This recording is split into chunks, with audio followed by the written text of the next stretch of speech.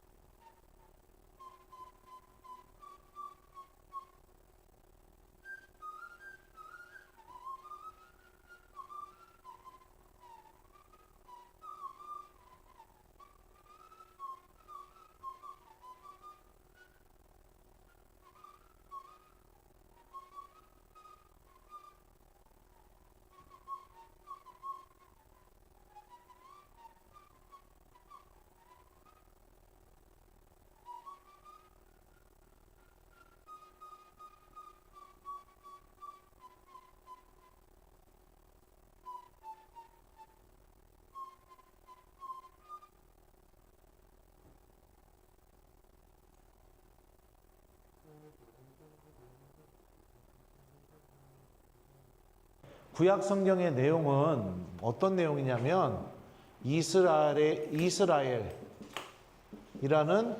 민족이 있습니다. 지금도 있죠. 이스라엘 나라. 요즘 전쟁하고 있죠. 이 이스라엘 민족을 통해서 하느님께서 어떤 분이신지 드러나게 된 이야기를 담은 책이 구약 성경이에요. 네. 그리고 이스라엘 민족을 통해서 하느님이 어떤 분이신지 드러나면서 하느님이 우리를 어떻게 구원하시려고 하시는지, 우리가 죽은 이후에 어떻게 우리를 당신의 영원한 생명으로 인도하시려고 하시는지, 이거에 대한 이야기들을 담아낸 게 구약 성경입니다. 그래서 구약 성경은 창세기부터 시작해서 세상 창조야. 말라키 예언서까지. 이거는 야훼의 날이라고 합니다. 나중에 종말 때 어떤 일이 벌어지게 될지 그런 이야기까지 담아져 있는 이 내용이 이 이스라엘이라는 나라 아니면 민족을 통해서 역사가 어떻게 쭉 펼쳐지게 되게 되고, 이 이스라엘이라는 사람들이 하느님의 말씀을 기억하고 잘 실천하게 될 때 하느님의 약속이 진짜로 역사 안에서 어떻게 이루어지는지, 그리고 하느님의 말씀을 기억하지 않고 하느님이 아닌 다른 신을 막 따라가고 전보로 다니고 우상 숭배하게 됐을 때 이 사람들의 역사가 또 어떻게 망하는지, 이런 이 역사 안에서 하느님께서 어떻게 함께 계시면서 하느님과 어떤 관계를 맺고 있는지에 대한 이야기가 쭉 담겨 있는 책이 구약 성경입니다. 굉장히 재밌어요. 읽어보시면. 네. 그리고 그래요. 하여튼 세상이 어떻게 창조됐는지부터 시작해서 나중에 주님의 날, 주님께서 오시는 그 날에 어떻게까지 펼쳐지게 되는지, 이런 이야기가 쭉 이스라엘의 역사를 통해서 쭉 펼쳐지게 됩니다. 여기서 대표적인 사람이 누가 있냐면, 자, 이스라엘의 이 역사가 시작되는 대표적인 사람, 아브라함이라는 사람이 있어요. 네. 아브라함이라는 사람이 나이가 지긋할 때 하느님한테 부르심을 받아요. 내 고향과 친족과 아버지의 집을 떠나 장차 내가 너에게 보여줄 땅으로 가거라 하면서 이 메소포타미아 문명이 시작된 지역에서부터 떠나서 어떻게 되냐, 지금의 이스라엘 지역까지 아브라함을 이렇게 하느님의 말씀에 대한 믿음, 약속에 대한 믿음을 갖고 여행을 하기 시작하게 됩니다. 네. 그러면서 이때 하느님이 두 가지 약속을 해주세요. 자손에 대한 약속과 땅에 대한 약속을 해줍니다. 내 자손이 하늘의 별처럼 많아질 거고 내가 장차 너에게 보여줄 땅, 이 땅으로 가거라 이러면서 땅을 주시고 자손을 주신 게 됐다고 약속을 해요. 근데 자손은 여러분들 어떤 의미일까요? 이거는 생명에 대한 약속이죠. 그죠? 땅이라는 것은요, 삶의 터전에 대한 약속이에요. 자, 이게 나중에 예수님께서 오시게 되게 되면서 어떻게 이 약속이 점점 구체화되고 확장이 되게 되느냐? 자손에 대한 약속은 영원한 생명, 땅에 대한 약속은 하느님 나라, 이렇게까지 확장이 되게 됩니다. 자, 아브라함의 아들이 이삭이에요. 그 다음에 야곱, 오늘 일독서에 나왔었죠, 야곱. 네.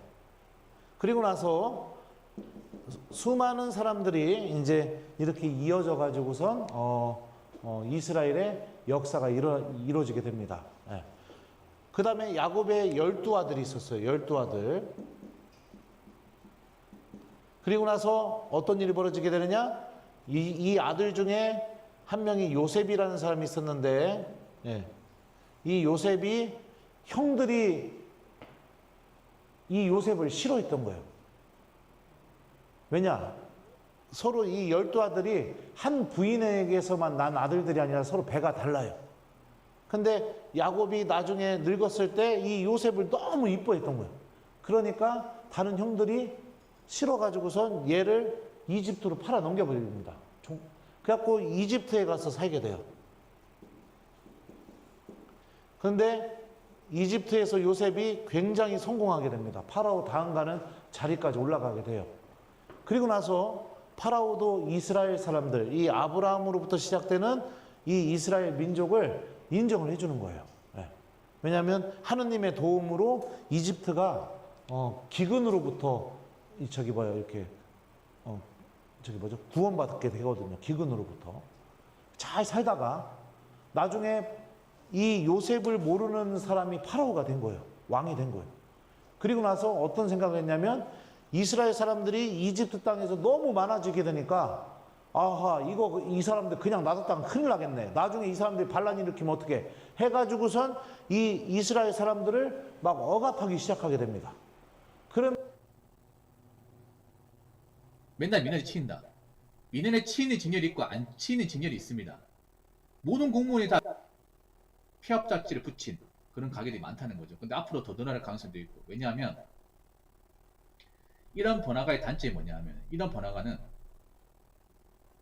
그 권리금이나 인드리가 비싸. 왜냐? 상권이 부장된 곳이죠. 그럼 권리금도 높겠죠. 그렇죠, 여러분? 아마 저기서 이제 가게 하시는 분들은 비싼 권리금 내고 비싼 월세 내고 장사 하는 거겠죠. 그럼 어떻게 해야 돼요? 장사가 잘 돼야겠죠. 그리고 싼 거 팔면 안 되겠죠. 좀 비싼 거 팔아야겠죠. 그래서 라피스타 가보신 분도 아시겠지만 저런 데 가보면 음식값 절대 싸지 않습니다.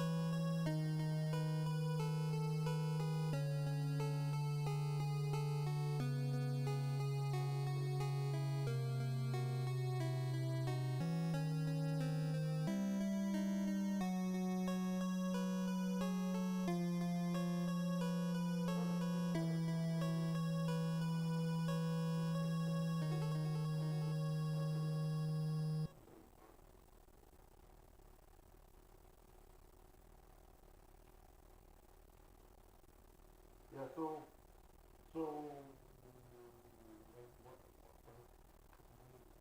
they got married at a time.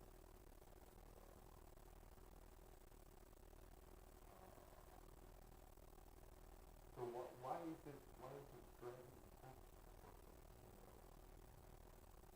something with a primordial age, something with primordial age?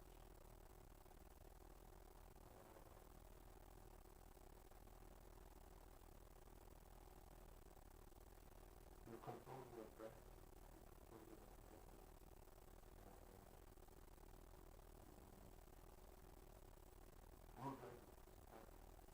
If you don't do it, you get arrested. If you don't do so, for different, you get arrested. Some other breath.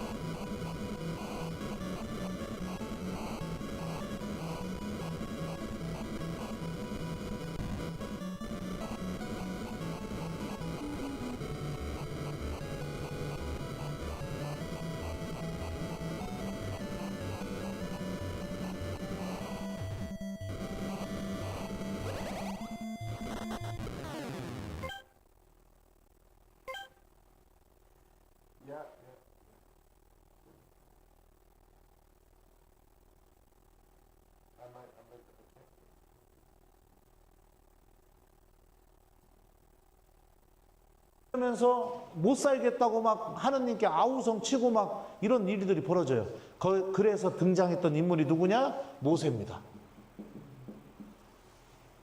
모세가 등장하게 되게 되고 하느님께서 모세를 통해서 이집트 탈출을 이렇게 하게 됩니다. 탈출한 다음에 광야에서 40년 동안 Great news. Now your account has a level, and you get 진행이 free 돼요. daily cases for 이게 each every. 보면 아, 370. 이렇게 대단하시네요. 자 지도를 그리면요. 그랑자의 삶이 잘 사네. 저희가 예전에 그 똥 아파트 유명한 곳 아닙니까? 진짜 거기 살아요, 그랑자이. 저 예전에 그 누가 아파트에 똥 샀는데 안 치워가 똥 냄새 올라와서 이제 난리 났던 아파트예요. 그러니까 저기 이제 건설 인부가 저기 아파트 지을 때 있잖아요. 창고에 똥 사놓고 안 치워가지고, 그리고 건설 폐자재 같은 것들이 이제 안 치워가지고 거기서 화학 냄새 나가지고 나무가 죽은 거야, 이게. 나무가 죽어가지고 이제 식물이 안 자라는 거예요. 신축 아파트인데. 저기 방배동에 있는 아파트죠.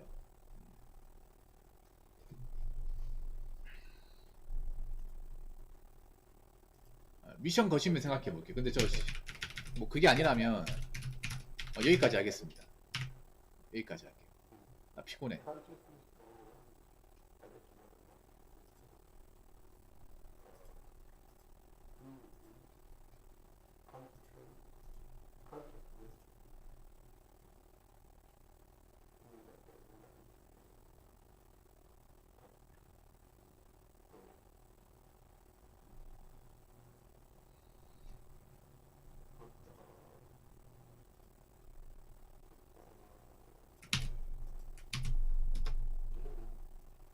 아, 여기 방배동 거기랑 다르네. 아, 서초동에 있는 아파트구나. 아, 야, 다르네요. 자리가 두 개 있네요. 해외 여자 12년 동안 국제 연애한다고요? 12년 동안 국제 결혼 안 하고 연애한다고요? 아, 다르네요. 저분 말한 건 서초 근황자이고, 아, 다르네. 여기가 예전에 여기 맞아요, 여기. 여기 아파트 잘못 지어가지고. 예, 난리 난 아파트. 아, 다르네요. 죄송합니다. 잘못 얘기 죄송합니다. 이런 거 잘못 얘기하면 큰일 납니다. 저 동네에서는. 이런 거 잘못 얘기하면 큰일 나요. 여기도 가격대가 비슷하긴 하네. 뭐 이렇게 나 지도를 잘 못 그리지만 저 동네는요, 이렇게. 아파트 브랜드 한번 얘기하면 페르시아고요. 이렇게 해서 지중해 여기 홍해 자, 그럼 여기까지 하겠습니다, 여러분. 여기가 할게요. 이집트예요. 여러분 이집트. 고생하셨고, 전 내일이 아니 자, 새벽에 게임 방송 할 여기가 수 있으면 하도록 하겠습니다. 약속의 땅이거든요. 고생하셨고, 근데 여기서 출근 잘하시기 이제 바라겠습니다. 자, 그럼 저기 뭐 파이팅을 홍해를 마치겠습니다. 건너가지고선 하나, 뱅뱅 돌려요. 둘, 여기서 뱅뱅 셋, 이 광야에서. 자, 오늘 방송 광야가 마치겠습니다. 어떻게 생겼느냐 내가 보여줄게요. 다들 수고하셨습니다. 이거 직접 가서 찍어온 거예요. 네, 자, 오늘은 광야가 어떻게 생겼냐면, 자, 이렇게 생긴 데가 광야예요. 보여요? 네, 뭐만 있어요? 흙밖에 없죠, 그죠? 네, 이렇게 생긴 데가 광야예요. 이렇게 생긴 데가, 네, 광야. 확대해 줘 볼까요? 자, 이렇게 생긴 데가 광야예요. 그죠? 네. 여기서 몇 년을 살았다고요? 40년을 산 거예요. 그래서 하느님도 참 신기한 게 뭐냐면 여기서 탈출을 해서 바로 이렇게 올라가게 하면 되는데 여기서 뱅뱅 돌립니다. 40년 동안. 왜 돌렸을까요, 하느님이? 물도 없죠. 나무 그늘도 없죠. 먹을 것도 없죠. 여기서 40년 동안 뱅뱅 돌려요. 이 이스라엘 사람들을. 왜 돌렸을까? 네? 하느님께 대한 믿음을 가르치려고. 이 광야 방금 보셔서 아시겠지만 여기서 인간이 할 수 있는 게 아무것도 없어요. 근데 하느님 말씀을 들었더니 어느 날 메추라기가 날라와서 그냥 그 앞에서 다 죽어버리는 거예요. 그 고기를 먹게 되고. 목말라 죽겠는데 모세가 하느님께 기도하니까 저기 땅에서 돌을 치니까 돌에서 물이 터져 나와요. 이런 체험들을 하면서 이 광야에서 정말로 내가 생명을 얻으려면 하느님의 말씀을 기억하고 간직하고 내가 지키고 실천해야하는구나. 이거를 40년 동안 배우는 거예요. 배우고 나서 약속의 땅에 들어가게 됩니다. 왜냐하면 이 약속의 땅에는 이미 다른 민족들이 살고 있었는데 이 땅은 굉장히 풍요로운 땅이었어요. 다른 민족들이 살고 있었는데 이 사람들은 하나님을 믿고 있지 않았거든요. 예를 들면 바람의 신, 아니면 물의 신, 뭐 나무의 신, 이런 다신교를 믿고 있었기 때문에 이스라엘 사람들이 여기서 탈출해갖고 바로 딱 들어가게 되면은 그 풍요로움을 보면서 아이고 하느님 굳이 안 믿어도 되겠네. 여기 사람들은 비의 신을 섬겼더니 막 이렇게 과일이 많이 생기고 막 열매가 많이 맺어지게 되고 수확을 잘하니 하느님.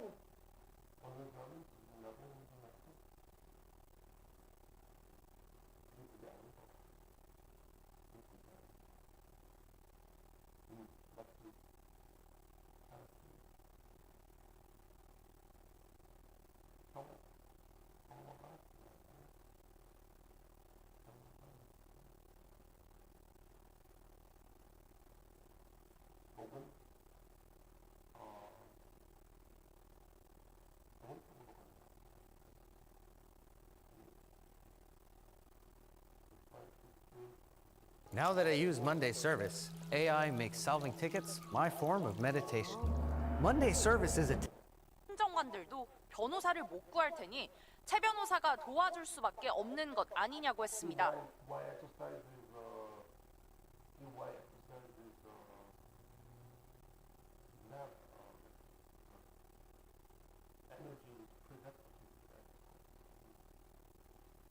또 2차 체포영장 집행 이틀 전 경호처에 총기를 보여주라 했다는 지시에 대해선 과거 여경이 국민을 지키다 다쳤다는 보고를 받고 경찰의 총기 지급 문제에 대한 얘기를 나눈 것이라고 부인했습니다. 비화폰 삭제 지시 혐의를 두고는 보안 사고가 발생해 보안 조치 강화를 주문했고 비화폰 권한이 없는 사람들에 대해 규정대로 처리하라고 했을 뿐이라고 주장했습니다.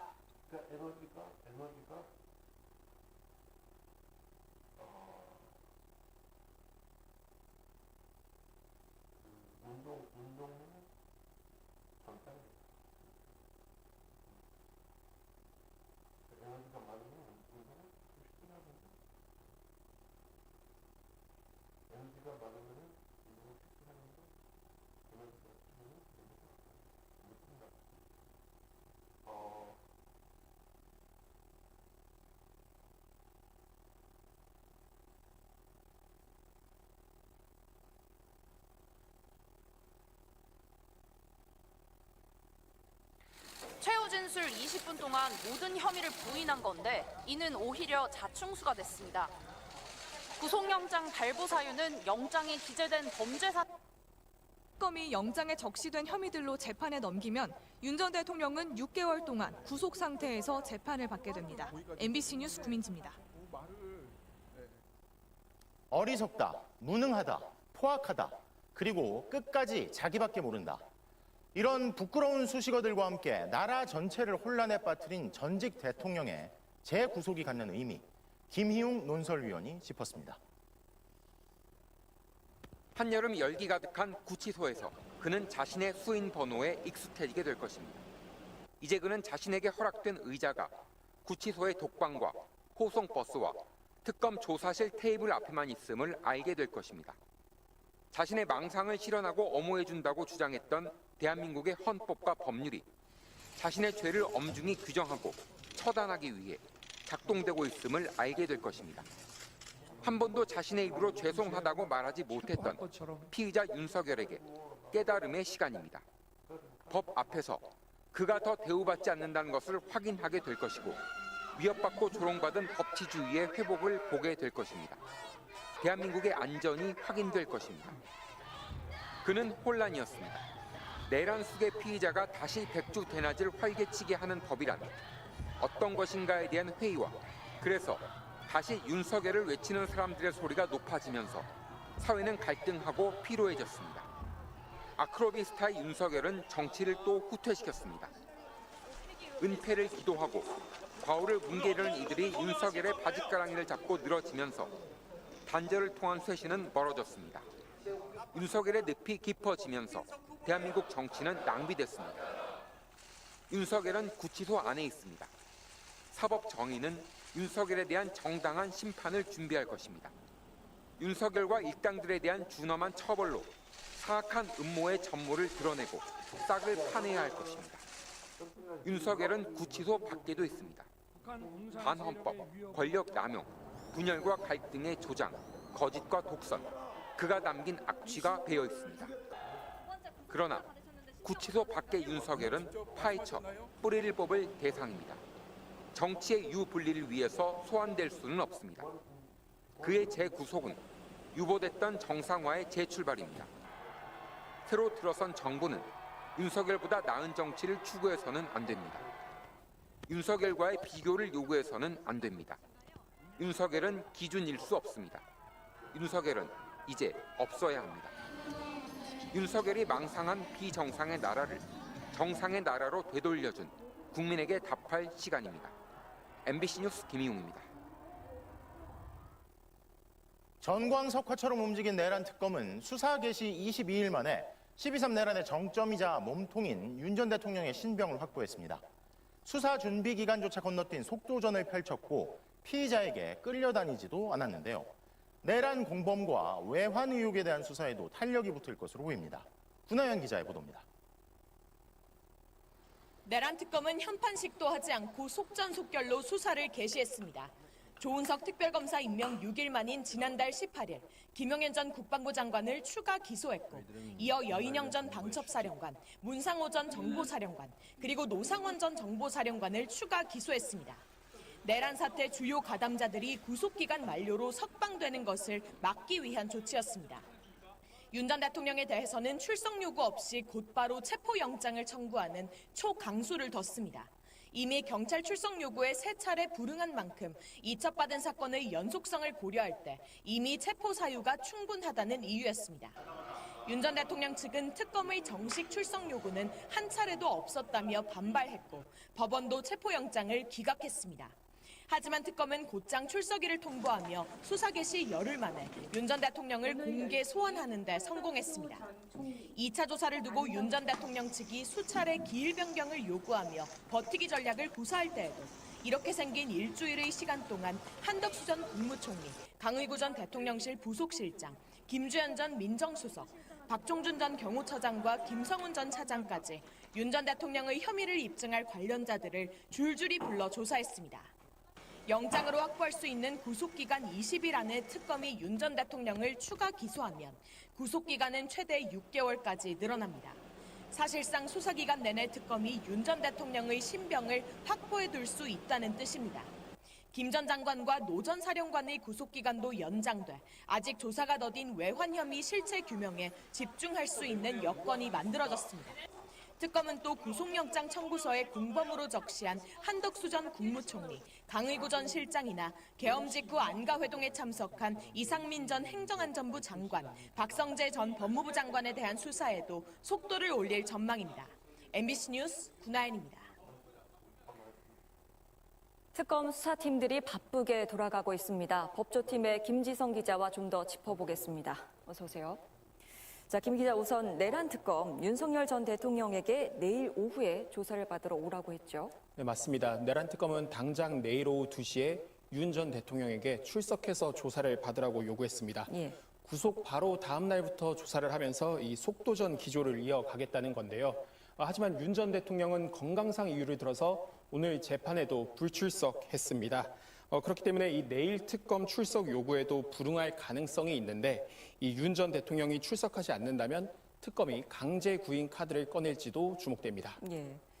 자, 그리고 순직 해병 특검도 살펴보죠. 국방부랑 국가안보실 등을 대대적으로 압수수색했어요. 어떤 의미입니까? 네, 순직 해병 특검팀이 결국 밝혀야 할 부분은 이 윤 전 대통령이 이 최해병 순직 사건 수사에 외압을 행사했는지 여부입니다. 예. 임성근 전 사단장에게 업무상 과실치사 혐의가 있다는 이 해병대 수사단의 초동 수사 결과를 보고받고 윤 전 대통령이 크게 화를 낸 뒤에 수사 결과가 뒤바뀌었다. 이게 바로 VIP 경로설의 핵심이거든요. 특검이 오늘 압수수색을 한 장소는 국방부와 이종섭 전 장관 자택 그리고 국가안보실 등입니다. 해병대 수사 경찰 이첩이 보류되고 그리고 언론 브리핑도 갑자기 취소되는 과정.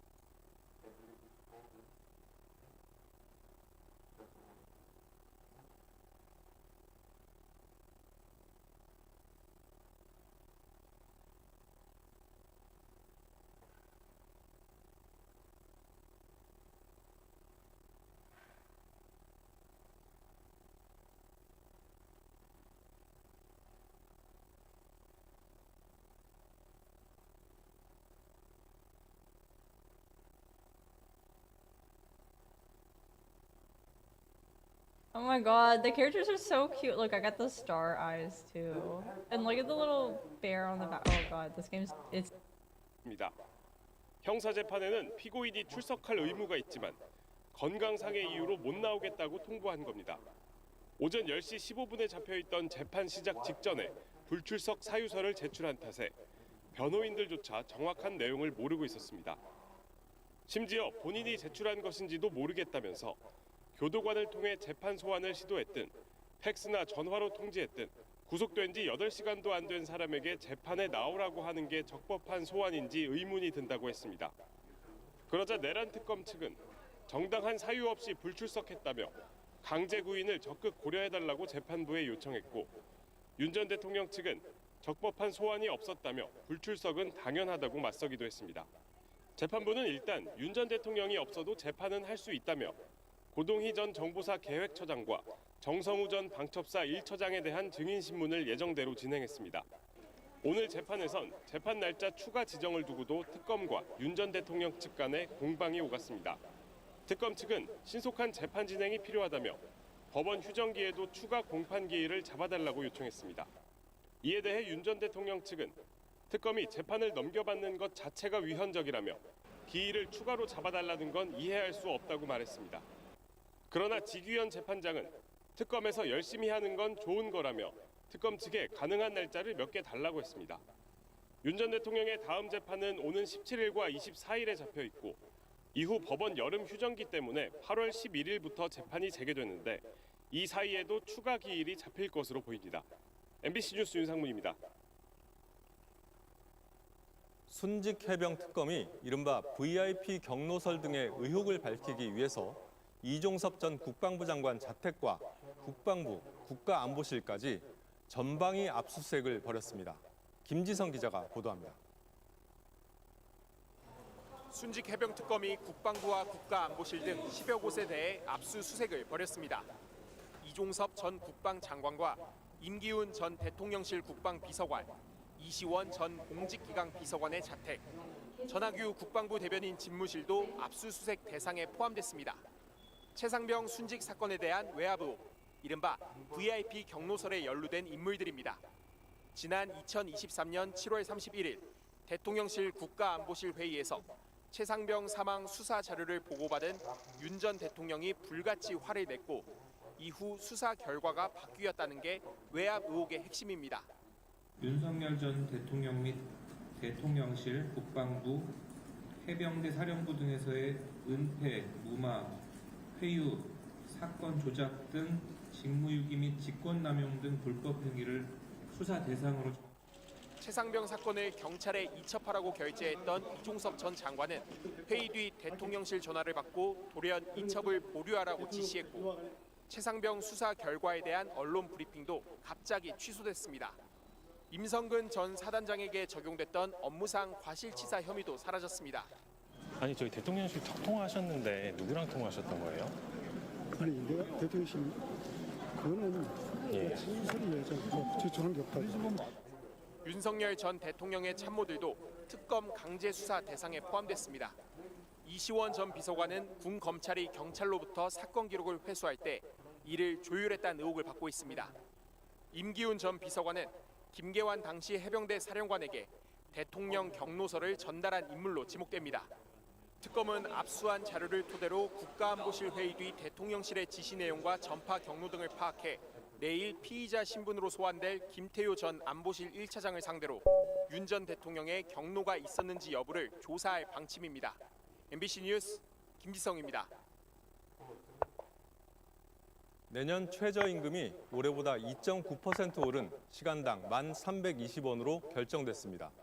노사공 사회적 대화기구인 최저임금위원회는 오늘 정부 세종청사에서 제12차 전원회의를 열고 2026년도 최저임금을 올해 1,030원에서 290원 인상된 1,320원으로 의결했습니다.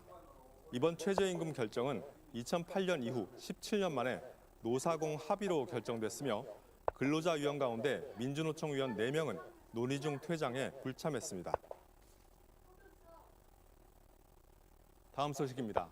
전국적으로 폭염특보가 발령됐던 지난 화요일 대형마트 주차장에서 카트를 정리하던 60대 노동자가 갑자기 쓰러져 숨졌습니다. 마트 측은 휴식 규정을 지켰다고 설명했는데 경찰과 고용노동부는 폭염 대비가 부족했던 건 아닌지 조사에 착수했습니다. 고병찬 기자가 보도합니다. 경기도 고양시에 있는 창고형 대형마트의 지하주차장. 열기를 뿜어내는 자동차 사이로 직원들이 바쁘게 카트를 옮기고 있습니다. 그젯밤 9시 반쯤 이곳에서 카트를 정리하던 63살 홍모 씨가 쓰러졌습니다. 심폐소생술을 받으며 병원에 옮겨졌지만 숨졌습니다. 폐인이 이제 신고를 한 상태예요. 다른 목격 잡은 말씀으로는 휘청거리면서 쓰러졌다고 하네요. 그제 고향의 낮 최고 기온은 38.7도로 폭염 경보가 내려져 있었습니다. 마트 측이 밝힌 당시 지하 주차장 내부 온도는 34도였습니다. 홍 씨가 쓰러진 곳을 직접 찾아가 봤습니다. 차들이 오가는 마트 주차장 한가운데입니다. 온도계를 켜보니까요. 온도는 36도, 습도는 47%에 달합니다. 온도와 습도 모두 바깥보다 높아서요. 가만히 있어도 땀이 흐를 정도입니다. 고용노동부 지침에 따르면 온열 질환 발생 가능성 경고 단계에 해당합니다. 노동자들의 땀을 식힐 냉풍기는 그 층의 한 대가 전부입니다. 지금 보면 거의 제 필요좀 주차장이니까 차도 끊어주고 나는데. 2년 전 경기 하남의 한 마트 주차장에서도 카트를 정리하던 31살 김모 씨가 폭염주의보 속에서 일하다 숨졌습니다. 김 씨의 사망은 온열 질환으로 인한 산재로 인정됐습니다. 경찰과 고용노동부는 홍 씨가 폭염에 취약한 노동환경 속에서 숨진 것은 아닌지 지병이나 다른 원인이 있는지 확인하기 위해 조사에 착수했습니다. 마트 측은 홍 씨가 오후 4시부터 일을 시작했고 40분에서 50분가량 일하면 15분에서 20분가량 휴식을 취했다고 밝혔습니다. 또 최근 주 2회 휴무했고 지난달에는 대유까지 주 3회도 쉰 적 있다며 연장 근로는 없었다고 했습니다.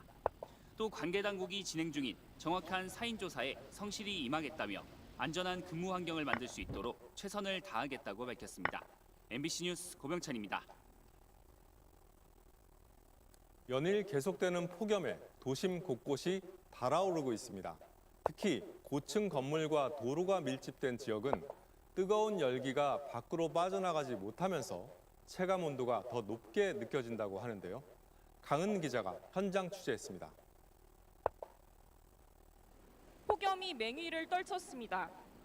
태백산맥 동쪽은 폭염특보가 대부분 풀렸지만 서쪽의 기세는 여전했습니다. 자동 기상 관측 기준으로 경기 안성의 기온이 39도를 기록했고 파주도 38도를 넘었습니다. 서울 낮 기온은 37.4도까지 치솟았습니다. 어제 낮 12시 서울 여의도의 한 냉면 가게. 여름 별미로 무더위를 식히려는 발길이 이어졌습니다. 원래 찌개 좋아하거든요. 그런데 더우니까 냉면 먹으면 조금 더 시원할 것 같아가지고 냉면을 먹으러 오게 됐어요. 천막 그늘 안으로 땡볕을 피해봅니다. 대형 냉방장치도 시원한 바람을 뿜어내지만 폭염을 날려보내기엔 역부족입니다. 냉면 맛있는 집 찾아서 괜히 나왔나 싶기도 하고요. 차라리 그냥 건물 내부에 있는 데를 찾아갈까. 그러면 뭐 안에 있으면 시원하잖아요. 여의도처럼 고층 빌딩과 도로가 밀집된 지역은 더위가 더 심합니다. 차들과 에어컨 실외기가 내뿜는 뜨거운 열기가 콘크리트 건물에 갇힙니다. 도심 전체가 열섬이 되는 겁니다. 뜨겁게 달궈진 아스팔트도 더위를 더합니다. 일대 도로를 열화상 카메라로 들여다봤습니다. 표면 온도가 50도 안팎, 온통 시뻘겋게 달아올랐습니다. 도로 위에 아이스크림을 올려놔봤습니다. 20초도 안 돼 절반이 녹아내렸습니다. 횡단보도 건너오잖아요. 뜨거워서 열기 때문에 막 얼굴 화끈화끈 달아오르죠. 며칠 전부터 열대 행위로 뜨거워서 다닐 수가 없을 정도로 그래서 양산을 이렇게 쓰고 다니는데도 습분해요. 현재 북태평양 고기압과 티베트 고기압이 두 겹의 이불처럼 한반도를 덮고 있습니다. 기상청은 다음 주 수요일과 목요일쯤엔 수도권과 강원 영서 중심으로 장맛비가 내리지만 폭염 기세는 꺾이지 않을 걸로 내다봤습니다. 수증기가 추가돼 고온 건조한 폭염이 고온 다습한 폭염으로 바뀔 가능성이 높아 보입니다. MBC 뉴스 강은입니다. 지난달 서울 한강공원 야외 수영장에서 20개월 된 아기가 물에 빠져 숨졌습니다. 사고 현장 주변엔 안전요원이 없었고 수영장을 비추는 CCTV도 없었습니다. 문다영 기자가 취재했습니다. 서울 광진구 뚝섬 한강공원에 있는 야외 수영장입니다. 개장 일주일 만이었던 지난달 27일 금요일 오후 20개월 된 외국인 어린이가 이곳에 있는 성인용 수영장에 빠졌습니다. 사고가 난 수영장의 깊이는 1m였습니다. 어린이가 보호자 없이 들어가서는 안 되는 곳이었습니다. 부모는 경찰 조사에서 수영장 근처 텐트에서 쉬는 사이 일어난 일이었다고 진술했습니다. 공놀이를 하던 아이가 갑자기 보이지 않아 찾아보니 물에 빠져 있었다는 겁니다. 아이는 심정지 상태로 발견됐습니다. 수영장 운영업체 소속 간호사가 심폐소생술을 하면서 119에 신고했습니다. 현장에 출동한 구급대가 병원에 옮겼지만 아이는 끝내 숨졌습니다. 사고가 난 건 오후 6시 40분쯤으로 야간 운영을 앞두고 물을 교체하던 시간이었습니다. 수영장 출입이 통제되던 때였습니다. 경찰 조사 결과 사고 현장 근처에는 안전요원이 없었고 수영장을 비추는 CCTV도 없어 위험에 처한 아이를 목격한 사람은 없었습니다. 수영장은 서울시 시설물로 운영은 민간업체에 위탁하고 있습니다. 안전점검 주체가 누군지에 대해 서울시는 한강공원 수영장에 대한 모든 것은 위탁업체에서 관리하고 있다고 답했습니다. 또 CCTV는 사생활 보호 등의 이유로 설치를 안 했지만 재조성하는 잠실과 광나루 물놀이장에는 설치하고 있다고 했습니다. 사고 현장 주변에 안전요원이 없었던 건 매뉴얼에 부합하는지 묻자 서울시는 경찰 수사가 진행 중이라 답변하기 곤란하다고 했습니다. 한강공원 수영장에서 발생한 어린이 안전사고는 이번이 처음이 아닙니다. 지난 2004년 이촌 한강공원에서 어린이집 선생님과 수영장에 놀러온 3살 남자아이가 유아용 풀장에 빠져 뇌손상을 입었고 2012년에는 잠실 한강공원 야외 수영장에서 3살 어린이가 물에 빠져 의식을 회복하지 못했습니다. 경찰은 서울시와 업체 관계자들을 상대로 과실 여부를 수사 중입니다. MBC 뉴스 문다영입니다.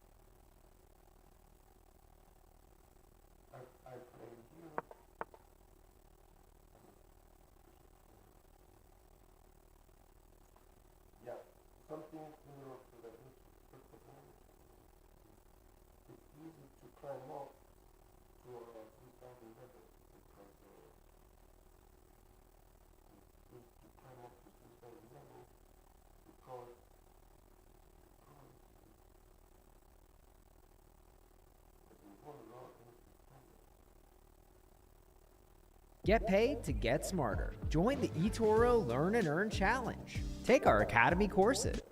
민망한 그런 모습들을 보였다는 것들은 저는 사실 윤석열 전 대통령이 스스로 확신범으로서 계속해서 자기 합리화를 하는 것 외에는요. 살아날 방법이 없다고 생각할 것 같아요. 지금 유불리를 따진다는 걸 앵커가 얘기했는데 내란 행위에 대해서는 유불리가 없습니다. 그냥 철저히 역사 앞에 반성하고 본인이 어떤 과거에 대해서도 책임지겠다는 당당한 모습이 그가 저지른 정치적인 행위에 대해서 그나마 명예까지 있을지 모르겠지만 최소한의 어떤 그 국민들에게 있어서의 속죄하는 그래도 출발점은 되지 않을까. 근데 그게 없으면 유불리는 의미가 없어요. 오늘 새벽 재구속된 윤석열 전 대통령이 재구속 후 처음으로 열린 내란 우두머리 혐의 재판에 출석하지 않았습니다. 윤 전 대통령 측은 내란 우두머리 및 직권남용 권리행사 방해 혐의 재판을 심리하는 서울중앙지법 형사합의 25부에 불출석 사유서를 제출했습니다. 윤 전 대통령은 건강상 이유로 오늘 재판에 출석하기 어렵다는 이유를 밝힌 것으로 알려졌습니다. 그는 재판이 열리기 1시간 전쯤 이 같은 사유서를 낸 것으로 전해졌고 오늘 재판엔 변호인들만 출석했습니다. 지규현 재판장은 출정 거부냐 불출석이냐 물었고 변호인은 영장이 새벽 2시 넘어 발부된 상황에서 교도관 통지 등 법정 소환을 위한 절차가 준비되지 않았다는 취지로 답했습니다. 피고인이 출석하고 싶어도 출석할 수 없는 상황이었다는 건데 그러자 지 재판장은 피고인이 제출한 사유서엔 그런 말이 없고 건강상 이유로만 적혀 있다고 지적해 변호인이 서류를 보여달라고 요청하는 촌극이 빚어지기도 했습니다. 이와 관련해 검사는 피고인이 정당한 사유 없이 불출석했다며 같은 사태가 다시 발생하지 않도록 재발 방지 촉구 및 구인영장 발부 등을 적극 검토해달라고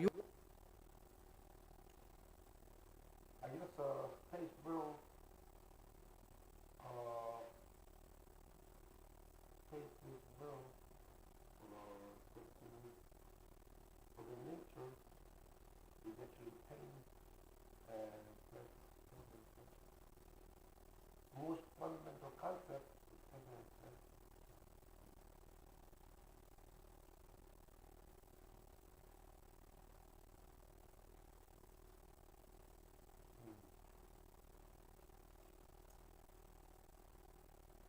But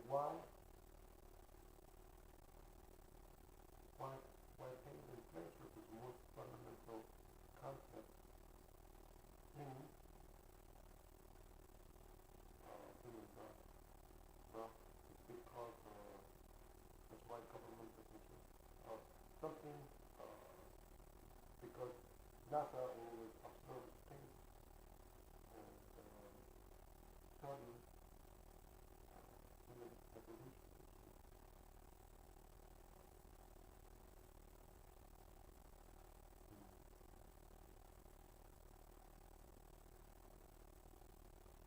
Why? Because faith will either act towards a person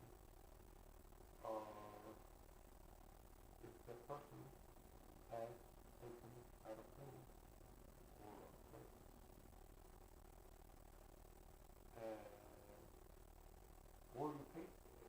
More pain that I face makes me younger. But more pleasure you get, it gets older.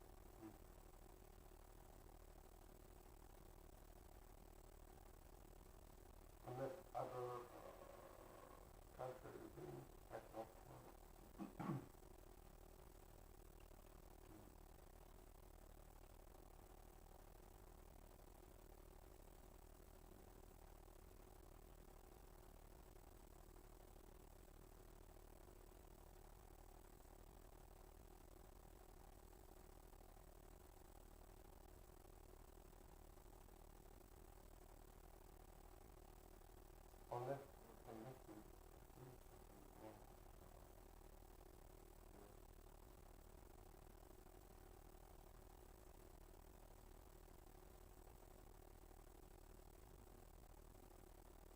인생을 보면은 고통이나 즐거움, 말씀을 드리는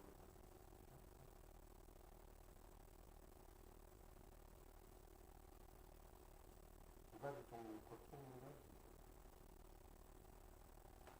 두 가지 종류로 나눠서 있으니까 어떻게든 하나님은 즐거움은 둘 다 다르고 그러니까 차이는 그렇게 보여주지 않았을 때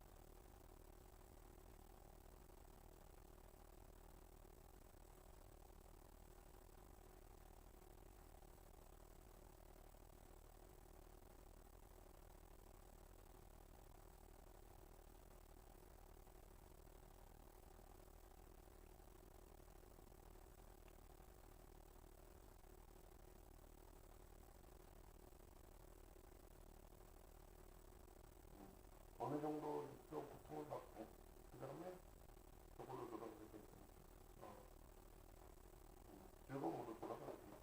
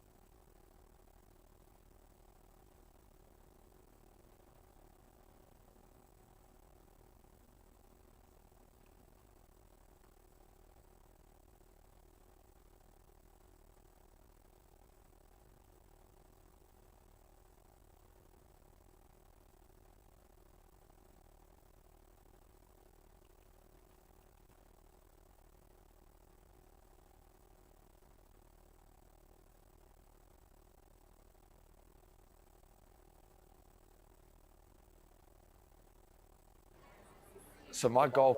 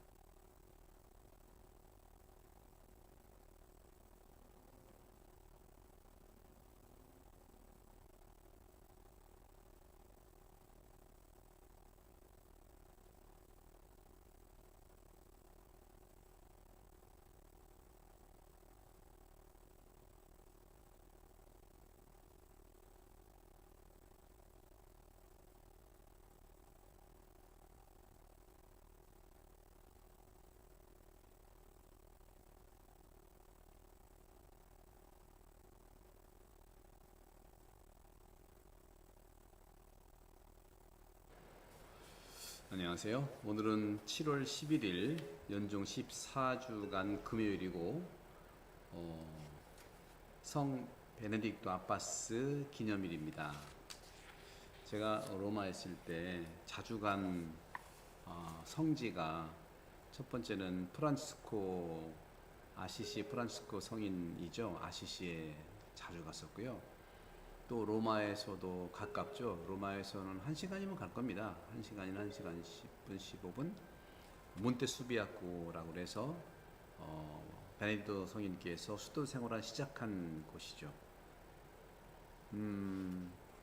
복음을 살아갔던 분도 성인의 이 삶을 우리가 기억하면서 오늘 복음은 보면 마태복음 10장 16절에서 23절입니다. 사도들에게 말씀을 하셨어요. 이제 양들을 이리떼 가운데로 보내는 것처럼 너희를 보낸다. 그래서 뱀처럼 슬기롭고 비둘기처럼 순박하게 되어라 하고 말씀하십니다. 그러면서 사람들에게 조심하여라. 그들이 너희를 의회에 넘기고 회당에서 채찍질할 것이다. 또 나 때문에 총독들과 임금들 앞에 끌려가 그들과 다른 민족들에게 증언할 것이다 하고 말씀하세요. 사람들이 너희를 넘길 때 어떻게 말할까? 또 무엇을 말할까? 걱정하지 마라. 무엇을 말해야 할지 너희에게 일러주실 것이다. 그때에 가서 일러준다는 거죠. 그러니 미래를 미리 겁내지 말고 미래에 대해서 불안해하지 말라는 것이죠. 사실 말하는 이는 너희가 아니라 너희 안에서 말씀하시는 아버지의 영이시다. 그러면서 이제 형제와 성제가 서로 이제 싸움하는 거, 형제들을 넘겨죽게 하고 아비가 자식을 그렇게 하고 자식들도 부모를 그렇게 죽게 할 것이다. 그리고 너희는 내 이름 때문에 모든 사람에게 미움을 받을 것이다. 하지만 끝까지 견디는 이는 구원을 받을 것이다. 하고 말씀하시면서 어떤 고을에서 너희를 박해하고 다른 고을로 피하라고 말씀하시고요. 그러면서 너희가 이스라엘의 고을들을 다 돌기 전에 사람의 아들 당신이 오신다는 말씀을 하세요. 사실 예수님께서는요 몇 주 전에 이제 월요일 날 복음일 겁니다. 지난주 월요일 날인가 그럴 텐데 율법학자가 예수님을 따른다고 하니까 참새도 집이 있고 그런데 나는 머리 들 것조차 없다. 따르지 마라. 따른다고 그러니까 제자가 아닌 당신이 뽑지 않은 사람이 따른다고 하면 조심하라고 하는 겁니다. 열정적인 것이 예수님의 이러한 하느님의 가치를 만나지 못할 수 있기 때문에 그래요. 하지만 제자들이 돌아가신 아버지 제사를 지내고 오겠다 했는데 뒤를 돌아보지 말라고 얘기해. 쟁기를 갖고. 그리고 죽은 사람은 하느님께 맡기고 산 사람 즉 나를 따라라 하는 거예요. 이것은 역시 제자들에게는 자꾸 뒤를 돌아보지 말라고 하는 거예요. 물론 아버지 장사를 지내지 말라고 하는 건 아닌데 뭐든지 핑계를 대고 자꾸 뒤를 돌아볼 수 있기 때문에 그런 거예요. 오늘 특별히 예수님께서는 그 제자들에게 또 자세하게 말씀을 하잖아요. 그죠? 자세하게. 그래서 정말로 이리떼 가운데 보내는 것처럼 그렇게 걱정을 많이 하시는 거죠. 우리가 구약에서 청년 다윗이 골리앗과 싸울 때 그 모습이 아닐까 하는 생각을 해봅니다. 하지만 다윗은 어떤 두려움도 없었죠. 왜? 주님의 이름으로 나갔기 때문입니다. 우리들도 주님께서 말씀하신 것처럼 내 이름 때문에 모든 사람에게 미움을 받을 것이다 하는 말씀도 하십니다. 그런 점에서 오늘 예수님께서는요, 빌라도 총독 앞에서 말이 이리떼로 보내지셨듯이 예수님도 사실은 이리떼로 보내지신 거거든요. 빌라도도 예수님에 대해서 해방시킬 힘과 죽음에 처할 힘도 있었지만 예수님은 떳떳한 얼굴로 당당하게 네가 위로받지 않았다는 거죠. 그런 권한을. 그래서 나에 대해 아무런 권한이 없다고 말하는 거예요. 요한복음 19장 11절이죠. 신앙의 섭리, 하느님의 계획은요, 좋은 조건 또는 그렇지 못한 조건 위에서 기초가 되지 않는다는 겁니다. 신앙인은요, 하느님께서 우리와 나와 함께 하시는 그 확신 위에 토대, 기초를 두어야 한다는 말씀입니다. 요한 클레마쿠스 영성가는 이렇게 말씀하셨어요. 내가 하느님을 두려워한다면 다른 모든 두려움은 사라질 것이다. 오늘 복음에서 말씀하시는 거, 저는 뱀처럼 슬기롭고 비둘기처럼 순박하게 되어라 하는 이 말씀을 좀 해드리면, 여기서 뱀이라고 하는 것은 탈바꿈 하잖아요. 껍질을 벗기라고 하고 탈바꿈 하듯이 우리도 옛사람을 벗어버리고 그리스도인의 옷으로 탈바꿈해야 된다는 비유를 얘기할 수 있습니다. 뱀에 비해서 비둘기는 매우 긍정적이잖아요. 그래서 누구도 비둘기를 두려워하지 않을 뿐만 아니라 공격하지도 않죠. 그런 것처럼 기쁨과 찬사와 평화를 느낀다는 겁니다. 이처럼 그리스도인들은요, 비둘기처럼 다정다감하고 순박한 평화의 사람이어야 된다는 거죠. 구약에서는요, 이 다정다감하고 마음이 부드럽고 하는 것을 여리게 생각했어요. 구약의 성경에서는요, 예언자들한테도 그랬고 많은 그 주님을 따른다는 그런 예언자들에게도 마음을 단단히 먹으라고 하는 거거든요. 영혼 돌봄에 있어서 우리는 두 가지, 구약의 영혼 돌봄은 마음을 굳게, 믿음을 굳게 갖는 거예요. 마음을 단단하게 갖는 거고, 신약에서의 영혼 돌봄, 예수님께서 말씀한 영혼 돌봄은 마음을 비둘기처럼 다정다감하고 순박한 평화의 사람처럼 부드럽고 따뜻한 겸손한 마음을 가지라는, 그렇게 두 개의 반대되는 것들이 같이 가져야 되는 거예요. 살다 보니까 그래요. 맨날 약하면요, 예수님 정도는 약해 온유하고 부드러운 걸로, 또 마음을 꿰뚫어 보는 걸로 바리사이한테 직설을 얘기하면서 모든 걸 견뎠지만 우리는 그럴 수, 내 힘으로는 어렵거든요. 예수님만이 가능하기 때문에 예수님은 담대하게 바리사이라든가 반대한다든가 마귀라든가 사탄으로부터의 대항을 받았을 때는 굳건한, 다시 말하면 담대하게, 구약의 예언자들이 하느님을 통해서 얘기한 것처럼 하느님의 주시는 담대함을 가지고 굳건한 마음으로, 또 어떤 겁니까? 돌 같은 마음이 아니라 살 같지만 살이 단단한 살처럼 우리를, 믿음과 마음을 단단하게 해줬거든요. 담대하게. 근데 신약에 와서는 또 역시 제자들에게, 또 아픈 사람들에게, 병자들에게, 이런 사람들한테는 온유하고 겸손하고 부드럽게 대해야 되는, 구약과 신약이 다 필요합니다. 구약에서는 누구를 대항해서 바리사이라든가 마귀라든가 사탄이라든가 이런 사람에 대해서는 담대한 마음으로 도망가면 되는 거예요. 분명히 그걸 안다면. 웬만한 시련 속에서도 담대하게 지내다가 도망가면 되는 거예요. 견뎌야 되는 거죠. 그것이 오늘 복음의 끝까지 견딘다는 것은 담대한 걸 얘기하는 거거든요. 그런 점에서 우리도 성당에서는 기본적으로 교들 사이에서 성당에서는요 비둘기처럼 순박하고 또 편안한 그런 평화를 느낄 수 있도록 해야 되는 겁니다. 그럴 때 신자들이 많이 와요. 끝까지 견딘다고 하는 거, 이 부분들은 적극적인 저항이라기보다는 참아내는 수용을 얘기해요. 부정적인 생각이 들었을 때, 부정했을 때 말씀드렸잖아요. 6가지의 부정적인 생각, 부정적인 감정을 흘러버릴 수 있는 것은 첫 번째 말씀드렸죠. 용서고요, 사랑, 연민, 그 다음에 우리가 잘 아는 것처럼 수용, 받아들이는 거죠. 견디는 걸 얘기해요. 그리고 존중과 감사, 배려, 이런 거죠. 그리고 끝까지에 있어서 끝은 순교와 죽음이라고 단정할 수는 없지만 그보다는 오히려 하느님 나라 신국의 다가옴과 연관된 고난의 끝이라고 볼 수 있어요. 여기서 끝이라고 하는 것은 새로운 관계를 위한 끝인 거예요. 종말이란 아주 이제는 죽었다 그것이 아닙니다. 그래서 우리들은 이러한 점에서 우리가 오늘 복음 21절 마태복음 21절에서 23절에 이런 과정들을 잘 한번 보시고요.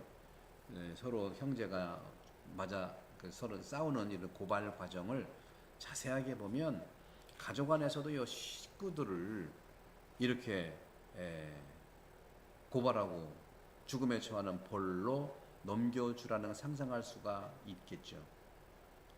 이런 일이 일어난다는 것을 알지만 그럼에도 불구하고 우리는 어떻게 그렇게 일어났는지는 어느 지역에서 일어났는지는 모르겠지만 성경과 교회의 역사에서 보면 이런 일들이 일어났잖아요. 스테파노 죽음도 따지고 보면 이런 거고요. 또 같은 민족 유다인들이 스테파노를 돌로 쳐 죽인 거예요. 또 교회 안에서도 이단들이 일어나서 죽었고요. 하지만 끝까지 견디며 사랑하도록 주님은 우리를 초대하시는 겁니다. 그런 점에서 종교인들은 우리들은 서로 사랑해야 하고 사랑의 세상이 흘러가야 되잖아요. 오히려 세상 사람들이 종교를 더욱 걱정하고 있는 부분이 이런 부분이죠.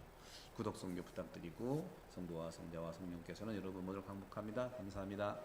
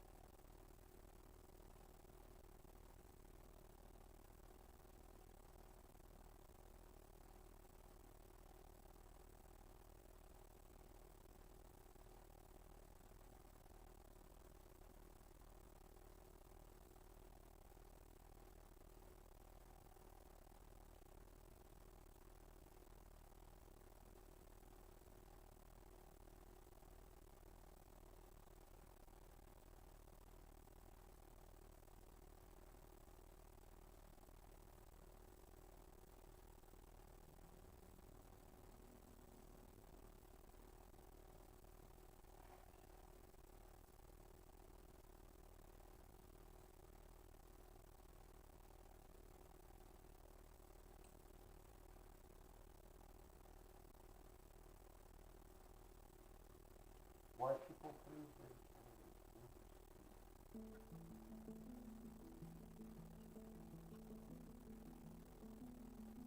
You don't live by values. You live by reactions. Smile when they smile. Flinch when they frown. Speak when it's safe. Stay silent when it's not. And you think that's virtue, but it's just reflex. A system trained you to behave, not to lead, not to stand, just to comply. You learn to be liked, to be easy, to be acceptable, because every reward you ever received was for fitting in, not for being real. So here's the truth. You don't fear being wrong. You fear being rejected. But what happens when being right earns no applause? What happens when your truth offends the room? Will you still say it? Will you still live it? Will you still hold the line when no one claps? That's where internal law begins. In silence, in rejection, in clarity that doesn't flinch. Because until you write your own law, you're just a character in someone else's script. Predictable, performative, replaceable. Let's change that.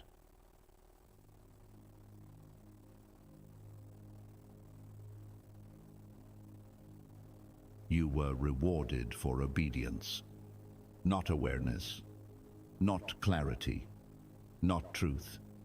As a child, you were trained. Sit still, get praise. Say what they like, get love. Swallow your discomfort, get approval. And it worked. So you adapted. You became good. Not because it was right, but because it was safe. Now you call it personality, but it's programming. Every smile, every apology, every delayed no, you turn into a yes. It's a survival strategy disguised as character. You don't live by conviction. You live by cues. When they lean in, you soften. When they frown, you shrink. When they approve, you breathe again. That's not morality. That's codependency with applause. Example, you're exhausted, but say yes to one more favor. Why? Because being seen as helpful feels more important than being honest. Another, you disagree in a meeting, but stay silent. Not because you respect the speaker, but because you fear the fallout. This is how it happens. Bit by bit, you trade truth for peace, voice for belonging, self for image, and the system loves it happens. Bit by bit, respect the speaker, but because you fear the fallout, this is how it happens. Bit by bit, you trade truth for peace, voice for belonging, self for image, and the system loves it because now you're manageable, predictable, controllable. But here's the consequence. Every time you betray your internal law, you weaken it.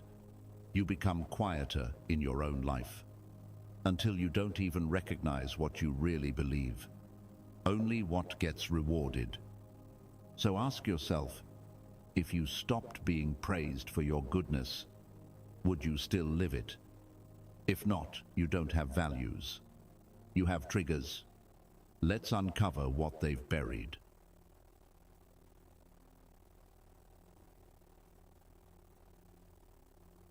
You weren't born weak. You were made compliant. One small compromise at a time, until it became a personality. You smile when uncomfortable. You nod when you disagree. You over-explain your silence just to avoid looking rude. But here's the truth, that's not you.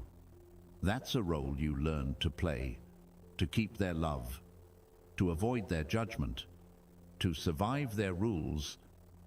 And now you've forgotten where the performance ends and where you begin. This is what happens when external rule becomes identity. It's not just about what you do, it's about who you think you are. You confuse comfort with safety, people-pleasing with kindness, approval with direction. Example: a man thinks he's humble, but in reality he's terrified of being seen as arrogant, so he underplays everything he does. That's not humility, that's fear with good branding. Another: a woman believes she's a peacekeeper, but really she's addicted to being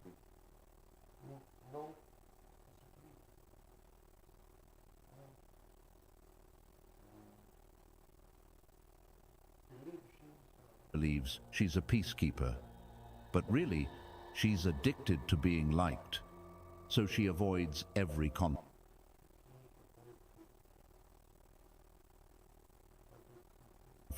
no matter how necessary. That's not diplomacy, that's erasure. You were never taught to define yourself, only to defend the version they could accept. But if your sense of self only survives when others agree with it, it's not.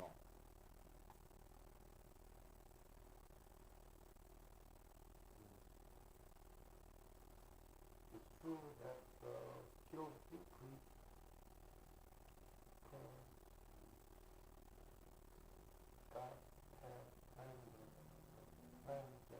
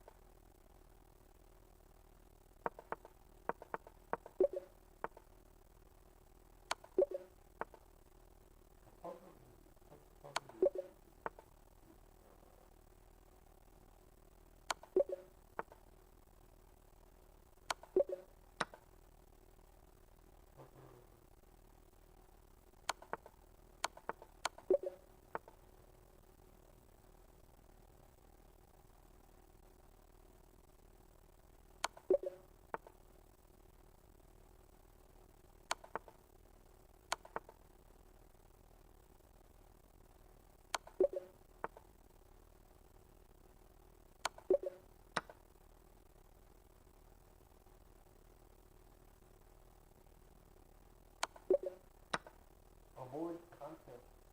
Avoiding concept.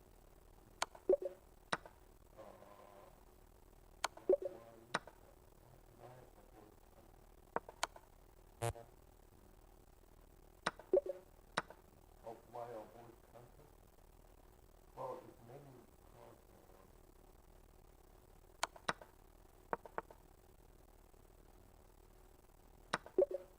why avoid concept?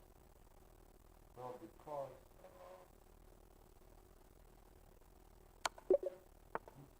the best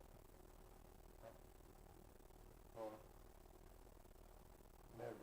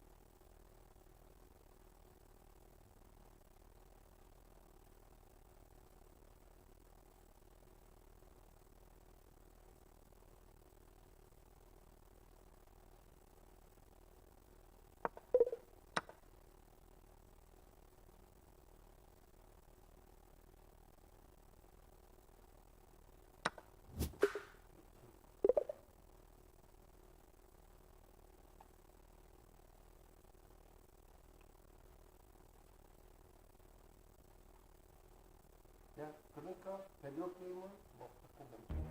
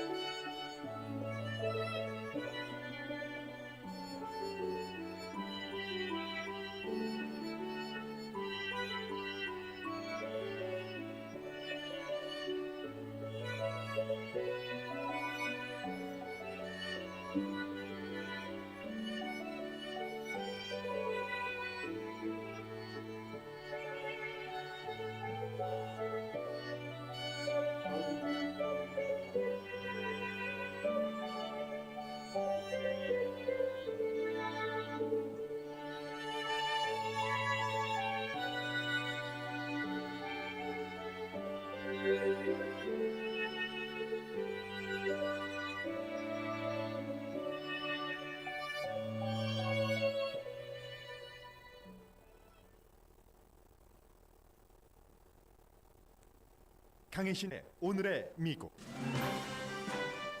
시장은 시민들에게 집 밖으로 나가지 말라고 경고하고 가톨릭 주교는 신자들에게 교회에 안 와도 좋으니 국가 경찰로부터 안전을 지키라고 말합니다. 이민세관 단속국 요원들의 직무 수행이 확대되면서 반발하는 시민들과 몸싸움이 이미 시작됐습니다. 몸싸움 과정에서 연방 요원은 체포에 반발하는 사람에게 내 총에 접촉하지 말라고 말하는 장면도 목격됩니다.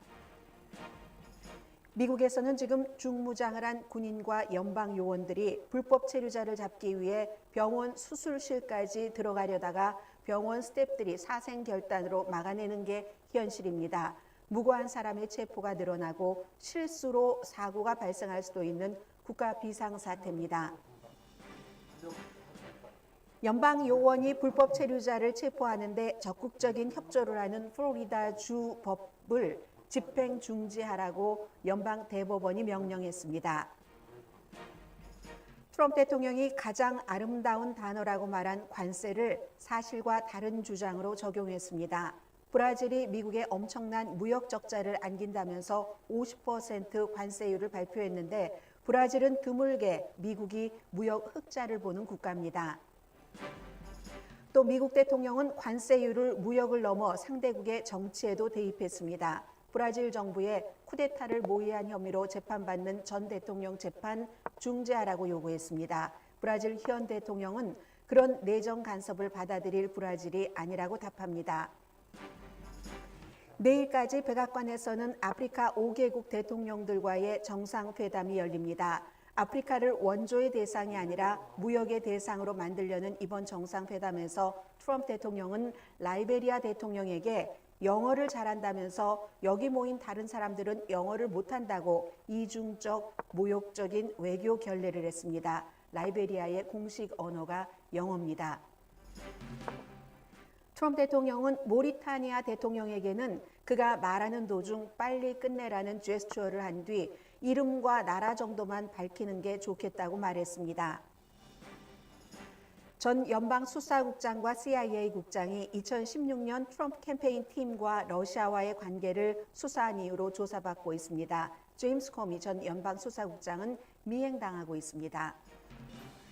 날개를 단 듯 국정을 자신의 아젠다를 앞가림 없이 펼치는 트럼프 대통령에게 여전히 골칫거리 한 가지는 제프리 앱스틴입니다. 자신과 앱스틴이 연관이 없다는 걸 지지자들에게 인식시키는 것만 성공하지 못하는 듯 보입니다. 윤석열 대통령이 두 번째로 체포되고 수감된 한국의 역사는 세계적인 뉴스입니다. 여러분 안녕하십니까? 오늘의 미국 강혜신입니다. 요즘에 제가 여러분들께 여러분 안녕하십니까 하고 이렇게 인사드릴 때 정말로 여러분 주변 분들도 안녕하십니까 하고 아침 문안 인사를 드리는 것 맞습니다. 인랜드 임파이어 지역의 한 시장이 이민세관 단속국 활동이 있다는 보고를 받은 뒤에 주민들에게 외출을 자제하라고 경고했습니다. 저는 어제 사실 그 파사디나에서 발행되는 신문을 보다가 이 페리스라는 곳의 시장이 그런 내용을 발표를 했다는 것을 알게 됐거든요. 그래서 인스타그램과 이제 페이스북을 들어가서 봤더니 이 시장이 한 얘기는 우선 그 페리스가 어디 있는지를 조금 보여드릴까요? 뭐 미국 로스앤젤레스 지역에 살고 계시는 분들은 잘 아실 겁니다. 지도상으로 로스앤젤레스가 지금 왼쪽에 맨 위에 제가 보라색으로 박스에 넣어뒀죠. 그리고 리버사이드 그 다음 박스 그 아래가 이제 코로나가 되고 저쪽 아래는 테메큘라가 되는데 테메큘라보다 북쪽이고 리버사이드 코로나 약간 그 동쪽인 페리스 이곳의 시장이 주민들에게 한 얘기입니다. 이 얘기는 사실은 요즘에 많은 사람들이 자녀들이 집 나가고 할 때 하는 그런 얘기이기도 한데 모든 주민 여러분들께서는 침착함을 유지하시고 가능하면 실내에 머무르시길 바랍니다. 꼭 필요한 경우가 아니면 외출하지 마십시오. 낯선 사람에게 문 열어주지 마세요. 시의 모든 주민의 존엄성과 그리고 여러분의 그 사회 복지를 지키는데 저는 전념하고 있습니다. 이 시장의 얘기를 마이클 바르가스라는 시장 공식적인 그 사이트에 올린 그런 영상 한번 보시겠습니다. 그리고 이 말씀을 아마 많은 부모님들께서 자녀분들께 요즘에 하시는 얘기일 겁니다. The city of Paris has received reports of ongoing ICE operations within the area. We urge all residents to remain calm, stay indoors when possible, and know your rights. Do not go out unless necessary. Stay at home and do not open the door to strangers. This message is for awareness and safety. The city is committed to protecting the dignity and well-being of all our residents. Please stay safe and continue to monitor official city communications.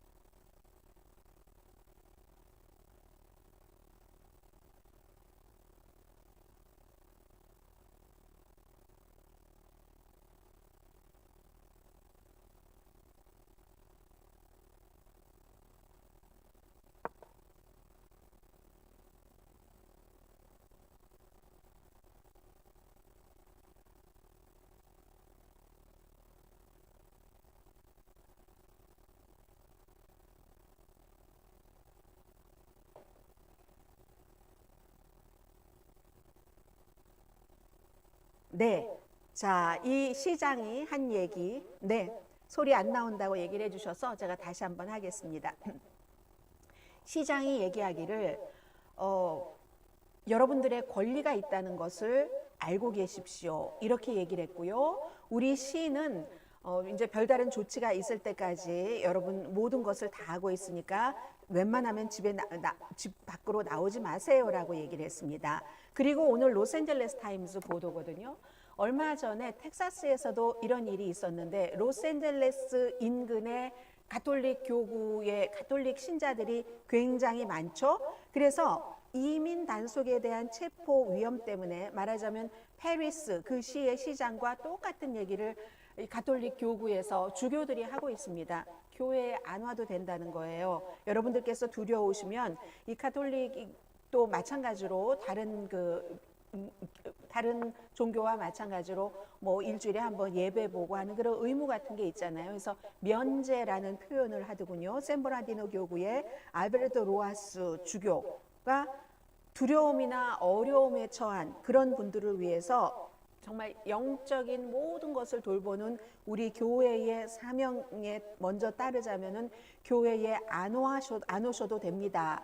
이렇게 얘기를 하셨습니다. 샌브라디노 교구가 굉장히 100만 명 정도 가톨릭 신자가 있는 곳이라고 하죠. 그럼 5월 달에 내슈빌 교구에서도 역시 마찬가지 얘기가 있었고, 내슈빌도 테네시주 그쪽도 가톨릭 인구가 많은 곳이었죠. 특히 가톨릭 인구 가운데서도 스페니쉬를 사용하는 히스패닉계, 아니면 포르투기스가 될 수도 있고요, 라틴계, 그런 사람들이 두려워서 교회도 들어가잖아요, 지금. 그러니까 안 오는. 그래서 우리는 계속 그 공동체를 환영하고 섬기고 하지만 여러분들 신변에 위험이 따르다면은 일요일 미사에 참석하는 게 우선이 아닙니다. 여러분의 안전을 지키십시오. 이런 결정들을 지금 하는 겁니다. 그래서 주일에 예배를 보는데 예배를 보기 위해서 나오지 말라고 말하는 주교의 결정을 잘했다고들 얘기를 하거든요. 이게 얼마나 지금 미국에서 특별한 일인가 하는 것을 알 수가 있습니다. 모든 개인은 신에게서 부여받은 존엄성이 존중돼야지 된다. 지금 페리스의 시장도 얘기를 했죠. 그 짧은 얘기에 들어보니까 디그니트라는 단어가 들어있던데, 그리고 또 이 가톨릭 교구에서는 더 나은 삶을 찾기 위해서 이주할 권리도 인간에게는 있다. 그래서 사실은 이제 불법 체류자들이 오고 난민들이 오고 하면 가톨릭 교구에서 많은 도움을 주기도 하죠. 또 신앙을 공개적으로 두려움 없이 표현을 할 수 있는 권리도 있어야지 되는데 지금 그게 좀 잘 안 된다는 얘기입니다.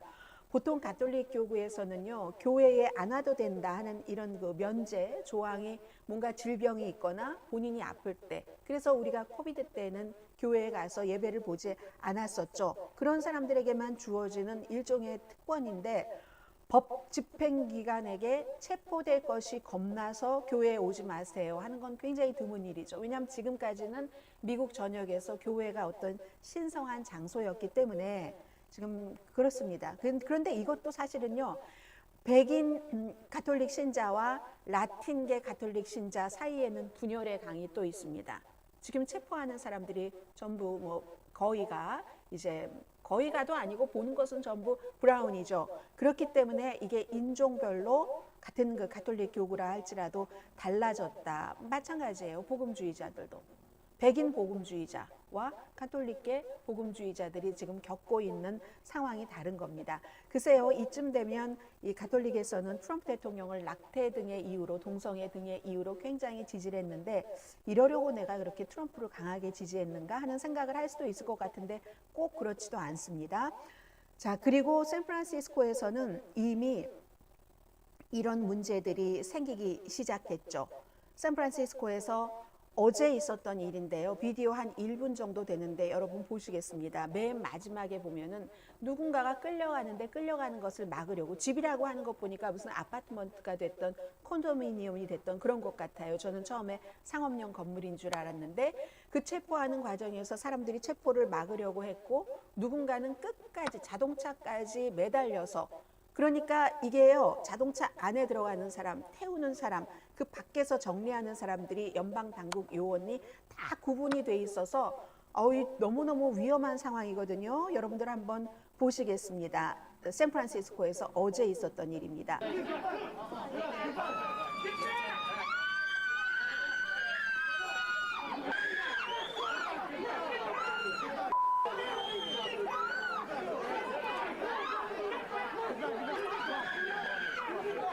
중간에 이렇게 보면 지금 내 총에 손대지 말라고 하는, 손을 일부러 댔겠습니까? 그런 얘기예요.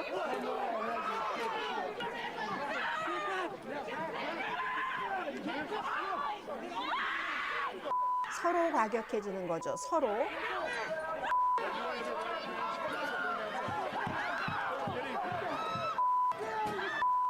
데려가지 못하도록 막고 있습니다. 그러나 결국은 이제 체포해서 가죠.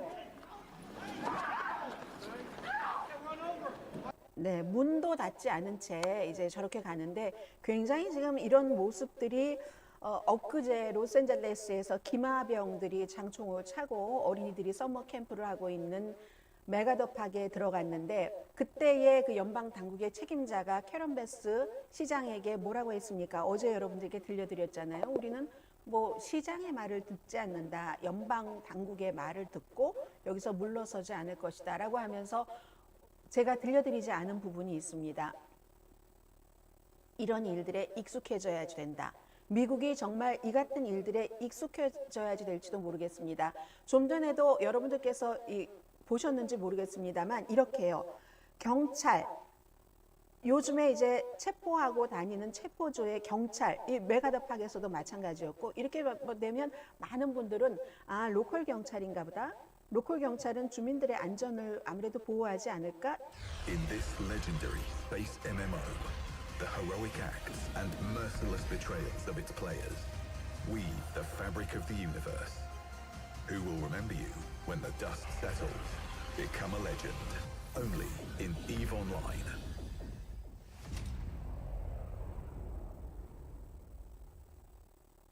한국 국방 예산의 4배, 러시아 국방 예산보다도 많은 1,700억 달러를 지금 이민 추방에 배당을 했고 그 가운데서 750달러를 특히 이민 세관 단속국에 배당을 했기 때문에 750억 달러가 어마어마한 돈입니다. 뭐 한국의 1년 국방 예산보다도 많아요. 400 몇십억 달러거든요. 미국 돈으로 계산하면 그렇죠? 61조 원이니까 그 돈을 써야지 됩니다. 이 사람들은 배당받은 돈을 쓰려면 사람도 뽑고 어떤 시설도 만들고 아무튼 활발하게 활동을 해야 돼요. 그래서 앞으로 이렇게 폴리스라는 이름을 붙인 이런 사람들을 길에서 엄청 많이 보실 테고 마찬가지예요. 여기도 지금 폴리스라고 써 있지만 이게 LA 경찰 그 폴리스가 아니거든요. 어떻습니까? 여기도 지금 폴리스가 있잖아요. 셀피들 찍고 있네요. 폴리스. 로컬 경찰, 시민들을 보호하기 위한 로컬 경찰 그 폴리스가 아닌 것이라는 거 여러분들 알고 계셔야 되고요. 대체적으로 이런 모습으로 많이 접하실 수가 있습니다. 그래서 사람들이 그 폴리스 어떤 폴리스인가도 표시도 제대로 해라 이런 주장들도 하고 있지만 지금은 연방정부, 트럼프 행정부가 블루 스테이트, 블루 도시, 블루 시티보다 엄청난 힘을 갖고 있기 때문에 맥을 못 주고 있습니다. 그래서 많은 매체들이 보도하기 지금 창문을 깨는 것에 주저함이 없고 의원들도 궁금하잖아요. 그리고 폭력적이지 않고 또 범죄를 저지른 적도 없는 그런 불법 체류자 아니면 체류 허가를 받은 사람 넘어서 시민권자까지 합법 체류자까지도 체포를 하는 주저함이 없습니다. 지금 연방 요원들 폴리스라고 써 있는 저런 옷을 입고 있는 많은 사람들이 미국에서 가장 많은 예산을 받는 연방 경찰 조직이 새로 만들어질 겁니다. 한국과 일본 등 14개국에 보낸 관세 서한에서 관세 부과 시점인 8월 1일에 대해 연장이 허용되지 않을 것이라고 밝혔습니다. 특히 정해진 8월 1일의 날짜는 변하지 않았고 앞으로도 변경되지 않을 것이라고 그렇기 때문에 이 같은 어제 트럼프 대통령은 협상에 따라 관세 부과 시점을 조정할 수 있다고 했지만 하루 만에 입장을 했을 때 변경했습니다. 그레고리 그 보비노라는 그 책임자가 한 얘기잖아요. 일상이 될 테니까 이런 일에 익숙해지세요. 그리고 LA 시장도 가서 일단 그들을 철수시키기는 했지만 그렇지만 아무런 일도 할 수가 없었습니다. 사실은 굉장히 무력해 보였습니다. 대응을 할 수 없는 미리 예방도 할 수 없었던 것은 당연하고 예산 폭증 때문에 이제 이런 일들이 생길 테고 또 많은 사람이 얘기하고 있는 것이 한 가지가 있죠. 이벤트 자체가 목적이다. 그런 말들도 많이 합니다. 이벤트 자체가 목적이라는 얘기는 사람들에게 이런 무서운 모습들을 보여서 예를 들어 불법 체류자 같은 경우는 스스로 아유 내가 이렇게 사느니 그냥 나가겠어 하고 떠나게 되는 그런 경우도 뭐 있을 수도 있겠죠. 그런 등등의 여러 가지 이유이기 때문에 그리고 뭐 어떤 길에서 검문을 당할지 한국에서 오래전에 사셨던 분들은 검문 검색에 익숙하신 분들이 많으실 겁니다. 그 무섭고 불쾌한 기억, 아파트 문도 부수고 들어갑니다. 자동차 타고 있는 사람 그 자동차 안에 최루가스도 뿌립니다. 도로를 지금 막는 것은 수없이 많습니다. 일터, 집, 동네, 공원, 의도적으로 무서워해라. 이런 것들이 일어난, 그리고 막대한 예산을 쓰기 위해서 광란의 질주라고 표현하는 사람도 있습니다. 더 중요한 것은 이제 폭력적인 범죄자만 겨냥하지 않는다는 점. 911 이후에 이 아이스가 이민 세관국이 엄청난 대규모로 채용을 하고 또 무슨 뭐 확장이 된 거죠. 일단 항상 이렇게 급작스럽게 무엇이든지가 확장을 하면은 실수가 일어날 수 있죠.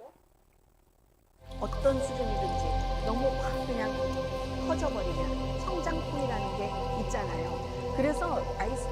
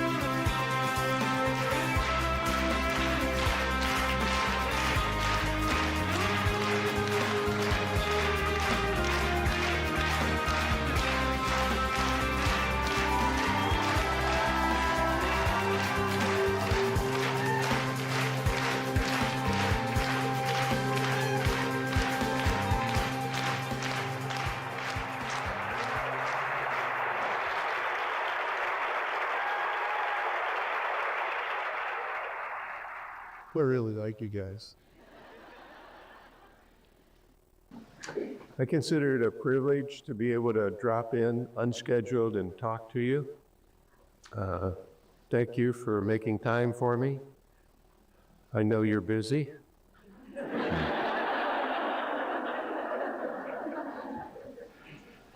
I'm going to say a few things about the challenges of life. But first, I want to congratulate the new avatars.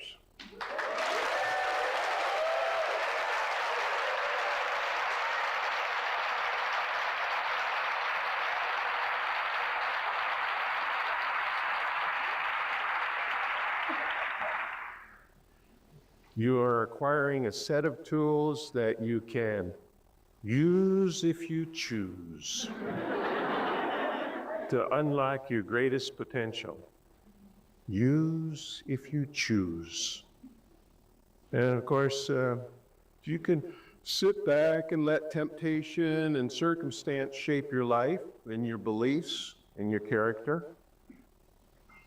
It's not what I'd advise, but plenty of people do it that way. And as always, if there's something that I say that you don't agree with, just label it another viewpoint.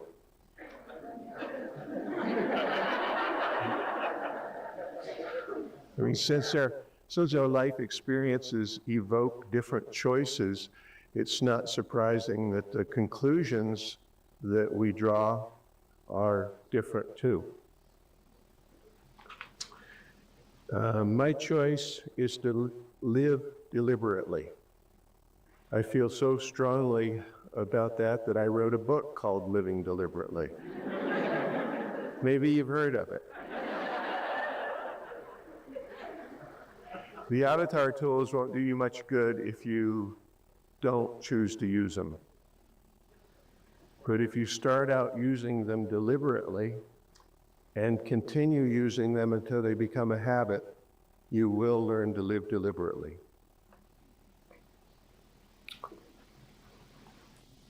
Circumstances might get you there, but it's unlikely. And temptations which start out hot soon cool off. Do you want another word for temptation? It's an attractive desire that promises quick happiness. I heard a story about twin brothers. One was a ruined bum and a drunkard, and the other was happy and successful. And somebody asked the drunkard how he came to be where he was. His answer was, "I'm where I am today because my father was a drunk." And the successful brother was asked the same question. How did you come to be where you are? Want to know his answer? I'm where I am today, he said, because my father was a drunk. Same temptation, same circumstances, two different outcomes. Temptation and circumstance only shape your life if you choose to let them. And there will always be temptation and circumstances that you have to live through. But you don't have to let them ruin your life. Hard times, everyone has to deal with a few. These are the challenges of life. Will you deliberately choose, or will you let temptation and circumstance make the choice for you? Viktor Frankl, who survived a Nazi concentration camp, wrote, "Everything can be taken from a man but one thing, the last of the human freedoms, to choose one's attitude in any given set of circumstances." Now, because my father was a drunk, which brother made a deliberate choice? Which brother allowed temptation and circumstances to shape his life? I'm a big promoter of deliberately practicing virtues. And it's not because I'm a great paragon or model of virtue, but because I think that the struggle between temptation and deliberately practicing virtues is the real game that we came here to play. I don't mean to sound like a preacher, but there it is, all the same. It's the ageless battle between good and evil. Maybe you just believe in good and don't believe in evil. Someone once told me that the motto of evil is, "I don't exist." But without the contrast of evil, you wouldn't have good. Could you be good if you couldn't be evil? I mean, which side do you want to be on? Not everybody chooses the side of good.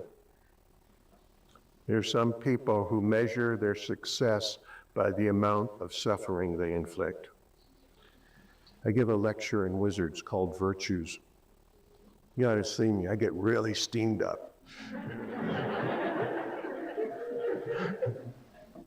And the message is that virtues are not shoulds or shouldn'ts, but they're wise advice on how to live a happy life. Virtues are the nuts and bolts of a spiritual path. Human virtue is the courage to act like a merciful God would act.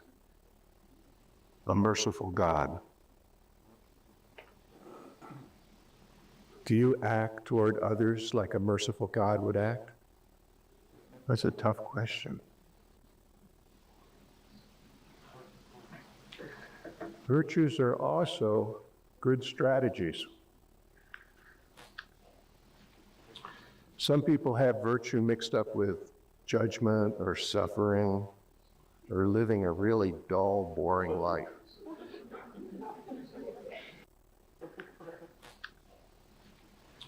Some people have virtue mixed up with judgment or suffering. Virtue mixed with the. Then how do you suddenly suffer?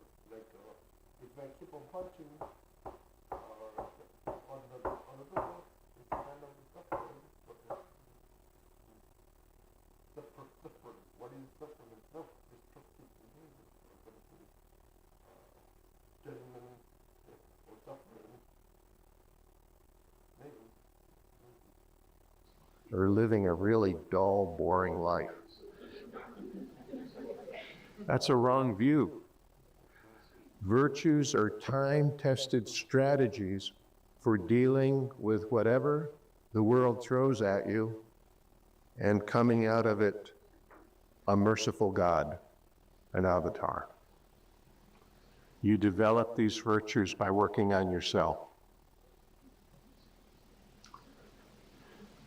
Jim Rohn, a renowned business philosopher who I admire, says that the secret to success is to work harder on yourself than you do the job.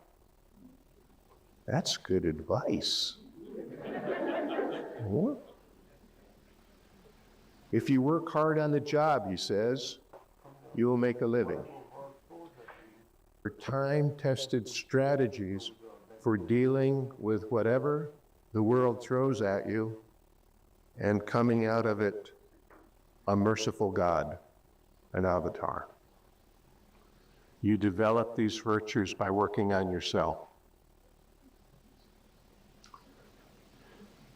Jim Rohn, a renowned business philosopher who I admire, says that the secret to success is to work harder on yourself than you do the job. That's good advice. What? Success is to work harder on yourself than you do the job.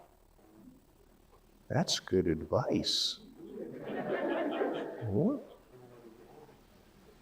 If you work hard on the job, he says, you will make a living. If you work hard on yourself, he says, you will make a fortune. And I've got my own version of that philosophy. If you work hard on developing virtues, you'll not only be successful, you'll be happy when you get there. Success is no protection against depression. Virtuous actions are. Virtues are like patience, kindness, forgiveness, tolerance, compassion, responsibility. I once made a list of virtuous actions, and I had over 100 on the list. And it's an easy list to make. Success is no protection against depression. Virtuous actions are. Virtues are like patience,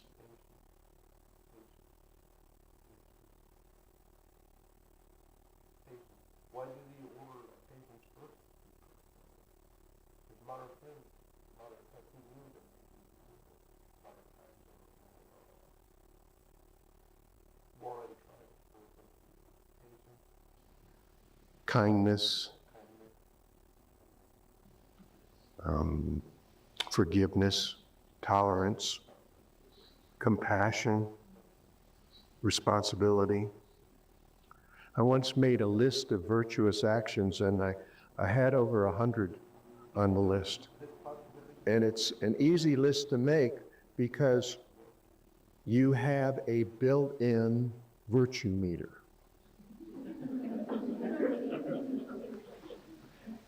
It's called feeling good about yourself. Any action that you take out of loving kindness will register on your virtue meter. Your honest intention is what moves the meter. And you might refer to your virtue meter as a moral compass, or intuition, or guidance from the higher self. Virtuous acts make us noble. They connect us with a divine current that in our best, sanest moments, we would sacrifice anything to join. Here's something interesting that you probably already know. How many ends to a stick? How many directions to a path? Always at least two, right? For every virtue, there is an opposite vice. And virtues nurture loving kindness, vices nurture selfish fears. Okay, positive and negative, this is a two-pole universe. There is an opposite vice. And virtues nurture loving kindness, vices nurture selfish fears. Okay, positive and negative, this is a two-pole universe. There's love and kindness at one pole, and fear and evil at the other pole. And it appears to me that the life stream flows from the positive, which is motivated by service to the universe, down to the negative, where it disappears into egocentric selfishness. Did you know that there are no virtues connected solely with concern for self? I mean, there are a few virtues that are connected with concern for family, and a few connected with loyalty to a group, but most are connected with love and kindness for strangers. Wow, isn't that interesting? The life stream washes around you, and you know what?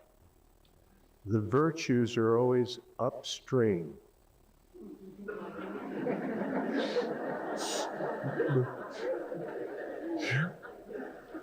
And we talk about ascension, rising higher, higher self, aspiring, all upstream. Well, I don't know why it is that way. Maybe we are meant to turn into the life stream, and maybe the challenge is swimming into the current. I mean, succumbing to temptation doesn't take much effort.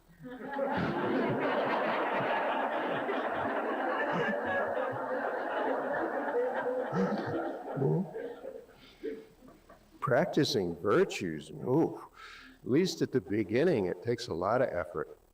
Maybe you think this isn't fair, that living deliberately takes effort, that life is a challenge, that the best rewards are upstream. But even my tilapias seem to know this.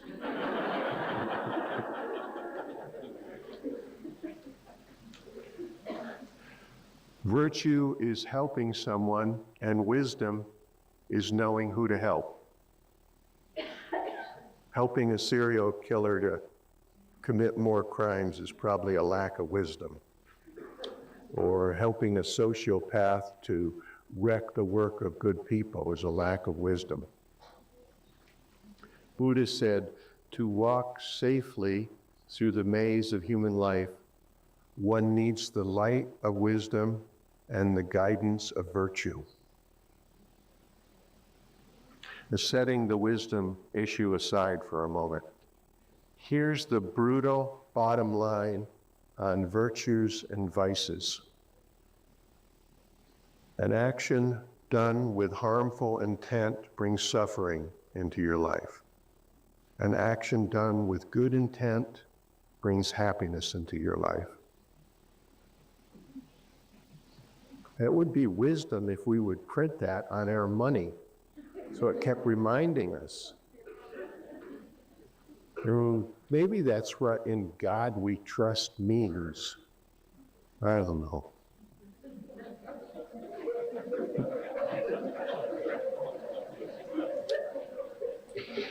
I do believe that an action done with harmful intent brings suffering into your life, and that an action done with good intent brings happiness into your life. And a person can get into a state, mostly through transgressions and bad intentions, where they feel they deserve to suffer. And this is where confession and forgiveness can turn a life around. I was 24 by the time I discovered the value of virtue. And by that time, I was really out of practice.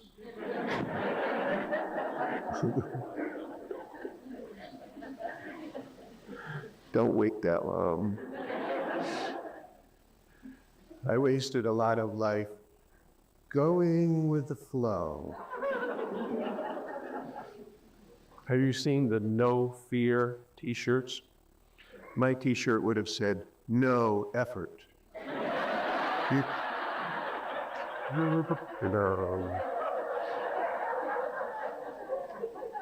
I was drifting downstream in the current of temptation and circumstance. Hey man, be cool. Oh, chill, don't take sides. Love the one you're with. Hey, if it feels good, do it. You know where that philosophy of life took me? Downstream.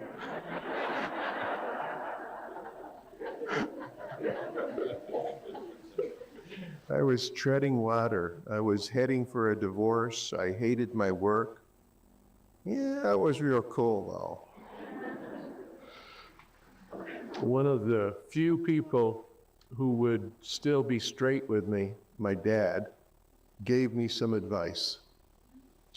Son, if you're going to get anywhere, you need to take control of your life. What fabulous advice. I mean, fabulous advice. I knew it was genius, you know, was right. Do you like good advice? Sure. Son, if you're going to get anywhere, you need to take control of your life.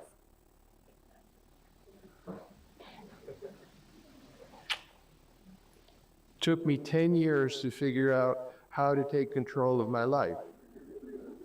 You see, I was working at it from within the mind, thinking, figuring, which is like stirring a boiling pot of temptation while you're sitting in the middle of the pot.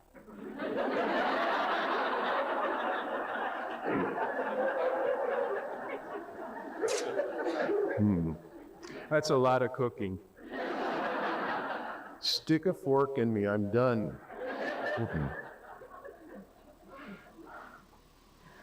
It took me 10 years to discover that taking control of my life could only be done from source. I'm not a fast learner.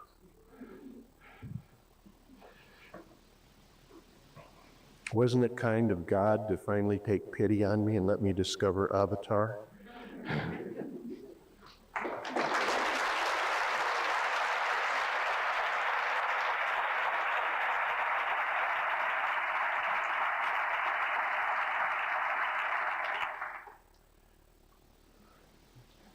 The Avatar is the quick start instructions for taking control of your life. Now you can be up and running in 9 days. That's fast.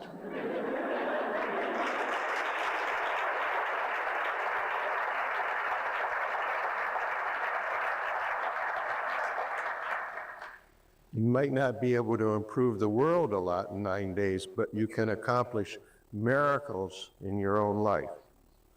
And your life is where you start.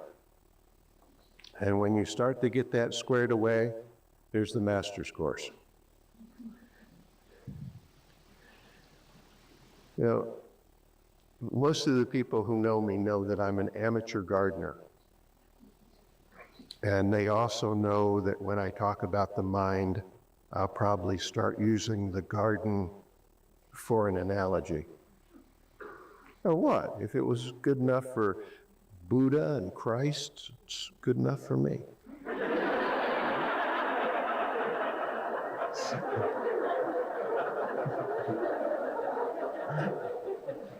Okay, I could be more modern and creative and use an analogy like you go down to the local mind store and you buy this fabulous mind that's hungry for thoughts. You bring your mind home in a big box and you body modem it into the collective consciousness.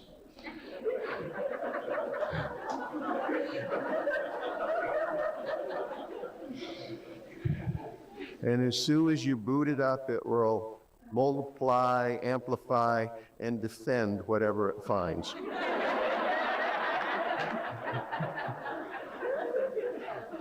Hey, and don't worry about saving the packing box. Once this mind is out of the box, it'll never go back.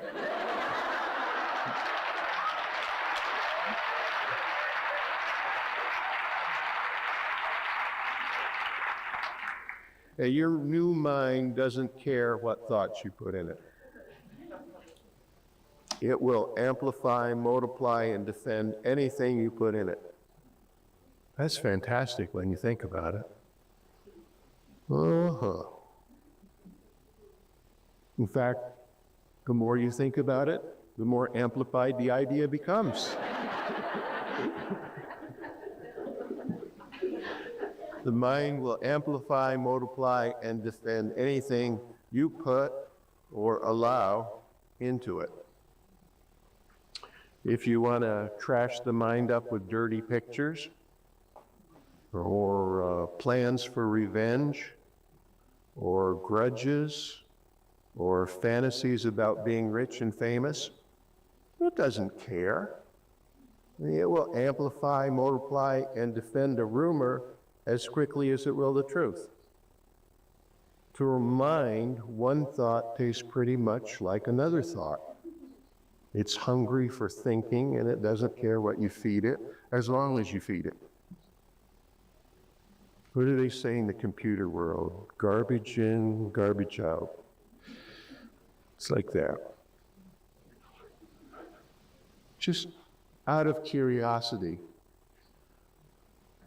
were computers modeled after the human mind, or then you have to stretch way across the stars for this possibility, were human minds modeled after computers?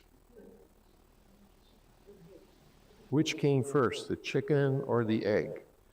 You see why I feel a lot safer with the garden analogy?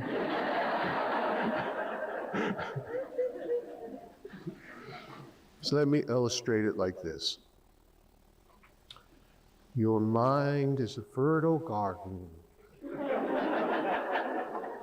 Whatever you plant will seek to survive and grow. And if you don't deliberately plant anything, a crop of temptation weeds will grow. Anytime you make a primary, or for that matter, an excuse, you're planting a thought that will seek to survive and grow. Anytime you characterize yourself or another, you're planting a thought that will seek to survive and grow. Anytime you voice a limitation, you're planting a thought that will seek to survive and grow. Anytime you set a goal or you create a belief, you're planting a thought that will seek to survive and grow. You see, the garden doesn't care what you plant. I think one of the wisest sayings that I ever heard was, you reap what you sow. And it's true. But some crops require a lot more work than other crops. I have practical experience with this. I planted tomato seeds with the expectation of harvesting tomatoes. Wow, it was a struggle. Oh, there were a lot of secondaries. I had to keep the bugs away, I had to keep the plants watered, shade them from the summer sun, battle the weeds. But the final creation was a harvest of fresh tomatoes. Can you imagine how good I felt bringing a bowl of perfect tomatoes into the house and giving them to Avra? Wow, I felt like a winner.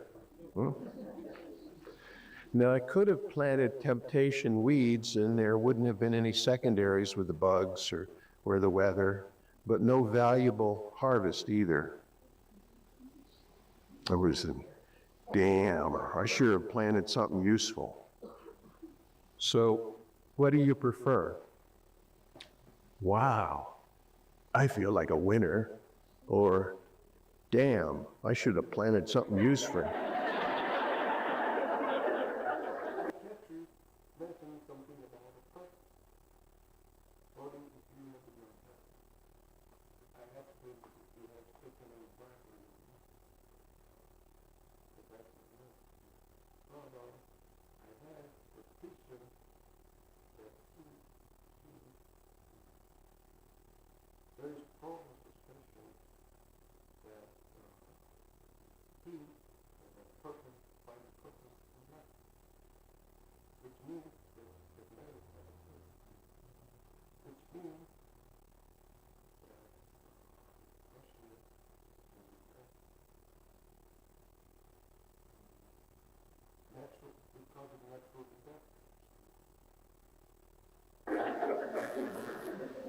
As you draw your last breath in life, are you going to go, wow, or damn?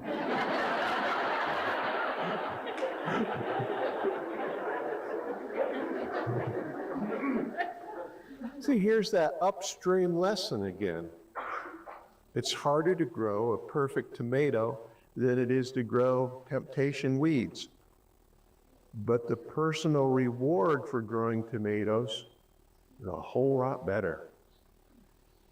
Imagine being If you able to build intend to live anything, without putting forth for any reason, any effort, in any style, you're going to end up with temptation 본인은 weeds. 앱스틴이라고 했었고요. Damn, 주이시잖아요. I 돈도 should have 많아. planted something 무슨 useful. 영국 왕자, 무슨 빌 클린턴, And unless you're really 유명한 lucky 무슨 and you happen to 언어학자, 역사학자 등등 오프라 윈프리 누구 돈도 많이 불려준다고 하고 실제로 불려주기도 했고 그래서 한 번은 그런저런 일로 체포가 됐는데 2008년이었어요. 그때 18개월 징역형을 선고받았는데 13개월만 살았고 13개월도요. 일주일에 6일은 출퇴근했어요. 감옥에서. 누군가가 봐준 거죠. 그 사람을. 그렇지 않고는 그럴 수가 없잖아요. 그러다가 2019년도에 정식으로 연방 기소가 돼서 체포가 되고 재판을 받기 시작하려고 하는데 자살한 채 발견이 됐습니다. 그게 이슈는 두 가지잖아요. 트럼프가 앱스타인 리스트에 있어 없어. 그리고 이 사람이 자살을 했어? 아니면 누군가 타살을 한 거야. 어제도 그 동생이죠? 동생인가요? 형인가요? 동생인 것 같아요. 자살이 아니다. 이렇게 그 얘기를 하고 있던데 그 두 가지예요. 근데 이제 대통령은 계속 이거를 끝내고 싶어 하지만 또 저 뒤에 얼굴에 보이는 폰디가, 그 펜 본디가 법무장관이 뭐 금방 공개하겠다고 하다가 그런 거 없다고 하니까 이걸 지금 어떻게 못하는 거예요. 일론 머스크는 내가 우리 당에서 저거를 파헤쳐 보겠어 하고 이 두 사람이 앱스틴과 트럼프 대통령이 80년대에 처음 만나서 이웃이기도 했고 친구이기도 했고 나중에는 부동산 네가 산다 내가 산다 하는 문제로 라이벌이 돼서 트럼프가 그때 졌었고 앱스틴에 어쨌든 이렇게 해서 트럼프 대통령의 그 초능력이 어떻게 발휘될지 안 될지 모르겠어요. 한때는 이 앱스틴도 나처럼 여자를 좋아하고 아름다운 여자를 좋아하고 그 아름다운 여자 가운데 상당수는 젊은 편이지 이런 얘기를 했거든요. 뉴욕 매거진과 인터뷰에서 그리고 너무 많이 서로의 집을 왔다 갔다 하면서 뭐 사진도 멜라니아 트럼프와 뭐 앱스타인과 여자친구 트럼프 이렇게 같이 찍은 사진들도 있고. Find a gold mine, it takes effort to succeed. And anybody can grow temptation without almost no effort. Been up on a gold mine, it takes effort to succeed. And anybody can grow temptation without almost no effort. No effort is why temptation isn't valuable. Temptations are secondaries, and secondaries spring up without effort. It's the primary that takes a lot of effort. If you plant negative emotions, pride, greed, envy, jealousy, or hatred in your garden, what do you think the crop will be? Of course, pride, greed, envy, jealousy, and hatred. And while these things are easy to grow, almost no effort, it's just not worth very much. Your life will unfold according to what thoughts you plant. This is old wisdom. This is really old wisdom. Gautama Buddha said, "What you think, you become." In your garden, what do you think the crop will be? Of course, pride, greed, envy, jealousy, and hatred. And while these things are easy to grow, almost no effort, it's just not worth very much. Your life will unfold according to what thoughts you plant. This is old wisdom. This is really old wisdom. Gautama Buddha said, "What you think, you become." Marcus Aurelius, Roman philosopher, said, "Our life is what our thoughts make it." And Jesus said, "As you..." Mostly educational enemies are different than real enemies. What is educational enemy? These educational enemies, something like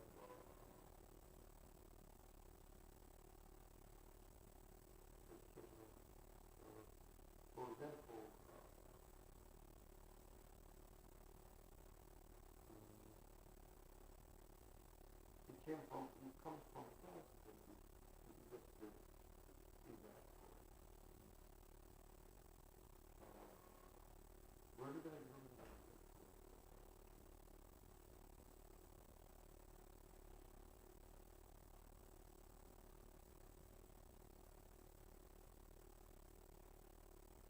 Giving comes from France. Educational.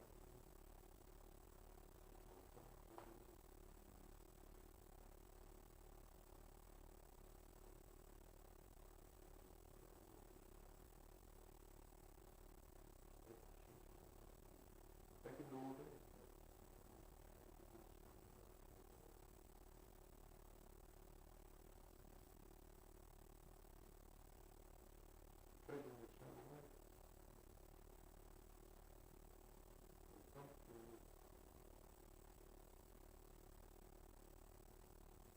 Oh, the guy.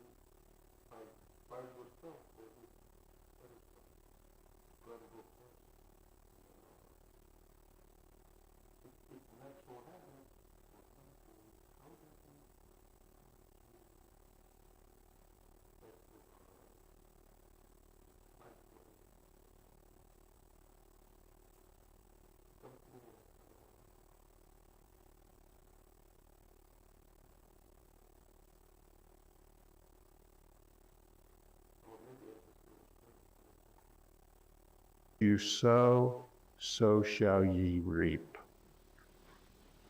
Good advice all, but not much in the way of instruction.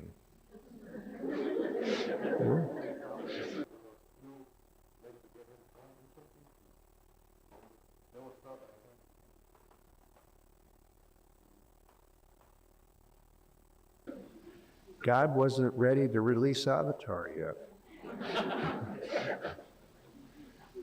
Avatar requires honest self-examination and the willpower to make deliberate choices. Therefore, it doesn't work for everyone. Cynics and psychotics and Avatar bashers are not big on honest self-examination.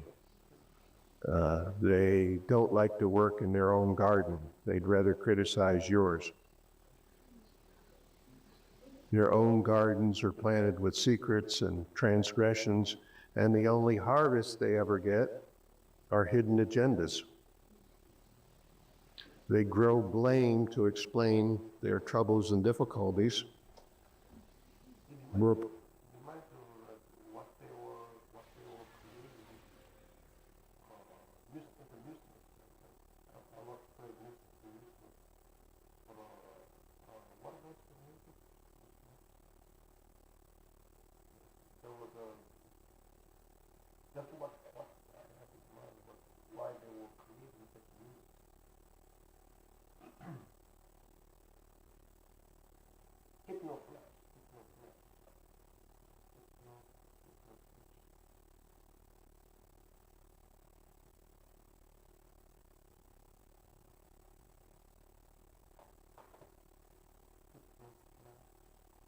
Problem is with blame, it's a harvest that nobody wants.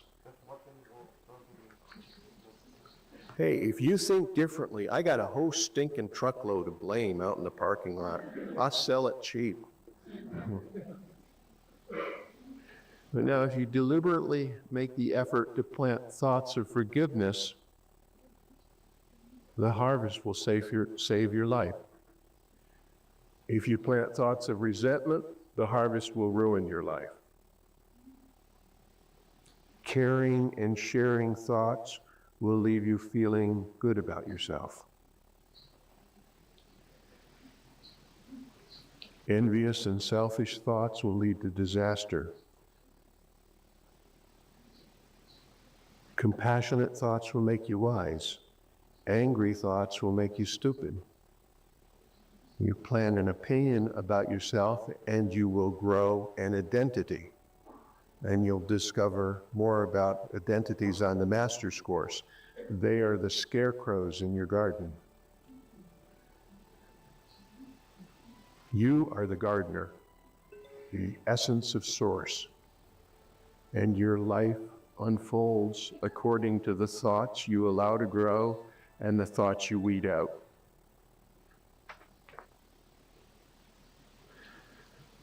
What you think, you become.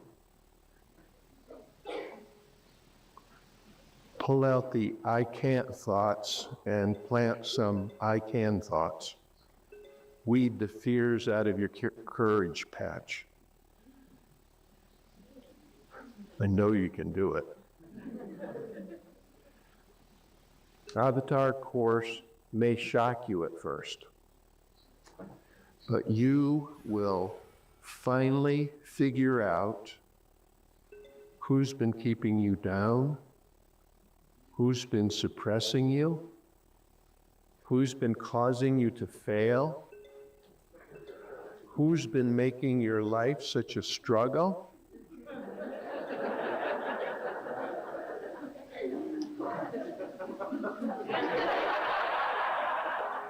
The guy in the mirror. I'm sorry if that's too blunt.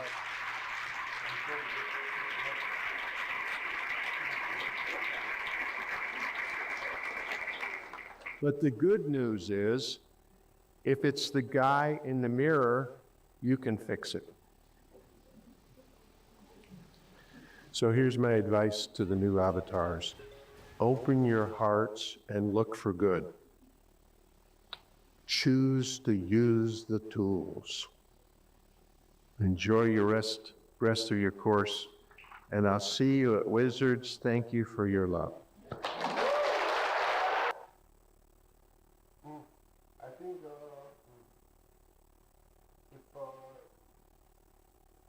like people first, the kids, if they like the psychiatrist giving a bunch of pain, and end up having a kid, and then the kid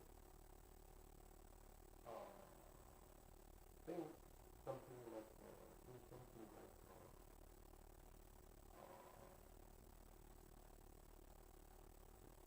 what his father was doing was what his father was doing in me, and then he get confused as a child, and then things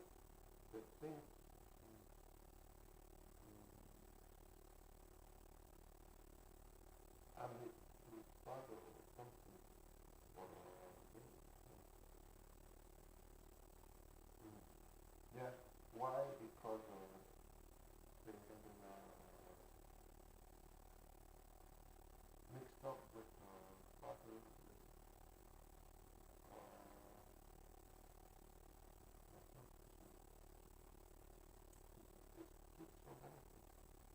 They say all kids are father passes away. They say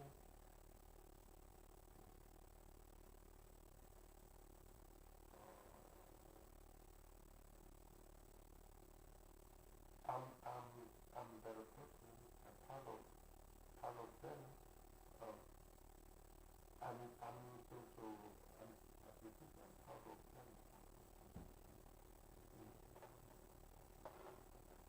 Ignite the fairway. With Fireball. Jiminy Cricket, you don't even have a club in your hand. 지기도 했습니다. 이와 관련해 검사는 피고인이 정당한 사유 없이 불출석했다며 같은 사태가 다시 발생하지 않도록 재발 방지 촉구 및 구인영장 발부 등을 적극 검토해달라고 요구했습니다. 그러자 변호인은 새벽에 구속된 피고인이 적법한 소환 통보를 받지 않은 상태.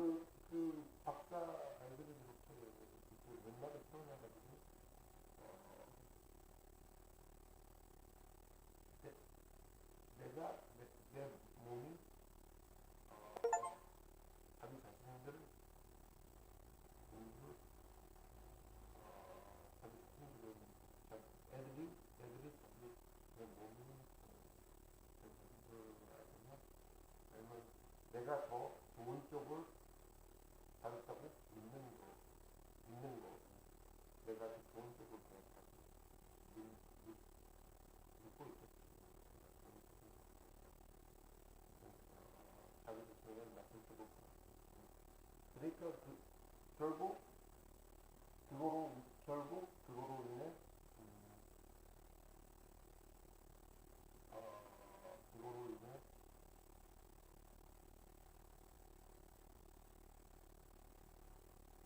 나는 정말 자존감이 떨어지고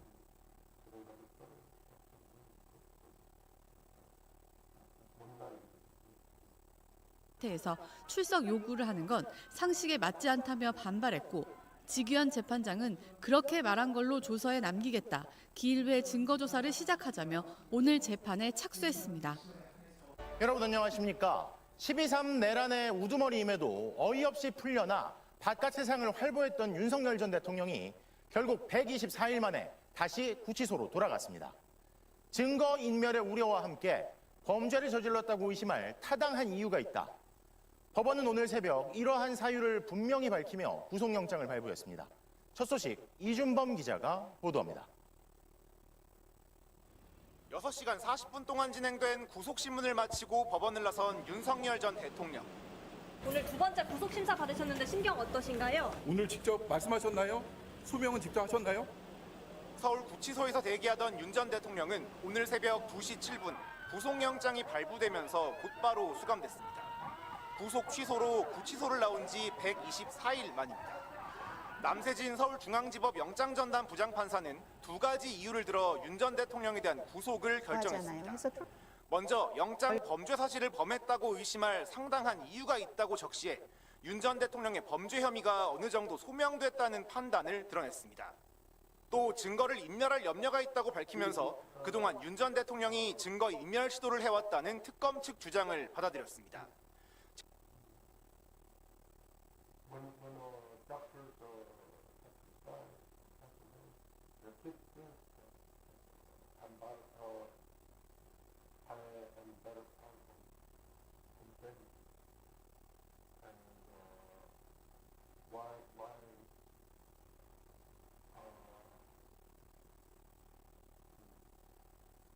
Because their father had inherited, that's because of they inherited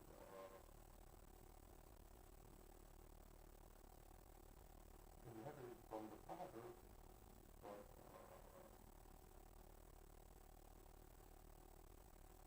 father because he had money.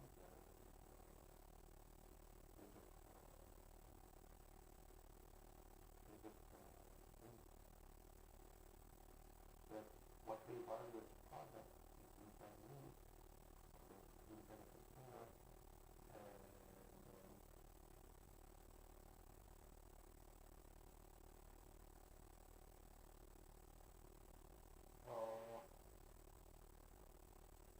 yeah, where is proof? I think I've seen some kids. I think I've seen some kids. Just now,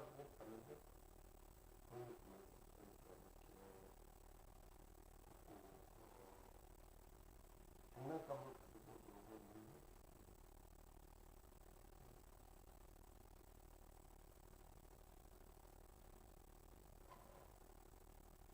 조금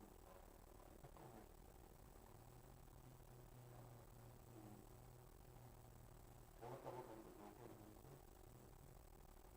조금 허무한 느낌이었어요.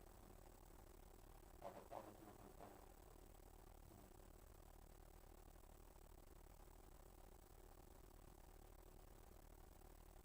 허무하다는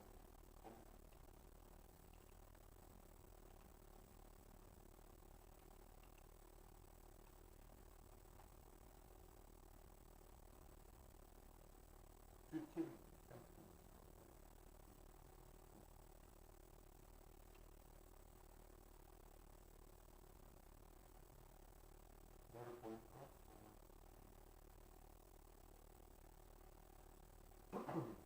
Join eToro's Learn and Earn Challenge and earn cash. It's easy. Visit etoro.tw. 구치소 피의자 대기실에 머물렀던 윤 전 대통령은 수용동으로 이동했습니다. 구치소 측은 수용 번호를 발부하고 신체 검사를 한 뒤 수용 기록부 사진, 이른바 머그샷도 촬영한 것으로 전해졌습니다. 윤 전 대통령은 독방에 수감됐는데 독방의 넓이는 10제곱미터가 채 안 됩니다. 지난번에 머물던 방보다 크기가 줄어든 건데 에어컨도 따로 없습니다. 현직 대통령 신분이던 1차 구속 때와는 달리 따로 경호도 받을 수 없어 교정 직원들이 돌아가며 윤 전 대통령을 전담 개호하게 됩니다. 또 사복 대신 다른 수용자들과 같은 갈대색 수의를 입어야 합니다. 다만 앞으로 재판이나 조사를 받기 위해 법원 또는 특검에 출석할 때는 본인이 원하면 사복을 입을 수 있습니다. 윤 전 대통령은 재판에서 형이 확정되기 전까지는 미결 수용자로 지내고 형이 확정되면 수용자로 복역하게 됩니다. 석방 이후 자유의 몸으로 재판과 특검 조사를 받으러 다니면서 단 한 번도 사과의 말 한마디 없었던 윤석열 전 대통령. 석 달 전까지 머물던 서울구치소 독방에서 또다시 수감 생활에 들어갔습니다. MBC 뉴스 송정훈입니다. 어제 최후 진술에서도 윤 전 대통령에게 반성이란 없었습니다. 이번엔 자신이 공경에 빠뜨린 국무위원들까지 원망하며 나는 혼자라고 호소했는데요. 자충수가 됐다고 평가받는 어제 진술 내용을 구승은 기자가 보도합니다. 영장 실질심사 마지막 단계에서 남세진 영장전담 부장판사는 윤석열 전 대통령에게 3가지 질문을 했습니다. 강희구 전 대통령실 부속실장을 회유했는지, 대통령 경호처에 총기를 보여주라고 지시했는지, 김성훈 전 경호차장에게 비화폰 서버 삭제를 지시했는지입니다. 내란 특검은 구속영장을 청구하며 윤 전 대통령 측 변호인인 최명성 변호사가 입회한 뒤 강 전 실장의 진술이 윤 전 대통령에게 유리하게 바뀌었다고 주장한 바 있습니다. 이에 대해 윤 전 대통령은 법률비서관실에서 근무했던 최 변호사에게 돈을 조금 줄 테니 변호사를 구해달라고 했는데 결국 못 구했다며 변호인 구인난을 호소하고 강 전 실장 등 다른 비서관과 행정관들도 변호사를 못 구할 테니 최 변호사가 도와줄 수밖에 없는 것 아니냐고 했습니다. 또 2차 체포영장 집행 이틀 전 경호처에 총기를 보여주라 했다는 지시에 대해선 과거 여경이 국민을 지키다 다쳤다는 보고를 받고 경찰의 총기 지급 문제에 대한 얘기를 나눈 것이라고 부인했습니다. 비화폰 삭제 지시 혐의를 두고는 보안 사고가 발생해 보안 조치 강화를 주문했고 비화폰 권한이 없는 사람들에 대해 규정대로 처리하라고 했을 뿐이라고 주장했습니다. 최후 진술 20분 동안 모든 혐의를 부인한 건데 이는 오히려 자충수가 됐습니다. 구속영장 발부 사유는 영장에 기재된 범죄 사실을 의심할 만한 상당한 이유가 있고 증거인멸 염려가 있다는 것, 즉 사후 개헌 문건 서명 및 폐기 혐의나 체포 저지 지시 혐의 등이 어느 정도 인정이 되는데도 윤 전 대통령이 모든 혐의를 부인하다 보니 오히려 증거인멸 가능성에 대한 우려가 크다고 판단할 수밖에 없었던 겁니다. 그렇지만 윤 전 대통령은 완전히 고립무원 상태다. 국무위원들조차 본인 살 길 찾아 떠난다. 나는 혼자 싸워야 한다며 여전히 자신의 책임을 인정하지 않는 모습이었습니다. MBC 뉴스 구승입니다. 이렇게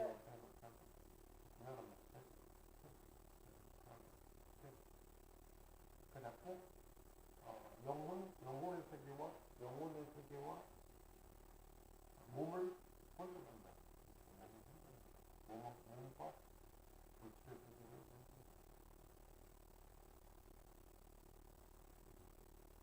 그러니까 영혼이 그 본성을 받아 고통을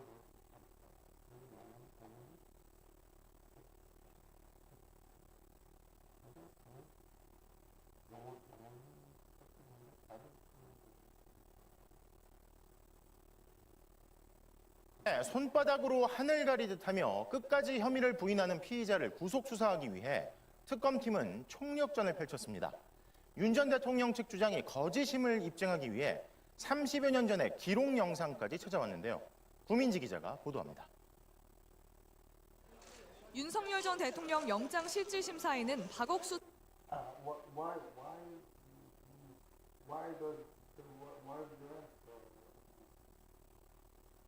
little game is actually better because I haven't done that.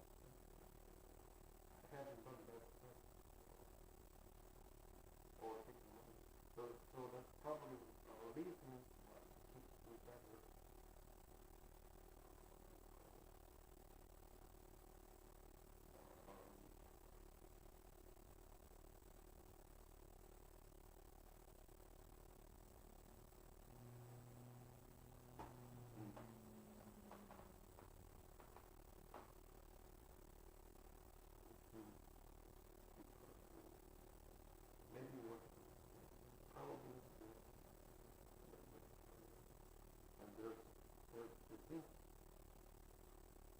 Maybe I had a lot of money because I had a lot of money.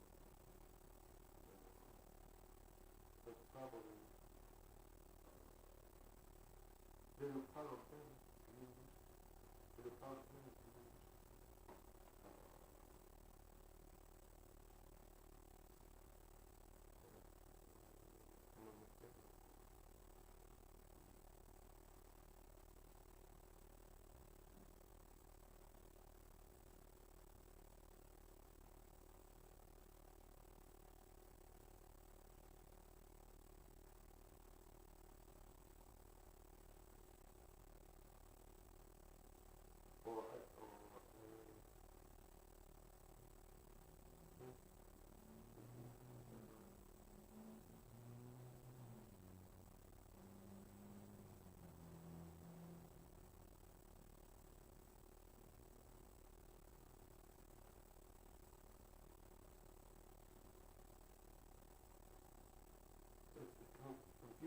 confused about money.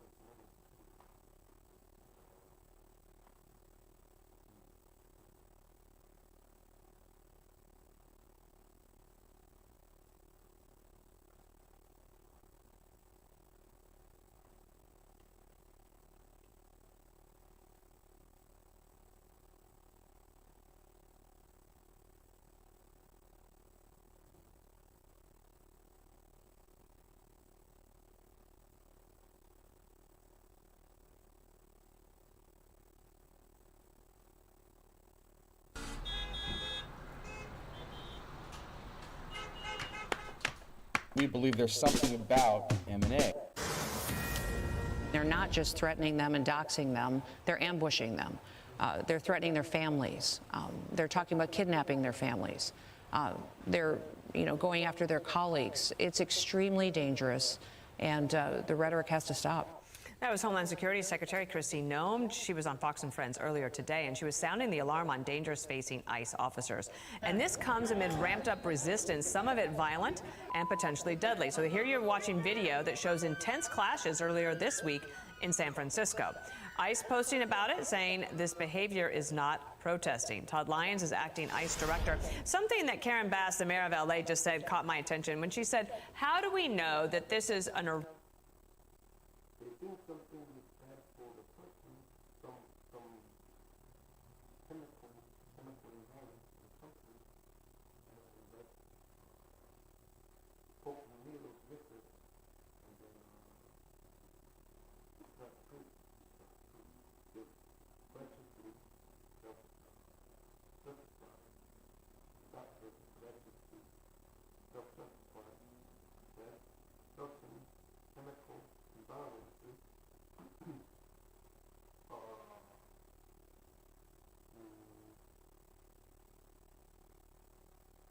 something to be done.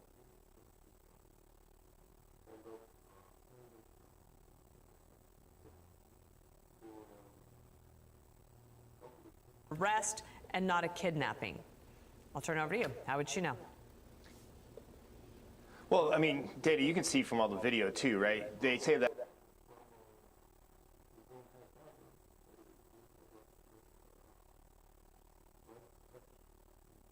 ICE agents, they're not properly marked. You see them in their tactical gear, in their vest, where you blatantly see FBI, ATF, ICE, HSI, ERO, whoever's out with us. So the mayor's claims are just totally false. And what she's doing is making people afraid of us. If LA wasn't a sanctuary city, we wouldn't have to go on the streets. If they turn these criminals over to us in a secure setting, we would not be out there. So what the mayor is doing is she's stoking the flames of this, and she's the one that's making it worse than what it really is. I want to show you this graphic. The increase in attacks against ICE agents is up 690% from a year ago, from 10 in 2024 to 79 so far this year in 2025. When it comes to masks, would you describe them as more of a need than a want?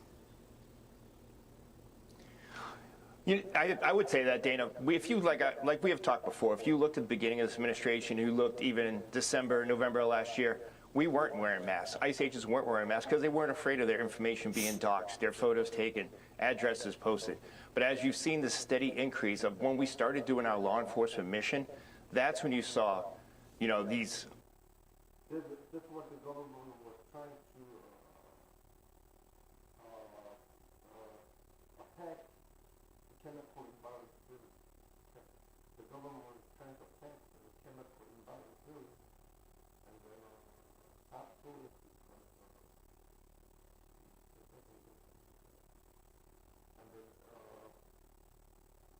because you have a labeled person with you have labeled the person with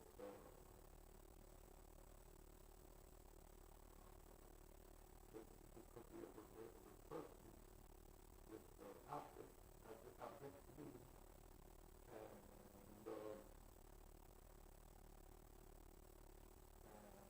loosely changed loosely changed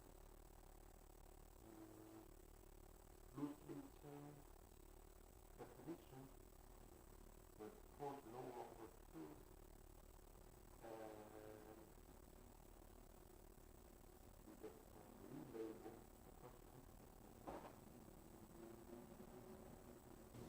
left-wing activists, these groups start posting the names, faces of ICE agents, officers, and their families. So while I'm not a fan of the masks, I think we could do a better, but we need to protect our agents and officers, and I fully support them in that. I say it's a need because they need to protect their families. They need to go home safe at night. If you just look at the ambush in Texas just recently, that's a pure sign right there that this rhetoric is really stepping up the violence, and it's getting worse. Well, let's talk about some of the Democrats who have talked about this. Watch. First of all, the importance and the urgency because of not just fear, Jen, but actual terror that people are feeling, not just in Los Angeles, but especially in Los Angeles, because it's clearly Donald Trump's target right now. Some of the most inspiring things have been when people encircle courtrooms and refuse to allow ICE agents in. Our local police department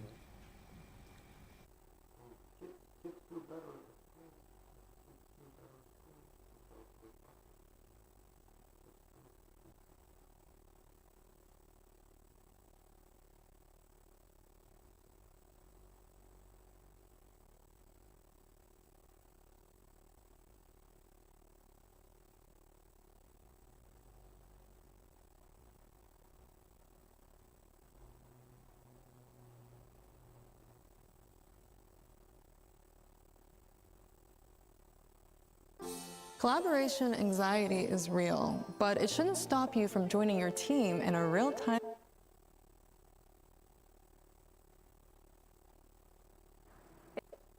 내란 특검이 윤석열 전 대통령 수사 상황을 보고 판단하겠다고만 했습니다. 네, 다른 특검 상황도 알아보겠습니다. 이른바 VIP 경로소를 수사하는 해병특검이 국방부와 국가안보실 등에 대한 동시다발 압수수색에 나섰다고요? 네, 그렇습니다. 해병특검은 오늘 국방부 대변인실과 국가안보실 등 10여 곳에 대한 동시다발적인 압수수색에 나섰습니다. 압수수색 대상엔 이종섭 전 국방장관과 이시원 전 대통령실 공직기강 비서관, 임기훈 전 국방비서관, 전하교 국방부 대변인도 포함됐습니다. 해병특검 출범 이후 이뤄진 첫 강제 수사인데요. 특검팀은 VIP 경로설의 진원지인 2023년 7월 대통령 회의를 주관한 안보실을 대상으로 회의록 확보를 시도하고 국방부의 언론 대응 관련 자료를 압수할 방침으로 알려졌습니다. 특검은 이번 압수수색을 마무리한 뒤 내일 해당 회의에 참석한 김태효 전 안보실 1차장을 피의자 신분으로 불러 조사합니다. 네, 방 기자, 김건희 특검팀은 연일 삼부토건 관계자들을 소환하고 있네요. 네, 삼부토건 주가 조작 의혹을 수사 중인 김건희 특검팀은 오늘 오전 삼부토건 전현직 대표들을 불러 조사하고 있습니다. 이일준 회장은 김 여사나 이종호 전 블랙펄 인베스트먼트 대표와의 관계를 묻는 취재진 질문에 전혀 연관이 없다고 답했고요. 조성옥 전 회장 역시 관련 의혹을 부인했습니다. 특검팀은 오는 13일 오전 10시엔 이기훈 삼부토건 부회장 겸 웰바이오텍 회장을 소환해 우크라이나 재건 포럼 참석 경위 등을 조사할 예정입니다. 특검은 웰바이오텍이 포럼 참석을 계기로 삼부토건과 비슷한 시기에 우크라이나 재건 수혜주로 분류돼 주가가 급등한 바 있다며 철저히 수사하겠다고 밝혔습니다. 지금까지 서울 고등검찰청에서 연합뉴스TV 방준혁입니다. 윤석열 전 대통령은 구속 전 피의자 신문에서 고립무원의 상황에 처했다며 재판부에 호소한 걸로 알려졌습니다. 윤 전 대통령은 어제 서울중앙지법에서 열린 영장실질심사에서 남세진 영장전담 부장판사에게 최후 진술 기회를 받아 특검이 변호사까지 공격해 혼자 싸워야 한다며 고립무원의 상황으로 변호인을 구하는 데도 어려움을 겪고 있다고 말한 걸로 전해졌습니다. 한편 특검 측은 김영삼 전 대통령도 금융실명제 발표 당시 제대로 된 국무회의를 안 했다는 윤 전 대통령 측 주장에 반박하기 위해서 당시 국무회의 영상 자료를 법정에서 재생하기도 했습니다. 국민의힘 혁신위원회는 윤석열 전 대통령의 비상계엄 선포를 막지 못한 데 거듭 사과하고 이를 당원 단계에도 명시하겠다고 밝혔습니다. 혁신위는 오늘 국민과 당원에게 드리는 사죄문에 이 같은 내용을 담아 발표했습니다. 사죄문에는 이준석, 한동훈 전 대표 강제 퇴출, 윤 대통령 탄핵 반대 당론 채택, 대선 후보 강제 단일화 시도 등 그동안에 제기된 당내 문제들이 두루 담았습니다.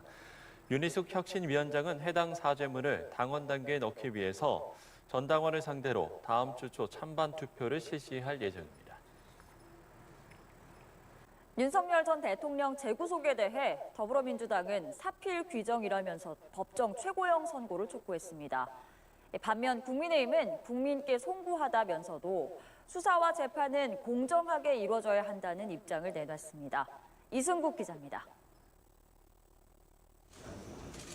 더불어민주당은 윤석열 전 대통령 재구속에 대해 늦었지만 사필 규정이라고 밝혔습니다. 이제 철저한 수사와 추상 같은 반죄의 시간이라며 내란 특검을 향해 윤 전 대통령과 내란 일당의 죄상을 낱낱이 밝혀달라고 촉구했습니다. 우리 국민은 너무 오래 기다리고 있습니다. 하루빨리 내란 수괴 윤석열과 그 일당들의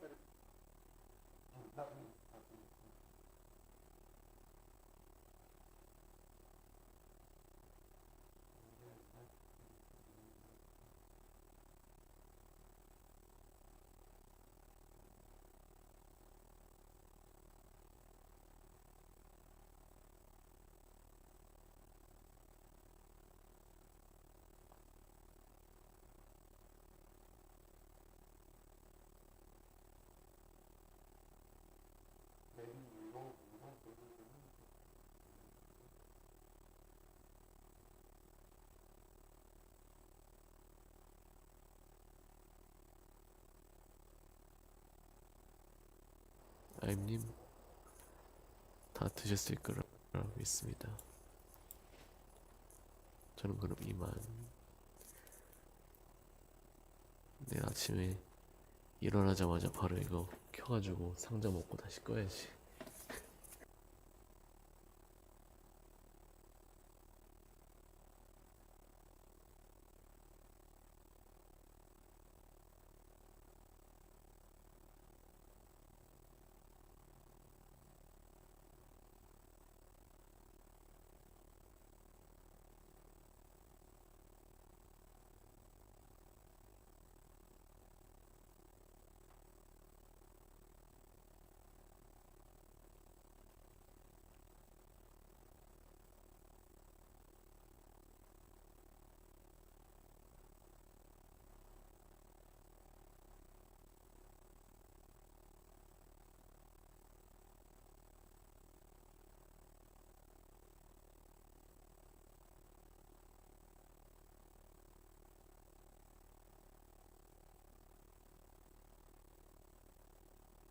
The fact that people are so afraid to talk about mental health still is crazy.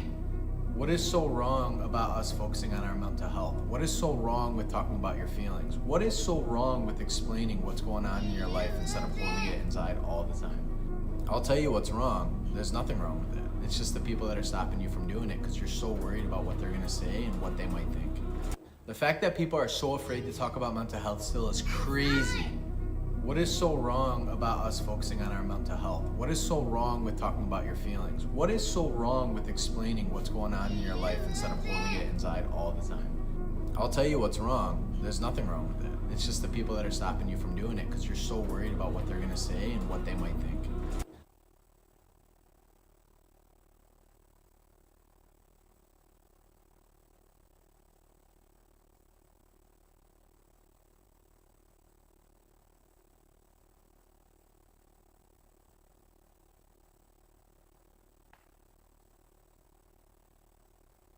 Why we try to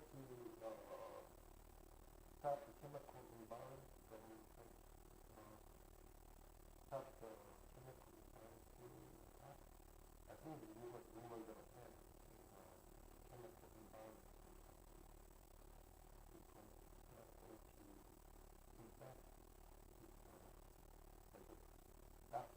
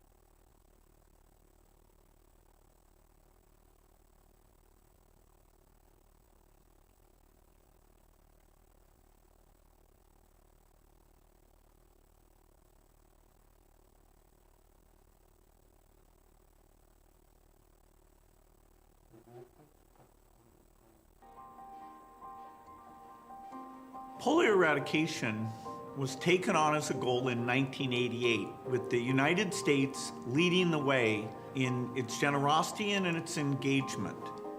We've come a long ways. We've cut the 200,000 kids that were being paralyzed every year down to under 1,000 a year. But if we stop the funding, if we give up on this effort, polio will come back. And we would then have somewhere between 100 to 200,000 kids being paralyzed every year.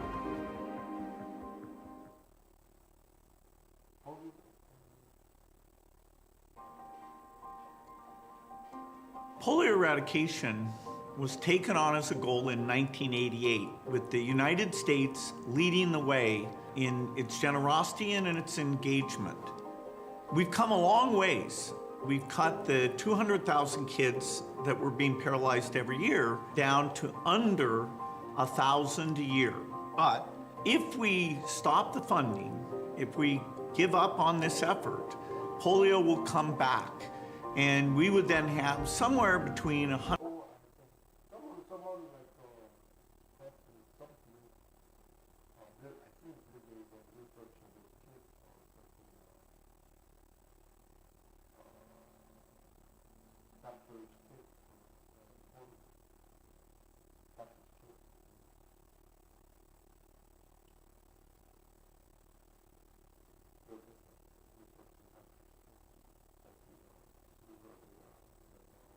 As soon as it's pressed, I feel that it will move.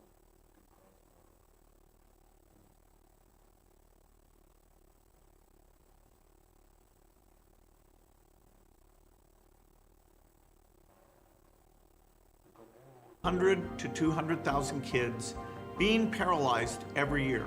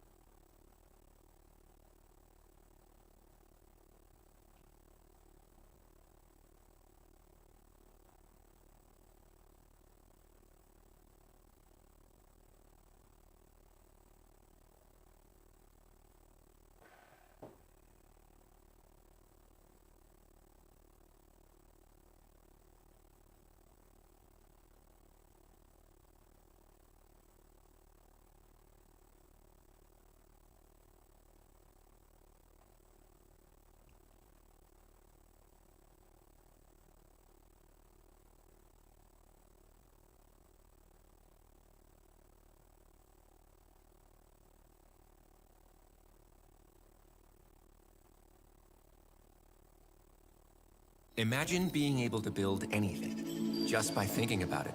Meet Base 44. 도와줄 수밖에 없는 것 아니냐고 했습니다. 또 2차 체포영장 집행 이틀 전 경호처에 총기를 보여주라 했다는 지시에 대해선 과거 여경이 국민을 지키다 다쳤다는 보고를 받고 경찰의 총기 지급 문제에 대한 얘기를 나눈 것이라고 부인했습니다. 비화폰 삭제 지시 혐의를 두고는 보안 사고가 발생해 보안 조치 강화를 주문했고 비화폰 권한이 없는 사람들에 대해 규정대로 처리하라고 했을 뿐이라고 주장했습니다. 최후 진술 20분 동안 모든 혐의를 부인한 건데 이는 오히려 자충수가 됐습니다. 구속영장 발부 사유는 영장에 기재된 범죄 사실을 의심할 만한 상당한 이유가 있고 증거인멸 염려가 있다는 것. 즉 사후 개헌 문건 서명 및 폐기 혐의나 체포 저지 지시 혐의 등이 어느 정도 인정이 되는데도 윤 전 대통령이 모든 혐의를 부인하다 보니 오히려 증거인멸 가능성에 대한 우려가 크다고 판단.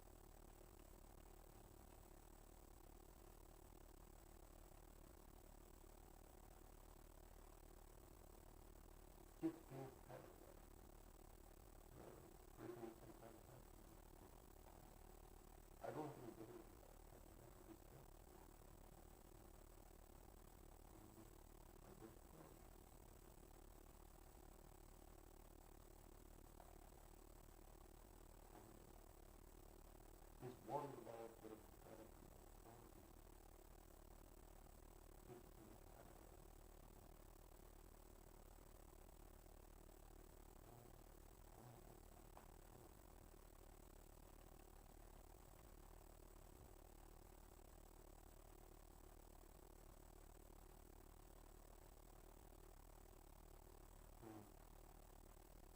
for you will come back.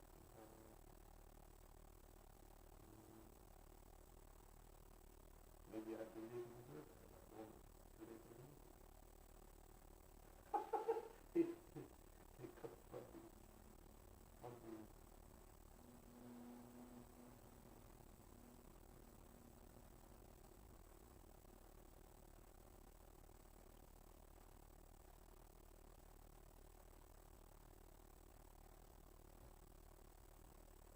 진행된 구속신문을 마치고 법원을 나선 윤석열 전 대통령.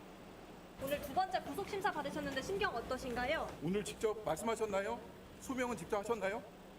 서울 구치소에서 대기하던 윤 전 대통령은 오늘 새벽 2시 7분 구속영장이 발부되면서 곧바로 수감됐습니다. 구속 취소로 구치소를 나온 지 124일 만입니다. 남세진 서울중앙지법 영장전담 부장판사는 두 가지 이유를 들어 윤 전 대통령에 대한 구속을 결정했습니다.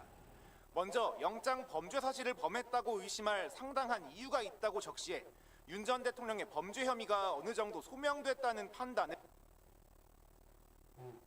what is the case? What is the have to do with the case?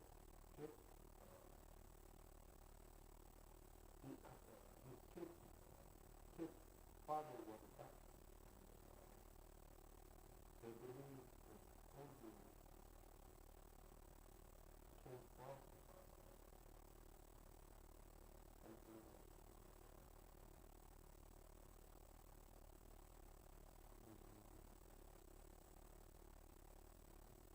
calling people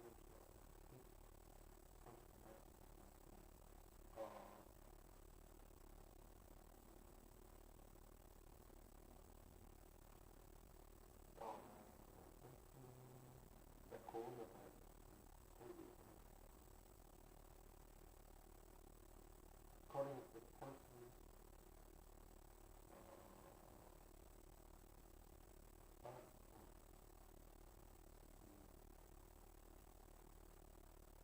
for church things or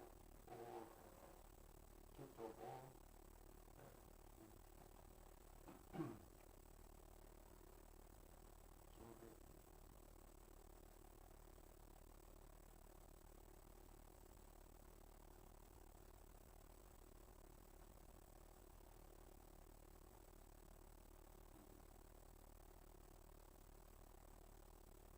Because the father, that father was not, he don't have to be a doctor.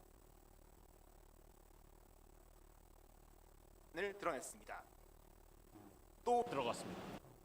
성 변호사가 입회한 뒤 강 전 실장의 진술이 윤 전 대통령에게 유리하게 바뀌었다고 주장한 바 있습니다. 이에 대해 윤 전 대통령은 법률비서관실에서 근무했던 최 변호사에게 돈을 조금 줄 테니 변호사를 구해달라고 했는데 결국 못 구했다며 변호인 구인난을 호소하고 강 전 실장 등 다른 비서관과 행정관들도 변호사를 못 구할 테니 최 변호사가 도와줄 수밖에 없는 것 아니냐고 했습니다. 또 2차 체포영장 집행 이틀 전 경호처에 총기를 보여주라 했다는 지시에 대해선 과거 여경이 국민을 지키다 다쳤다는 보고를 받고 경찰의 총기 지급 문제에 대한 얘기를 나눈 것이라고 부인했습니다. 비화폰 삭제 지시 혐의를 두고는 보안 사고가 발생해 보안 조치 강화를 주문했고 비화폰 권한이 없는 사람들에 대해 규정대로 처리하라고 했을 뿐이라고 주장했습니다. 최후 진술 20분 동안 모든 혐의를 부인한 건데 이는 오히려 자충수가 됐습니다. 구속영장 발부 사유는 영장에 기재된 범죄 사실을 의심할 만한 상당한 이유가 있고 증거인멸 염려가 있다는 것, 즉 사후 개헌 문건 서명 및 폐기 혐의나 체포 저지 지시 혐의 등이 어느 정도 인정이 되는데도 윤 전 대통령이 모든 혐의를 부인하다 보니 오히려 증거인멸 가능성에 대한 우려가 크다고 판단할 수밖에 없었던 겁니다. Remind me of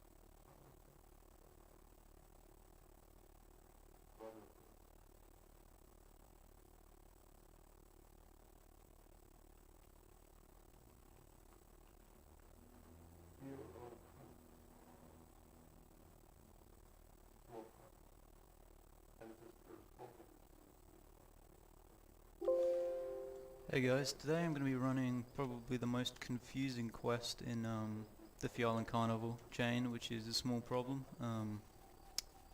It's just laid out very strangely and the map is confusing, so I'll run it through as quick as I can. Hopefully it will make it nice and simple.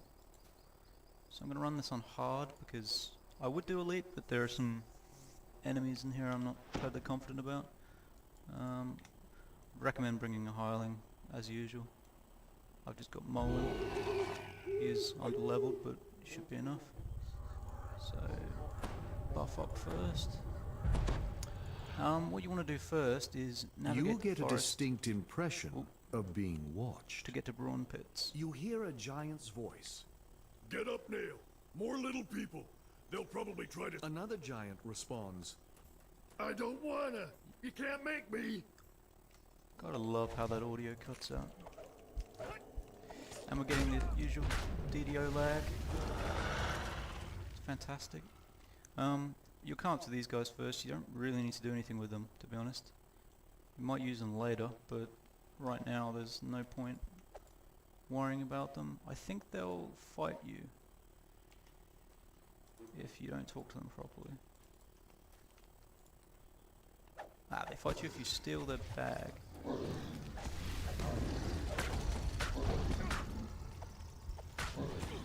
Oh, you get in the habit of just killing these guys straight away. I don't think it really matters. Right, so keep on going. Gonna be attacked by countless animals on the way, which is always fun. I usually just let them follow me.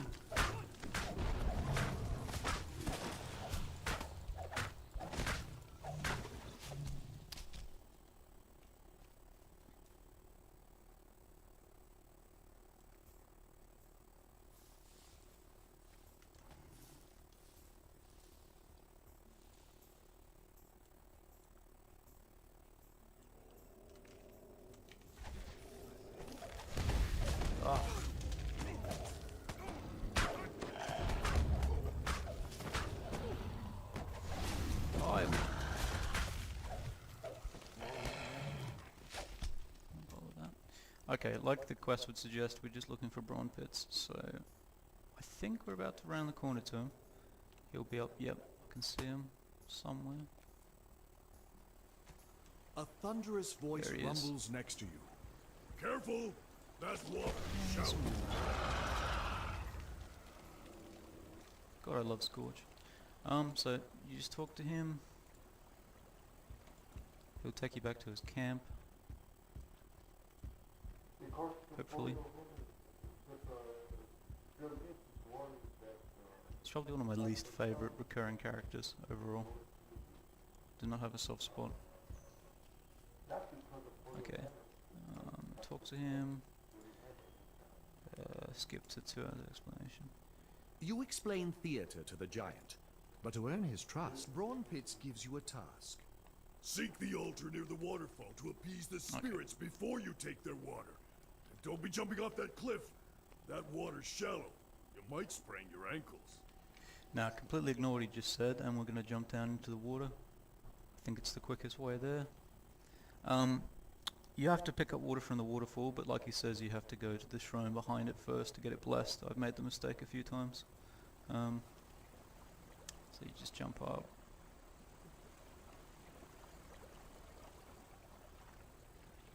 Basically, this whole quest is just a grocery run for him, but the items are in really inconvenient places. Another wolf.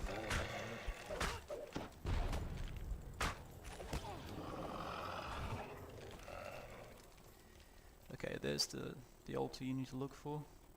Conveniently placed by some shrines. I don't want to rest.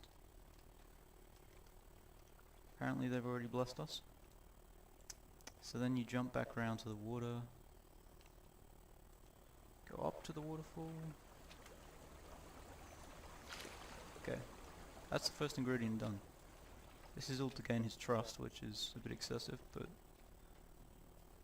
to get back up, now I want to remember this properly. I'm pretty sure you can just cut through the middle here. Yes.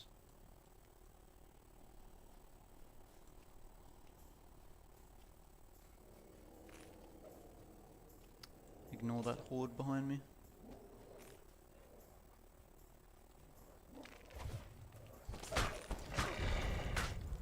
I'm always so tempted to use these area of effect spells when there's countless mobs like this, but it wastes my SP real quick, which I'd like to conserve for later.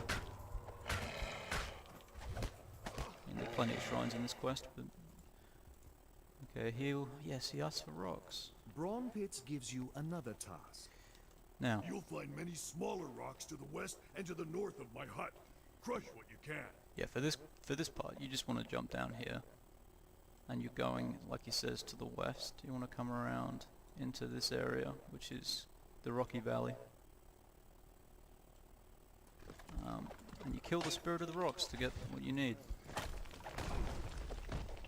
In this case, it's pebbles. Killed one. Yeah, we have to kill 5.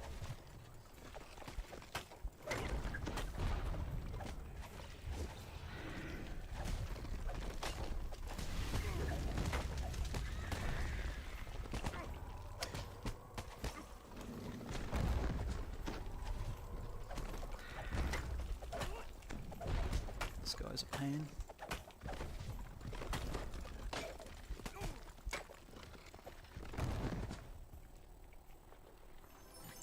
Garbage. Alright, I'm gonna buff up because walking around this map without buffs is just awful.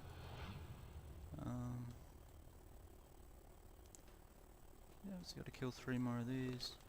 Looks like I have to kill them at the same time.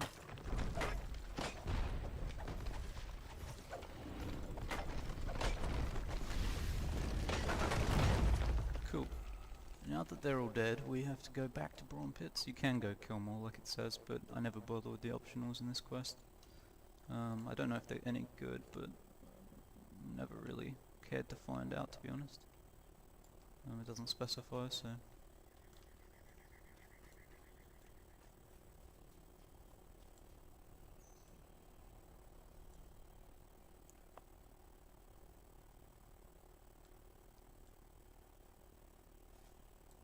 Okay, next. Brawn Pit says... Okay. If Brothers Grimm don't have any firewood, check up in the hills northwest of here.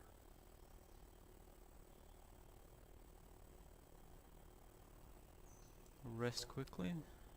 This is the part where I usually get confused looking for the firewood because it becomes a bit of a maze to get to. You can? I can't remember if you get the firewood from them. Brawn Pit says... If Brothers Grimm don't have any firewood, So- check up in the hills northwest of here. Yep. Now, you need to go basically around to where you just killed those rock elementals. And this will be a pathway up to the top of a hill, which will let you get the firewood. Alternatively, if you hadn't killed the 2 brothers at the start, they're meant to be able to push you up there, but this is actually a quicker route from memory, so not much point. Pop that open. Yeah, so we'll say Rocky Valley there, which makes it a bit simpler.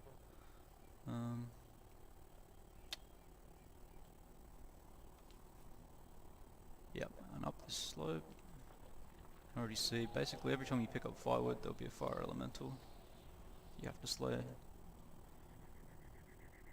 think we need 4 of these. Yeah.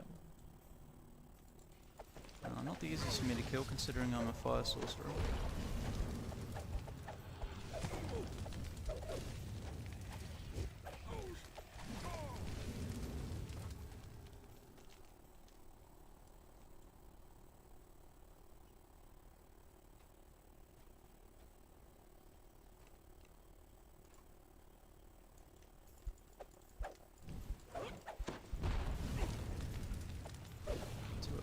Does nothing.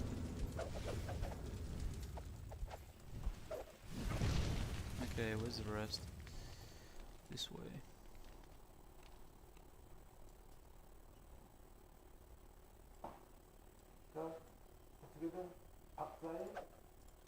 Another one. annoyingly, he'll have you come back up here after you've given him the firewood, so it really is just a back and forwards mission.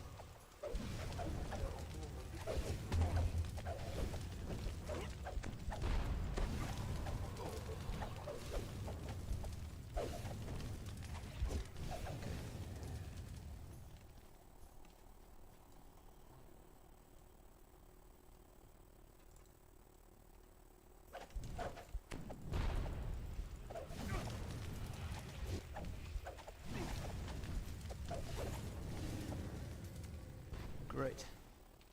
We've got all the firewood we need, so we need to head back to Brawn Pit's camp to the east. I think I can just jump down here. Ah, well, that was kind of a long way of doing it, but it's all right.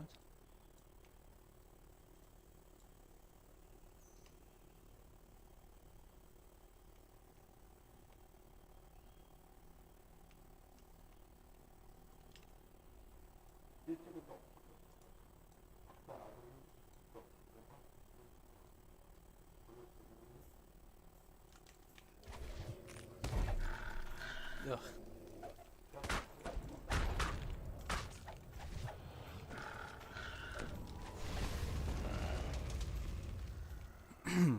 Okay, so back to Brawn Pits, going up this frustrating hill.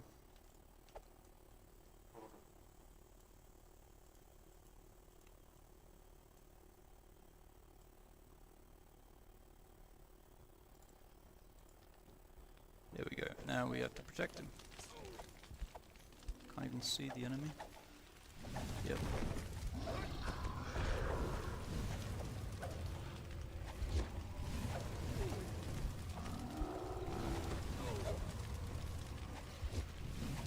Luckily he's just picking a mole.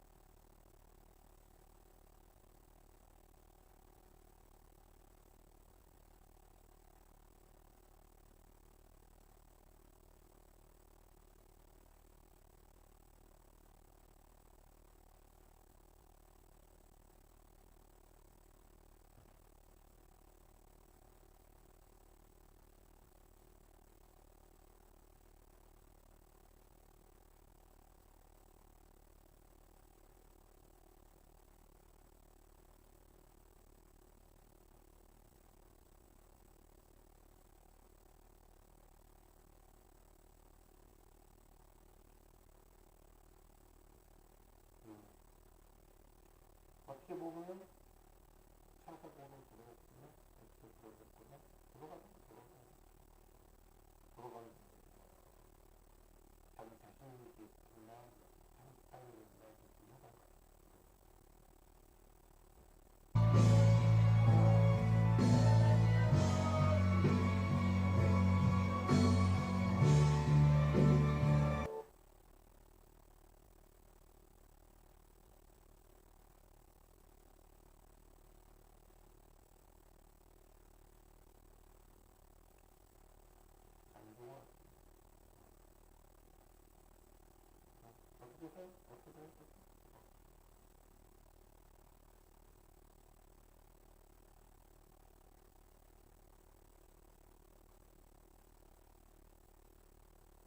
치마요 교회가 있습니다. 기적과 치유의 장소로 알려져 있어서 매년 30만 명이 넘는 방문객이 이곳으로 순례길을 떠나고 있습니다. 저도 꼭 가보고 싶은 곳입니다. 특히 부활절 전 금요일인 굿프라이데이에는 수많은 순례자들이 이 산타페로부터 걸어서 이 성당 순례를 하는 것으로 유명한데요. 여기 건물이 1814년에 지어졌다고 합니다. 굿 프라이데이 때 여기 한번 걸어봐야 되겠구나. 방문객들은 홀리덜트, 그러니까 성스러운 치유의 가루를 담아간다 그럽니다. 이 가루를 몸에 문지르거나 하면은 기적적인 치유를 받았었다라는 증언들이 많아서 화제가 되고 있는데요. 그래서 미국에서 가장 중요한 순례 센터로 알려져 있는 곳입니다. 그러다 보니까 정말 많은 분들이 여기 찾으셔서 이 흙을 퍼가게 됩니다. 그러면서 흙이 뭐 조금씩 또 퍼가겠지만 또 가져가시는 분들도 계실 거 아니겠어요. 또 덤탱이로 가져가시는 분들도 계실 거 아니겠어요. 아픈 분들 또 나눠줘야 되고 그러니까 그러면서 구덩이가 점점 커지게 됩니다. 이러면 이제 건물 구조물의 문제가 생긴다. 맞아요. 거죠. 그래서 성당 건물이 위험해지니까 이 구덩이를 메우는 작업을 하게 되고요. 가운데 작은 구멍을 만들어서 그 흙을 가져다 놓고 작은 봉지에 담아가게끔 그 정책을 바꿨습니다. 이 흙은 무료이고요. 감사의 표시로 헌금을 자발적으로 내실 수 있게 하고 있습니다. 그러니까 왜 그러잖아요. 그 황금알을 낳는 거위가 있는데 얘 배를 가르면 더 많이 나올 것 같아서. 그래서 실제로 거위를 죽여버리는 그런 오류를 우리가 살면서 참 많이 범하잖아요. 주어진 것에 감사하면 좋은데 그 주어진 것 이상으로 욕심을 내다 보면은 그 주는 것을 아예 원천을 상실할 수 있게 되는데 이게 이제 그런 셈이죠. 다행히 뭐 지금은 구덩이를 메우고 오히려 그냥 작게라도 더 네. 많은 사람들이 나눠 가질 수 있게 했다. 뭐 그런 정책입니다. 산타페에는 아시시의 성 프란시스코 대성당이 있습니다. 여기도 가보신 분들 많으실 텐데 가보신 분. 믿는 분들에게는 꼭 가봐야 하는 도시죠. 우리가 소위 어도비 건축물로 유명한데 그러니까 어도비 건축물 그러면 이제 진흙으로 만든 건물이 많다는 얘기겠죠? 네. 여기에 총독관저는 1610년에 지어진 어도비 건물입니다. 뉴멕시코 일대를 다스리던 총독이 살았던 곳이라고 하는데 미국에서 가장 오래된 공공기관 건물로도 유명한 곳입니다. 1878년에 지어진 로레토 성당이란 곳이 있습니다. 이 성당은 성가대석과 연결된 나선 모양의 계단이 이게 유명한데요. 못을 사용하지 않고 오직 나무로만 지어졌고요. 거기에 계단을 지탱하는 기둥이 전혀 없답니다. 어머. 그냥 연결이 됐대요. 그래서 진짜 궁금하죠. 기적의 계단이라고 불린답니다. 네. 여기도 가보고 싶어요. 못을 쓰지 않았다는 그것도 그런 건물도 가끔 소개가 되는데요. 바로 이 장소가 그렇습니다. 산타페는 미국의 여류 화가인 조지프 오키프가 죽기 전까지 살았던 것으로 아주 유명합니다. 이 조지아 오키프는 남편과 결혼한 후에 1929년부터 뉴멕시코에 정착하게 되는데요. 그래서 산타페 시내에는 이분을 위한 오키프 미술관이 있습니다. 산타페가 미국에서 손꼽히는 예술의 도시로 불리는 이유가 이제 이건데요. 갤러리가 네, 대단한. 100개가 넘게 모여 있는 길도 있을 정도로 네. 그냥 갤러리 수준이시네 그냥. 맞아요. 네. 여기를 가고 싶어도 이게 LA에서 직항은 없는 거로 알고 있어요. 네.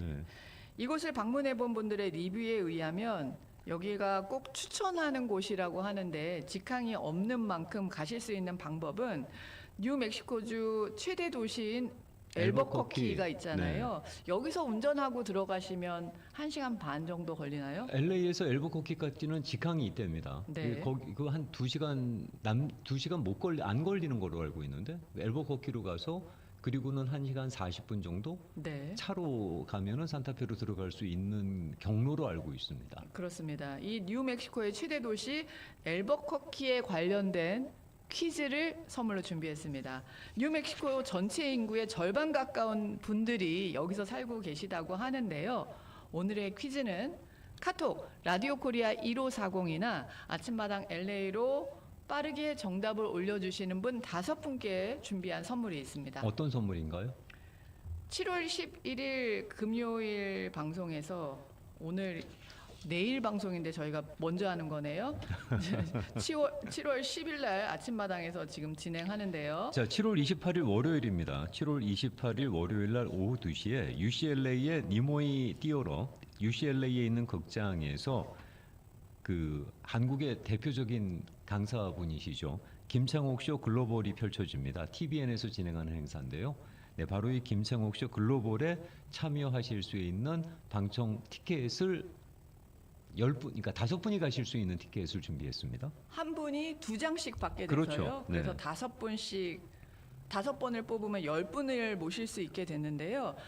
본인이 가신다 그러면 이제 본인의 성함과 전화번호를 주시면 되고, 혹시 양도 계획이 있으시면 저희 담당자랑 연락하셔서 다른 분을 소개하셔도 되겠습니다. 자, 그 자리에 참여하시는 분이 이제 그 저 시큐리티 문제 때문에 네. 꼭 본인이셔야 됩니다. 그렇죠. 본인이셔야 되기 때문에 등록하신 분이 가셔야지, 등록하지 않은 분이 이게 무슨 뭐 다른 티켓처럼 너 가라 하고 주실 수 있는 그런 티켓이 아니에요. 네. 그러니까 꼭 본인이 가셔야 된다는 것을 염두에 두시기 바라겠습니다. 네. 자, 그러면 7월 28일 월요일 오후 2시에 UCLA 니모이 띠오로에서 마련되는 김창옥 쇼 글로벌 방청권 티켓 5분께 드리는 티켓인데요. 퀴즈 준비했습니다. 뉴멕시코의 최대 도시 엘버커키에서는 매년 10월 세계 최대 규모의 땡땡 국제 축제가 펼쳐집니다. 과연 무슨 축제일까요? 세계 최대 규모의 땡땡 국제 축제가 펼쳐진다 그럽니다. 엘버커키에서 벌어지는 축제입니다. 매년 10월 9일? 아니요, 9일 동안 펼쳐집니다. 10월에 9일 동안. 네, 올해는 10월 4일부터 10월 12일까지 준비하고 있는 국제 축제가 있는데요. 과연 무슨 축제일까요? 이것도 보고 싶다. 네, 네. 보기 나갑니다. 1번, 텐트 축제, 2번, 오프로드 트럭 축제, 3번, 열기구 축제, 4번. 별보기 축제. 이야, 엘버커키에서 매년 10월에 9일 동안 펼쳐지는 세계 최대 규모의 땡땡 국제 축제가 있다는 거죠. 네. 아마 여러분들께서 이거 사진으로 많이 보셨을 겁니다. 어마어마한 숫자의 장관이죠, 장관. 네, 네. 사이즈의 축제가 될 것 같은데요. 네, 사진으로 많이 보셨을 만한 그런 축제인데요. 이 과연 축제가 벌어지는 그 공원, 계곡공원의 사이즈가 축구 경기장의 54개 정도가 모여 있는 그 사이즈 공원에서 펼쳐진다고 합니다. 54개 축구 경기장이 들어서는 그 규모에서 펼쳐지는 거라고. 네. 와, 이거 과연 얼마나 무슨 축제일까요? 얼마나 큰 축제예요, 그러니까. 네. 텐트 축제, 오프로드 트럭 축제, 열기구 축제, 별보기 축제가 되겠습니다. 카톡으로 올려주시면 되겠는데요. 라디오 코리아 1540이나 아침마당 LA로 보내주시면 되겠습니다. 날짜는 7월 28일 월요일에 UCLA 니모이 극장에서 펼쳐지는 김창옥 쇼 글로벌 쇼에 모시기 위한 티켓 각각 2장씩을 선물로 준비하고 있는데요. 네, TVN에서 마련하고 있는 네, 그 글로벌 선정되신 쇼가 분께는 되겠습니다. 제가 연락을 드리면 성함과 전화번호를 남겨주시면 되고요. 그분께는 저희 라디오 코리아에서 담당자가 전화를 드려서 자세한 안내를 할 수 있도록 도움드리겠습니다. 자, 그러면은 어느 정도 올라오셨으니까. 많이 올라오셨죠? 네, 자, 그러면 세계 최대 규모의 땡땡 국제 축제, 무슨 축제인가요? 정답은 열기구 축제입니다. 이건 저 사진으로도 보고 유튜브로도 봤는데 어마무시하더만요. 1970년부터 시작된 역사가 긴 축제이고요. 한번 진행이 되면 열기구만 한 600개 정도가 올라간다고 합니다. 그 이상이 올라가요. 엄청난 풍경이 펼쳐지는 거죠. 네, 매년 10월 9일 동안 펼쳐지는데 올해는 10월 4일부터 10월 12일까지 엘버커키에서 준비하고 있습니다. 엘버커키 인터내셔널 볼룸 피에스타라는 축제입니다. 10월 4일에서 10월 12일이라고. 가시려고요? 표시하시네. 네. 열기구를 많이 아시는 건지, 이 축제를 많이 아시는 건지, 아니면 김창옥 쇼가 굉장히 인기가 많은 건지, 카톡 맞추신 분들이 많으세요. 선착순으로 5분께 연락을 드리겠습니다. 네. 이러니까 또 갑자기 뉴멕시코를 꼭 가봐야 되겠다라는 욕심이 또 생기는데요.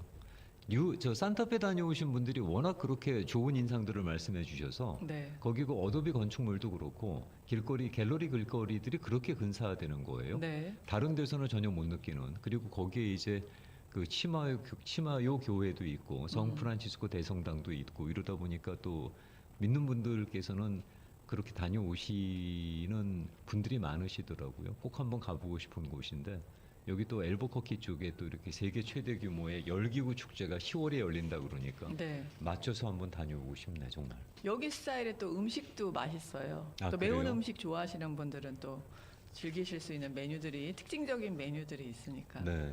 참고하시면 좋습니다. 열기구 축제 직관하신 분 손 한번 들어보세요.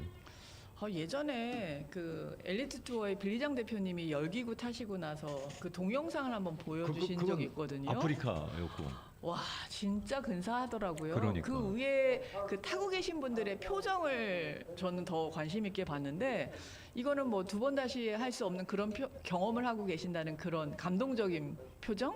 그분들의 표정이 인상적이었어요.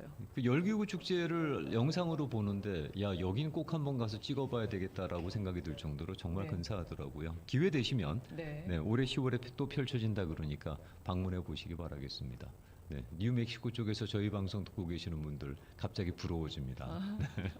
이 시간 2부 도와주시는 분들입니다. 네. 세계 최초 AI 기반 AT 듀얼 롤러입니다. 카우나 프리미엄 블렌드 디오스를 사이프레스 본사와 LA CD 센터 본사 직영 매장에서 체험하세요. 카우나 마사지 체어. 정말 좋은 공진단을 만나고 싶으신가요? 좋은 약재로 정성 들여 만든 10만이 장석훈의 산삼 침향 공진단이 있습니다.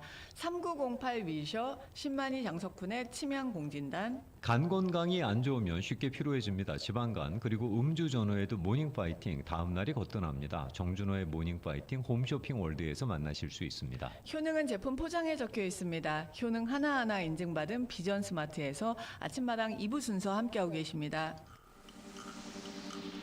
경험은 실력을 만듭니다. 실력은 결과로 증명됩니다. 지난 20년간 13,000건 이상의 승소 케이스가 증명하는 리타 변호사의 실력은 여러분의 레몬법 케이스에서도 그 보상 결과로서 확실하게 증명될 것입니다. 100% 레몬법만을 전문으로 해온 리타 변호사. 한국어 상담은 213-400-0091, 400-0091. Maximize your settlement under the lemon law. Call us. This is Nick Nita. 힘이 불끈 원기 회복에 좋은 불로초 한방보양식. 불로초 한방보양식의 흑염소 한방요리 노하우는 그 누구도 흉내낼 수가 없습니다. 많은 분들에게 인정받은 불로초 한방보약으로 승부한 25년. 건강을 위한 흑염소 음식으로 여러분의 건강을 책임지겠습니다. 지구상 어디에도 없는 음식 흑염소 전골은 허온 양평 해장국. 해장국도 시원합니다. 보양식 삼계탕도 있어요. 113-383-0080 383-0080 불로초 한방보양식. 올 여름 서울 메디스파 연예인 패키지로 얼굴부터 바디까지 완벽하게. 요즘 한국 연예인들 다 한다는 세마글루타이드 다이어트. 뱃살, 팔뚝살, 등살, 옆구리살, 허벅지살. 건강하게 부작용 없이, 요요 없이. 필러 없이도 탱탱해진다. 한국에서 떠오르는 스킨 부스터 레디어스. 이거 하나면 처진 얼굴 업. 서울 서비스 그대로, 서울 실력 그대로, 서울 메디스파. 부에나팍 714-583-8343 가든그로브 714-855-8531. 귀생당으로 여름철 건강을 지키세요. 면역력을 높이고 싶으신가요? 해조의 기적 귀생당 명품 후코이단. 오랜 당뇨로 고생하십니까? 한방 생약으로 만든 귀생당 당간 신구. 만성 피로로 무기력하신가요? 귀생당 동의비와 홍삼. 눈이 걱정이신가요? 귀생당 아이눈 아이. 건강 지킴이 귀생당이 전 제품 세일과 푸짐한 선물로 감사의 마음을 전합니다. 코리아타운 플라자 2층 귀생당 213-384-3333. 생명을 위하게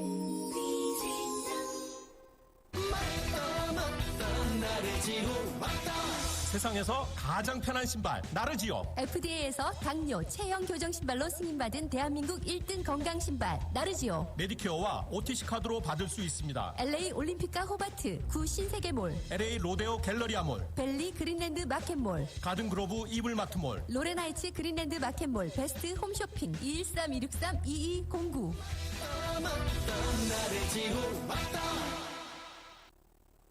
파라오를 모르는 자, 노래방을 논하지 말라. 노래방의 절대 강자 파라오.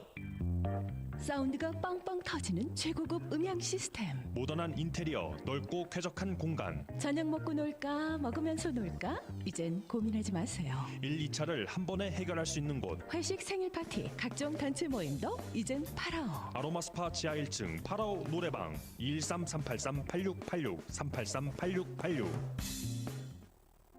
이번에 장례식을 갔는데 여많은 장소, 추도식 장소가 다 달라서 유족들이 마음고생을 하더라고요. 제 주변은 다 한국 장의사에 맡기던데. 고인 픽업부터 추모 예배까지 한 곳에서 할 수 있는 한국 장의사 말이죠. 네, 한국 장의사가 한인타운에서 제일 가깝고 모든 장례 서비스도 원스톱이라 제일 편하고 장례보험도 취급한대요. 역시 오랜 전통이 있는 한국 장의사는 다르네요. 한국 장의사 323-734-5656 노루업 562-868-0788.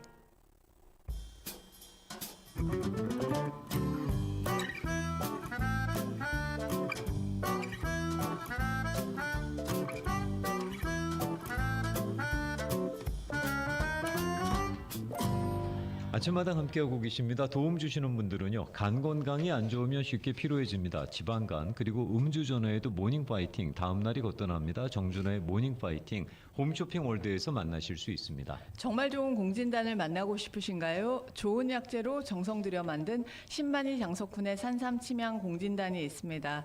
3908 위셔 신만이 장석훈의 침향 공진단. 세계 최초 AI 기반 8D 듀얼 롤러입니다. 카우나 프리미엄 브랜드 디오스를 사이프러스 본사와 LA 시티센터 본사 직영 매장에서 체험하세요. 카우나 마사지 체어에서 한 군데 더 있죠. 네.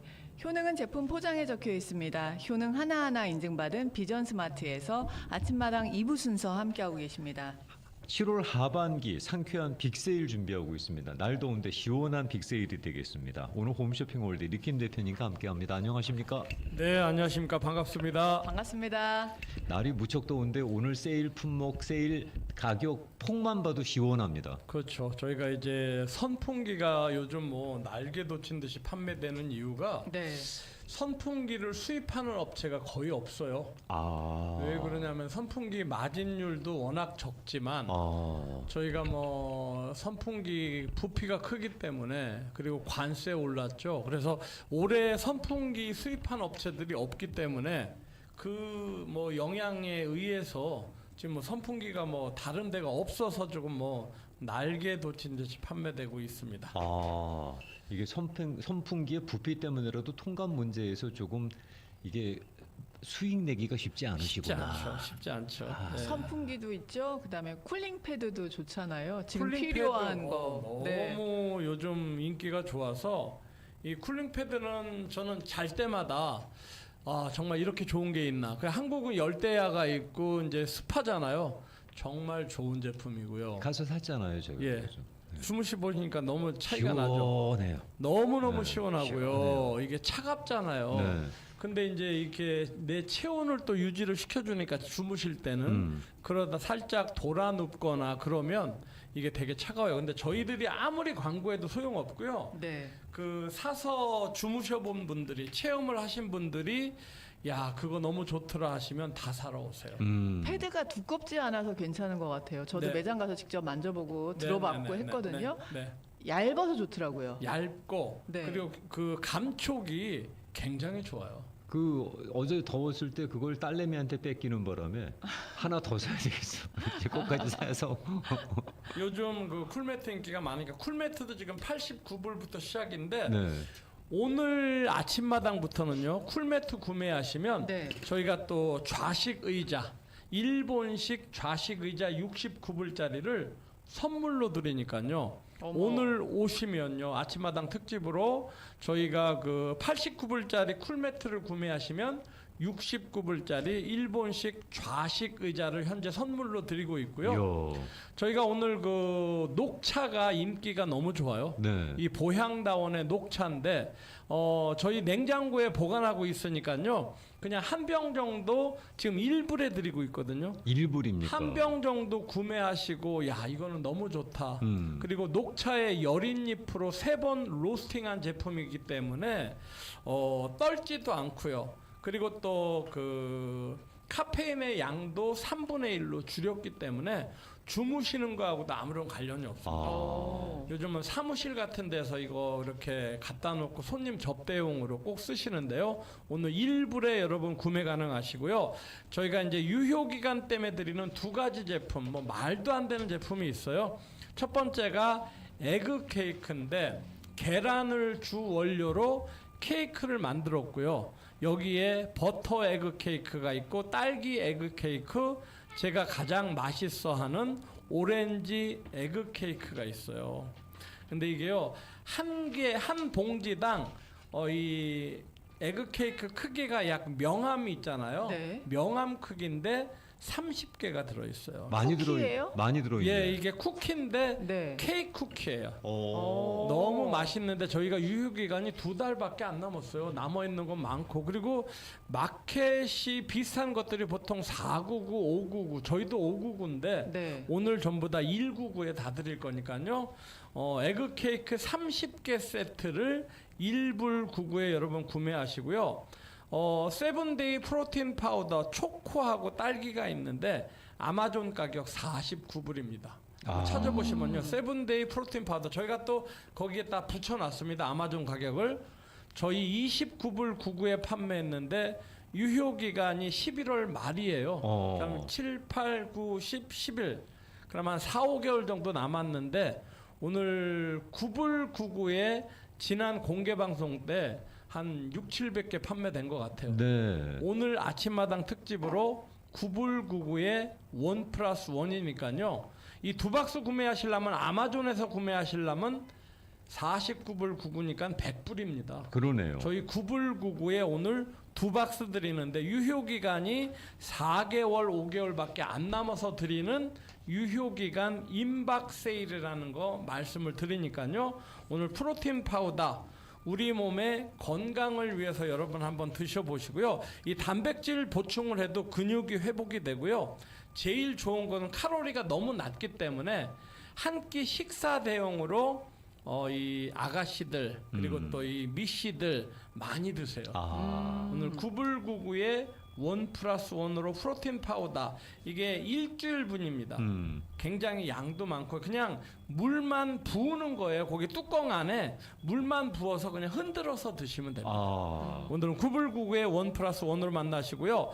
유효기간 2년 이상 남은 2가지 제품 오늘 대박 세일하는 게 바로 이 더위 먹은 세일이라고 알려져 있는 6년근 홍삼 스틱 더 레드. 오늘 뭐 여러분들이 이 듣기만 하셔도 깜짝 놀랄 가격에 드리는데요. 얼마인데요? 이게 한 달분 69불 99를 49불 99에 20불을 더 빼드리고요. 네. 1+ 오늘 3로 드리기 때문에 4박스요? 이거는 뭐 관세 올랐죠, 뭐 올랐죠. 근데 이 저희가 원가 이하 세일이 이렇게 한두 가지가 엄청난 세일이 진행이 되면 그래도 손님들이 많이 오세요. 오늘 원가 이하 세일입니다. 놀라운 가격이네요. 진짜 더위 먹은 세일이다. 네. 이게 RG1, RB1, RG3 등 진세노사이드가 굉장히 많이 들은 특수 사포닌들이 많이 들은 6년근 블루아일 홍삼 스틱인데요. 경상남도 거제도에서 왔어요. 이 거제 시장님이 정책적으로 저희한테 수출 장려금을 많이 보내주셨기 때문에 가능한 겁니다. 2가지의 오늘 수출 장려금 세일을 하는데 이 거제도에서 워낙 많이 보내주셨고요. 저희가 오늘 49불 99에 1+3 6년근 홍삼 스틱 1개월분이 한 박스당 12불 49전 가격으로 그러네요. 4박스에 49불 99. 저희가 실은 지난주에 이제 천지임 홍삼 스틱을 5박스에 99불에 판매할 때 2주 만에 다 2,500박스가 솔드아웃 됐습니다. 이거는 4박스를 50불에 드리는 거니까 이거 한정 판매인가요? 한정 없어요. 네. 저희가 오늘 내일 떨어질 때까지 그냥 판매하고 많은 세일이니까 유효기간 2년이나 있는 신제품을 여러분께 오늘 50불에 4박스 50불에 4박스에 6년근 홍삼 스틱 더위 먹은 세일로 여러분께 드립니다. 이거 사서 선물하셔도 좋겠다. 말도 안 돼요. 이거. 저희가 사실은 네. 이게 5,000박스 올 때 거의 그 거제시에서 그 많은 후원 장려금을 받았어요. 네네. 그만큼 여러분께 환원을 해드리는 거고요. 또 한 가지 여러분이 너무너무 좋아하시는 홍삼근 70%에 홍미삼 30% 이게 정관장의 홍삼원 골드도 자세히 보면 홍삼근 70%에 홍미삼 30%짜리 그 홍삼 농축 엑기스가 있습니다. 네, 네. 한삼인에도 있고 그리고 또 인기리에 판매되는 소백코리아 것도 있는데 똑같습니다. 저희가 6년근 금산홍삼 농축액 4병 세트인데 한 병을 저희가 홍삼 농축액 한 병을 29불 99에 드리고요. 4병 세트는 세일 가격의 50%를 더 세일해서 69불 99에 드리기 때문에요. 두 가지의 홍삼입니다. 첫 번째 6년근 홍삼 스틱은 스틱을 이렇게 짜서 드시는 스틱. 오늘 50불 49불 99에 무려 4박스를 드리고요. 이 금산홍삼 농축액은 병에 들어서 스푼으로 떠서 물에 타서 드시거나 침으로 녹여 드시면 됩니다. 오늘 한 병은 29불 99, 4병 세트는 69불 99에 여러분 구매 가능하시고요. 무설탕 홍삼 캔디도 오늘은 1불 99예요. 199입니다. 199. 그리고 생선살로 구워서 만든 꾸이맨. 구워서 만들었다고 해서 꾸이맨입니다. 오늘 5불 99에 1+2 세 봉지에 5불 99고요. 지금 너무너무 인기 좋은 게 바로 이 강원도 횡성군에서 온 시골진 참기름과 시골진 들기름이 있습니다. 이게 한국산 참기름과 들기름은요.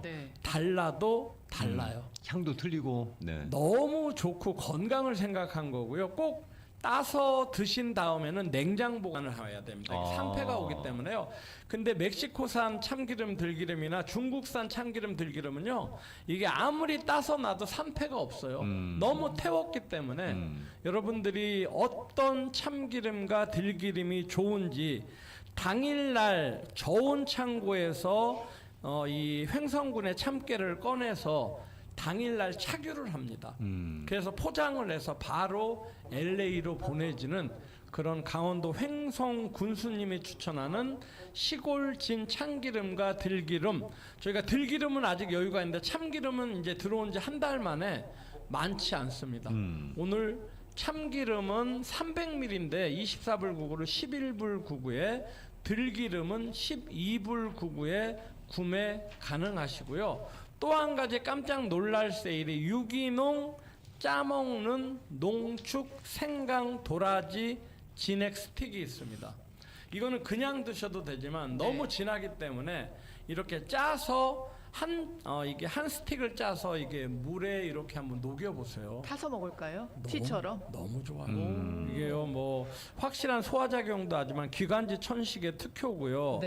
감기 증상에도 좋고 가장 좋은 거는 면역력에도 좋지만 요즘 같이 더울 때 좀 우울하거나 기분이 좀 다운될 때 이 생강 도라지, 생강도 유기농이고요. 도라지도 유기농으로 만들었고 이 생강의 그 애린 맛을 다 없앴습니다. 오늘 19불 99에 세일했는데 한 박스 저희가 9불 99에 1+1으로 드립니다. 999입니다. 박스에 원으로 1+1으로 생강 도라지 농축액 드리고요.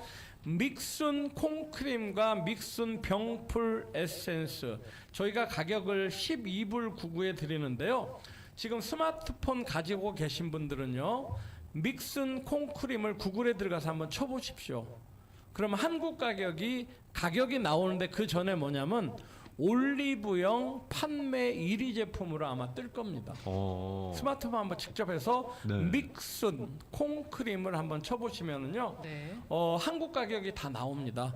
지금 찾고 있어요. 이 콩크림과 병풀 에센스도 지금 이게 코스코에도 입점이 되어 있습니다. 아, 그래요? 코스코에도 들어 있습니다. 지금 조선미녀와 이 믹순 제품이 미국 하이틴들한테 가장 인기가 많아요.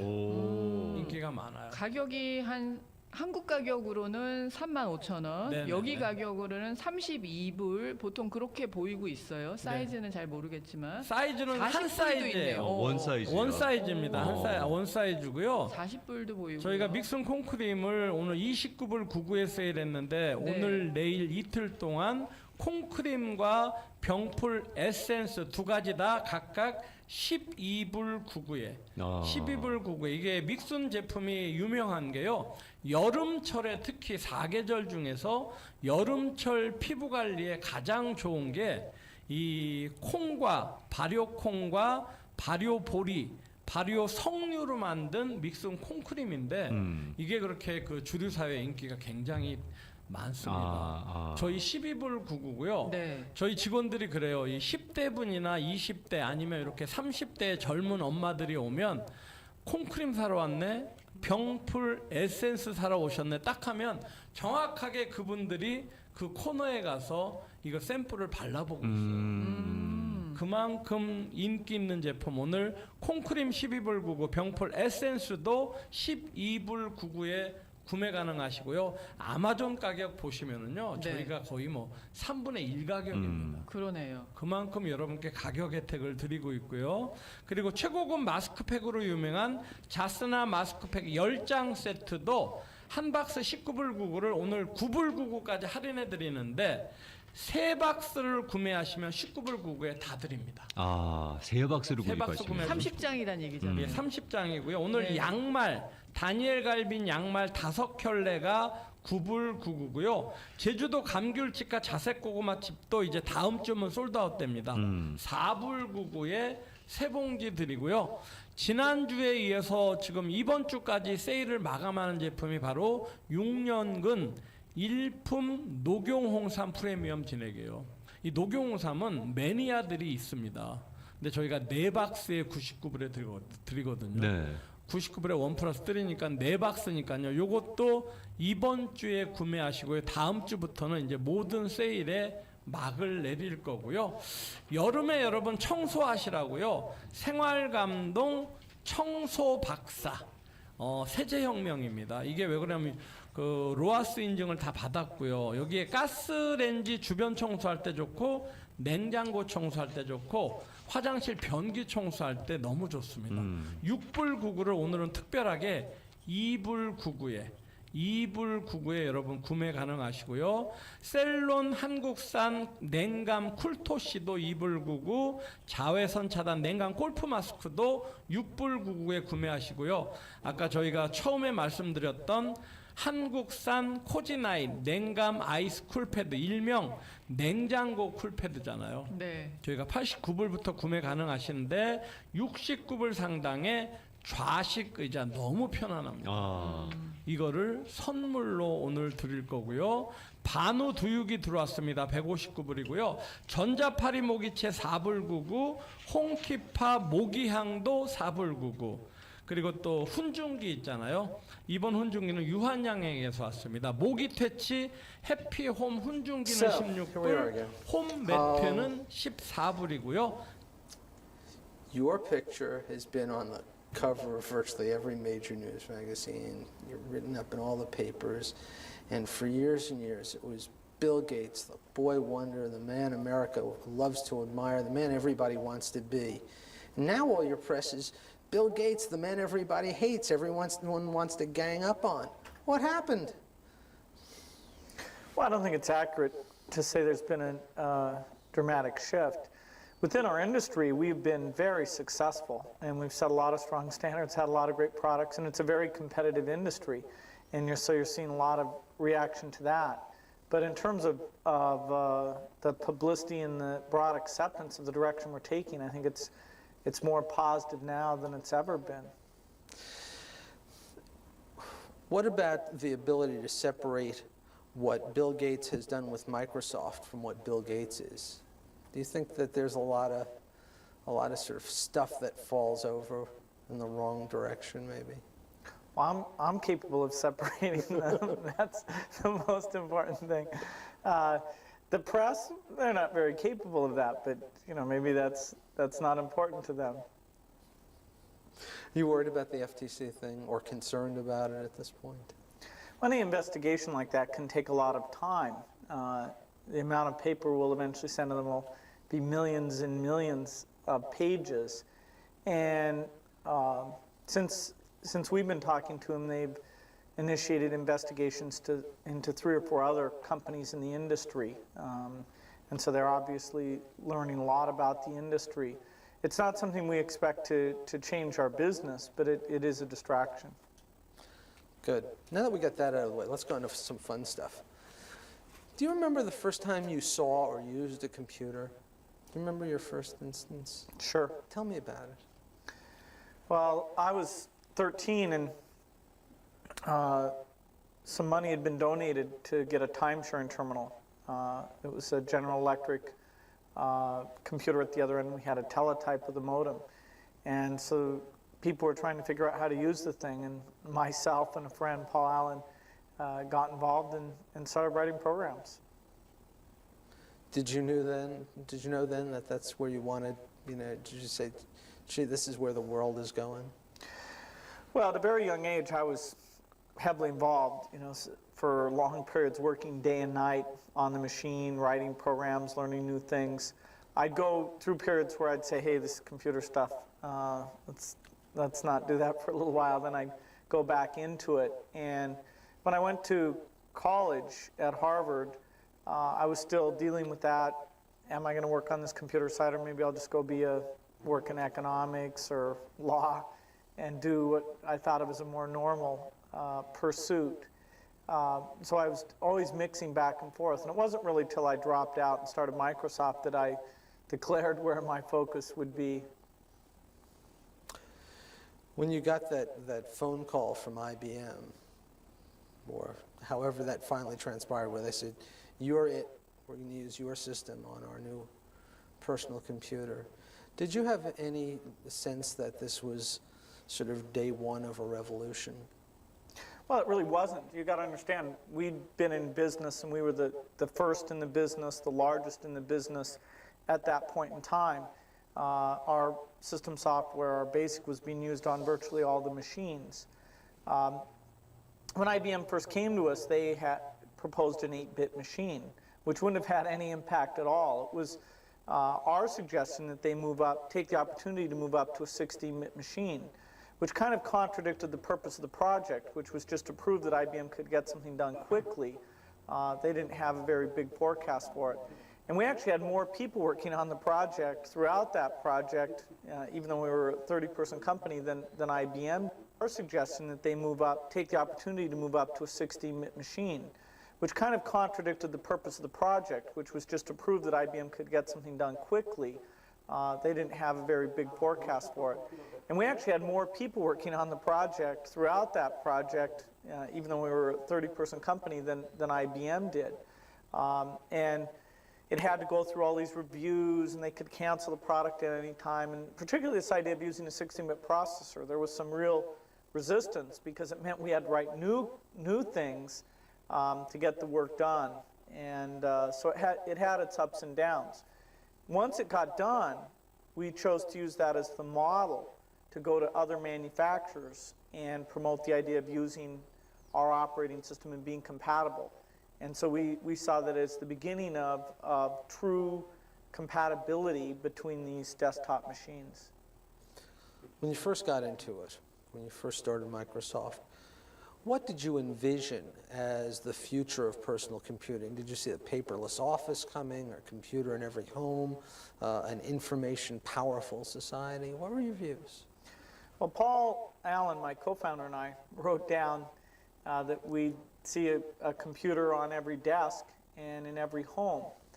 We saw the microprocessor, the chip that drives it, improving so rapidly that any access to information or processing of information would move into the PC, and it would be the tool of the information age. And so that general belief is what we've been moving towards these 15 years. Of those hopes and promises, which are the ones that you feel have best been delivered on, and which ones haven't been? Well, this is an industry where we talk a lot about ease of use and capabilities, and we still have a long ways to go to make these devices as easy as we'd like. People's curiosity about the machine and their willingness to learn things and help other users have been really essential to getting the tool to be used as broadly as it has. And it's been an industry with a lot of ups and downs. All of our early competitors went bankrupt. Most of the early hardware companies are gone. There's been, during the 15 years I've been in the business, the number of companies that have come and gone have been incredible. And it's because a lot of people didn't come up with the right products, they didn't transition to the new stages, and it means it's confusing industry to follow. One of the things that's come out of the industry is vaporware. I understand that Ann Winblad actually coined the phrase or gets credit for it. Why has this business really sort of almost more than anybody except maybe the electric car business promised more than it delivered, or at least promised more on a date in terms of delivery? I mean, you had it with Windows 3 in terms of the difference between when you said it was coming and when it finally came. Was? No, I think you're confused about that. That was announced and shipped on the same day. If you want to go back 8 years to the initial Windows product, there's a case there, but not with Windows 3. But why has this sort of been endemic in the industry? Well, I think some of it reflects the great interest that users have. When you became a billionaire, nothing really changed. So you didn't say, oh, I'm going to buy a Porsche. I did. Okay, all right, yeah. That was an indulgence. Then eventually for my travel, I got a plane, which is a huge indulgence. So you have a Porsche and a plane, and that's it? We have a trampoline room in our house. Oh, wow. It's a room with a very high ceiling. That would be cruel if you didn't put a high ceiling in there. When you became a billionaire, nothing really changed. So you didn't say, oh, I'm going to buy a Porsche. I did. Okay, all right, yeah. That was an indulgence. Then eventually for my travel, I got a plane, which is a huge indulgence. So you have a Porsche and a plane, and that's it? We have a trampoline room in our house. Oh, wow. It's a room with a very high ceiling. That would be cruel if you didn't put a high ceiling in there. When you became a billionaire, nothing really changed. So you didn't say, oh, I'm going to buy a Porsche. I did. Okay, all right, yeah. That was an indulgence. Then eventually...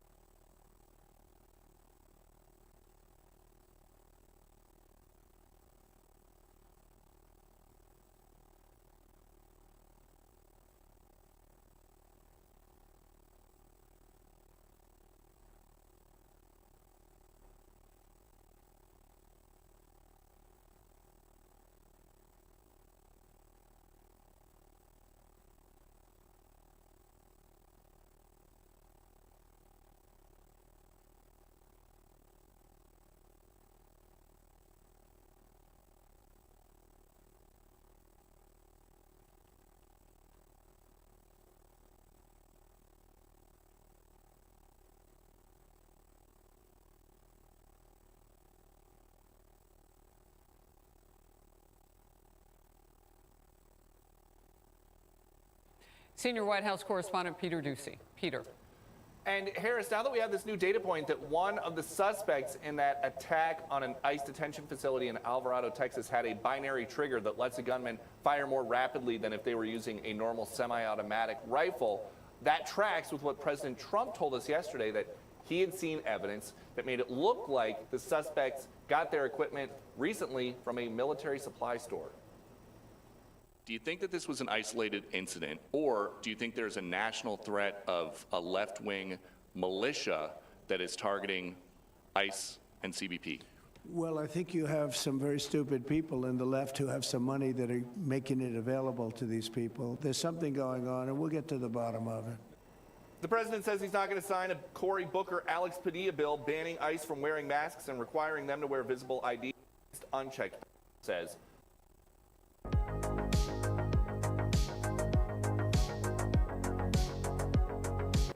ICE, HSI, ERO, whoever's out with us. So the mayor's claims are just totally false. And what she's doing is making people afraid of us. President Trump says he will do whatever is necessary to protect frontline law enforcement. He has no sympathy for these Democratic lawmaker complaints about ICE's methods. Harris. All right, Peter, thank you very much for getting us started. The often violent resistance we are seeing now to illegal immigration enforcement and deportation is actually antithetical to what most voters want. And in fact, they voted for something different. They voted for what President Trump is delivering right now, closing the border, deporting illegals, atop his list of campaign promises. Here's CNN's own data analyst just days after the president's inauguration in January. You see real uniformity. Deport all immigrants who are here illegally. 55% of the New York Times. March, I believe, gets at the... More important than the issues of the economy and abortion. And the personal computer is going to get better and more powerful. If you spend hours a day working with the tool, you like to give input into where it's going to go and see how it's going to change. So even when we don't announce products, like Windows 3 wasn't announced at all, you have a set of dedicated publications, or even the business press going in and taking every testing release you put out, every rumor they can capture, and talking about that. So I think it's the level of interest that drives these things. The amount of pre-announcement, if you go look in the last 2 or 3 years, we've done very, very little of that. Some people are still doing a lot. When somebody gets behind, like say somebody didn't write Windows applications when Windows is taking off, then you get them saying, hey, wait for us, our product's going to be great. And we have quite a lot of that right now. I couldn't imagine who you might have in mind with that. Despite your participation in the Advanced Computing Environment Initiative, you're really now the defender of the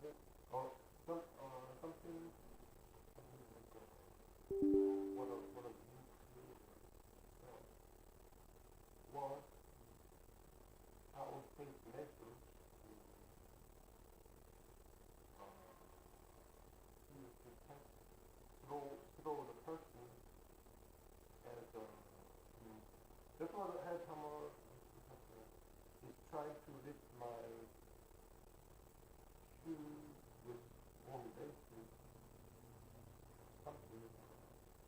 Universe can't if the person can hold on to it.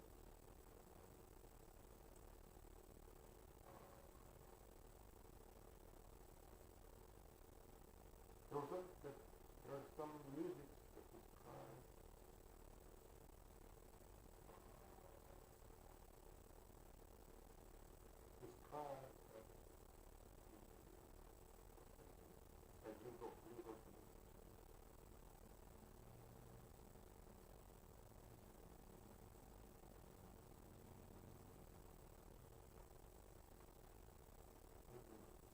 They want to program or they want to create the music, they can enter it.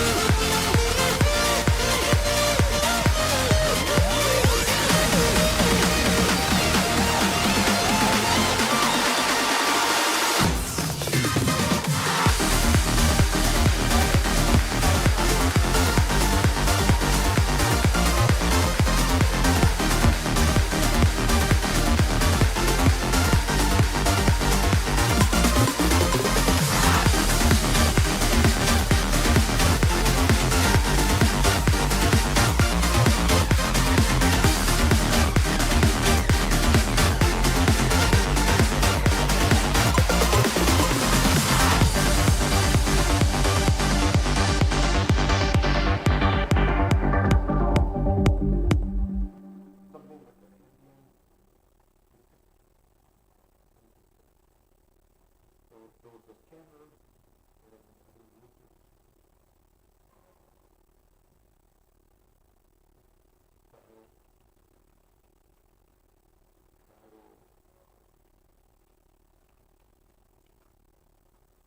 The end of the people.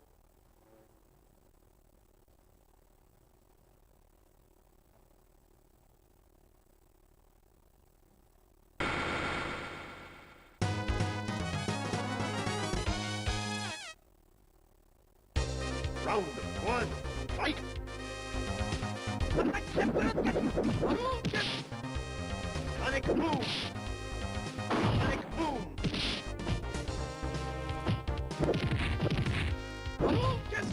Sonic boom! Sonic boom!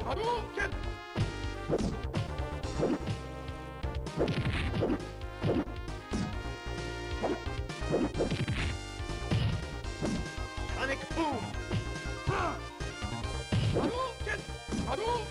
boom! Sonic boom! Sonic boom! Sonic boom! Sonic boom! Sonic boom! Hadouken! Hadouken!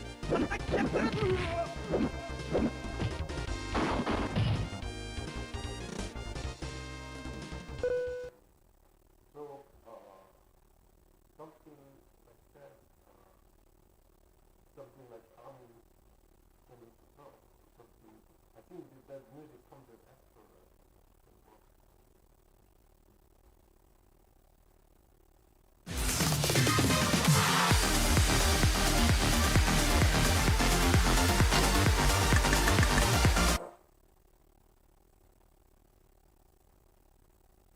외방을 잘 안 가요. 그냥 동료들이 마치겠습니다. 다들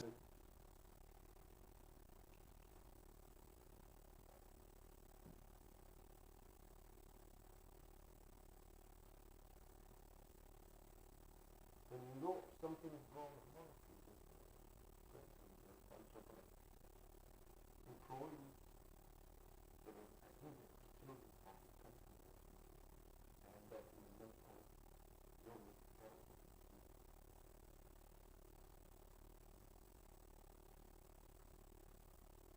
Something is wrong, something is trying to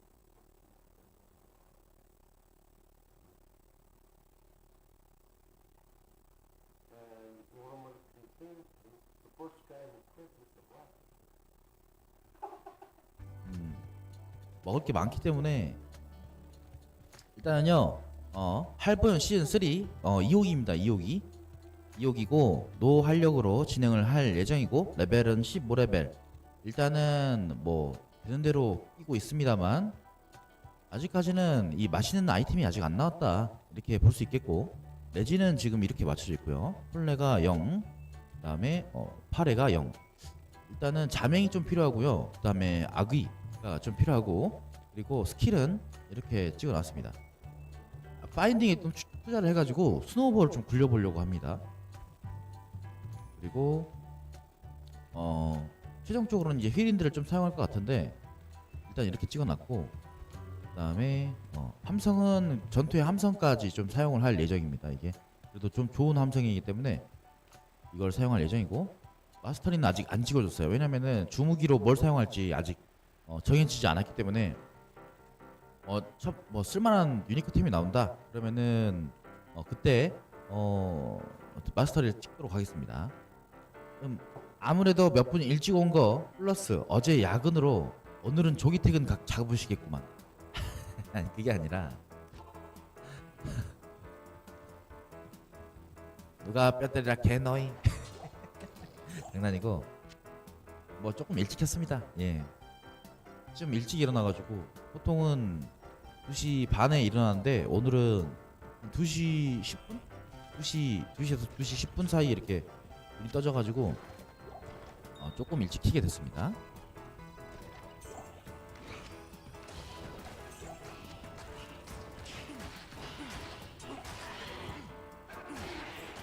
얼마나 지각이 일상화됐으면 4시 전이라 아무도 안 옴.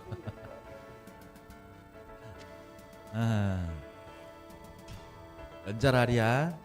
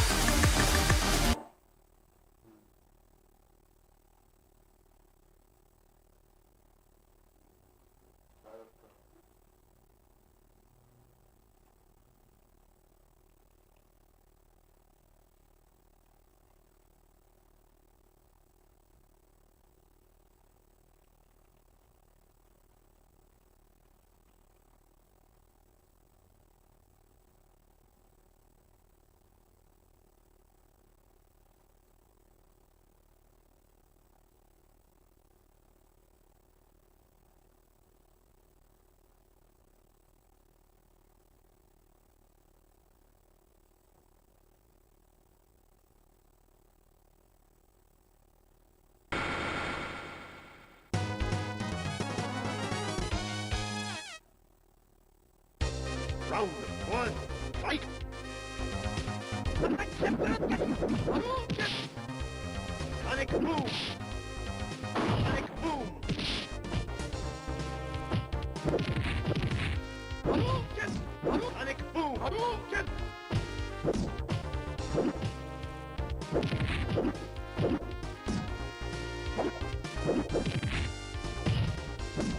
Sonic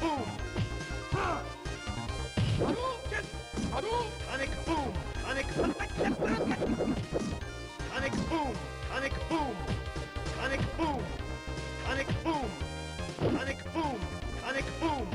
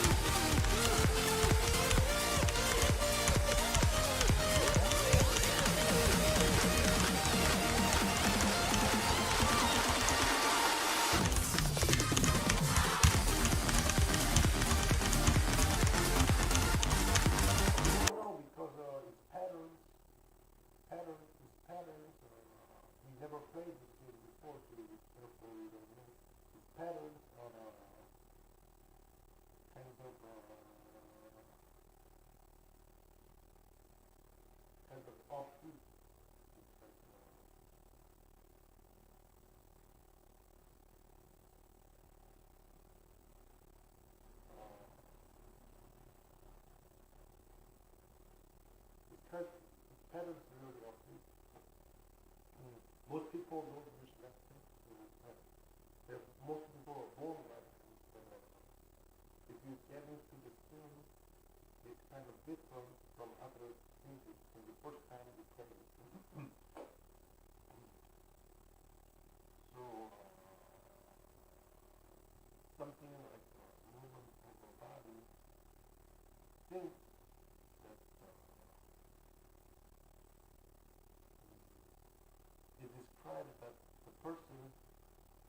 avoiding going to UPS because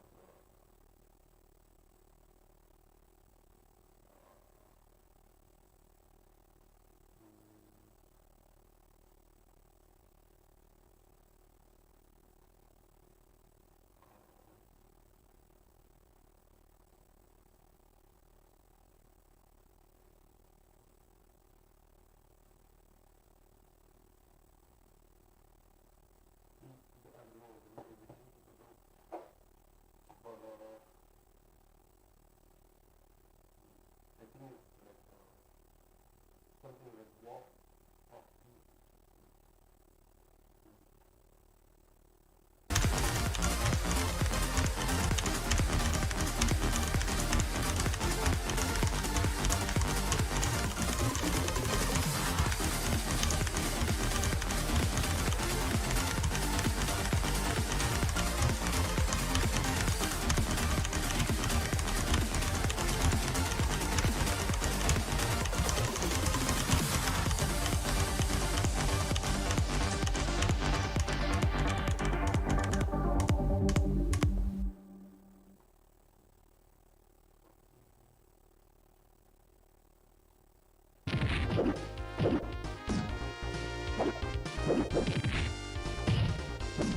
Sonic boom! Hadouken! Sonic boom! Sonic Sonic boom! Sonic boom! Sonic boom! Sonic boom! Sonic boom! Sonic boom!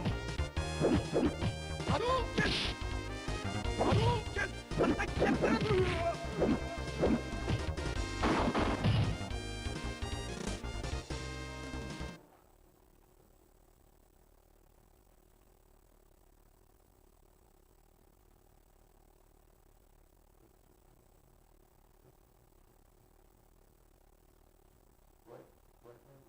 Suddenly, like, right moves come on.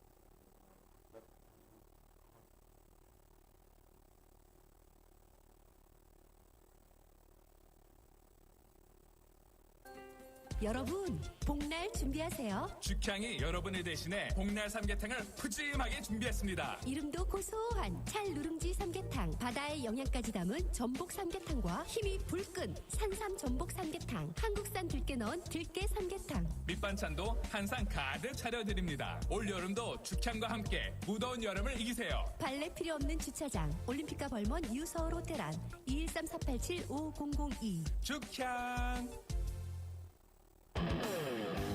타이어하면 세븐디아스, 세븐디아스 하면 타이어가 최저 가격 보장 특별 세일을 시작합니다. 비교하세요 가격을, 선택하십시오 품질을, 확인하세요 서비스를. 금호 타이어 총판 세븐디아스 타이어에서는 한국, 미쉐린, 구디어, 던럽도 파격 대세일합니다. 최고의 품질로 최저 가격을 보장하는 세븐디아스.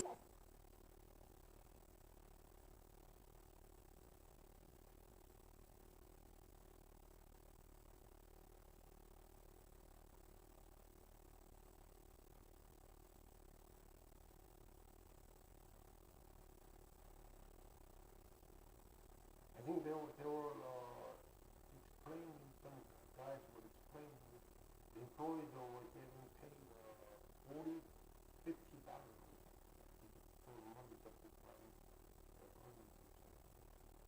And the UPS, you get paid $60, $70 some per hour. Not like I think I've seen that.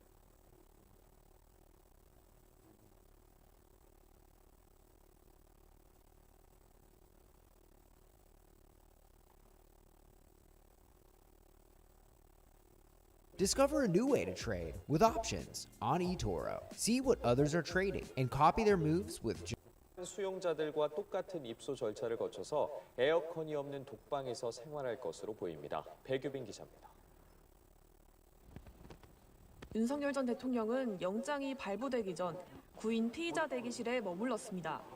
하지만 영장이 발부되면서 일반 구속 피의자와 똑같은 입소 절차를 밟게 됐습니다.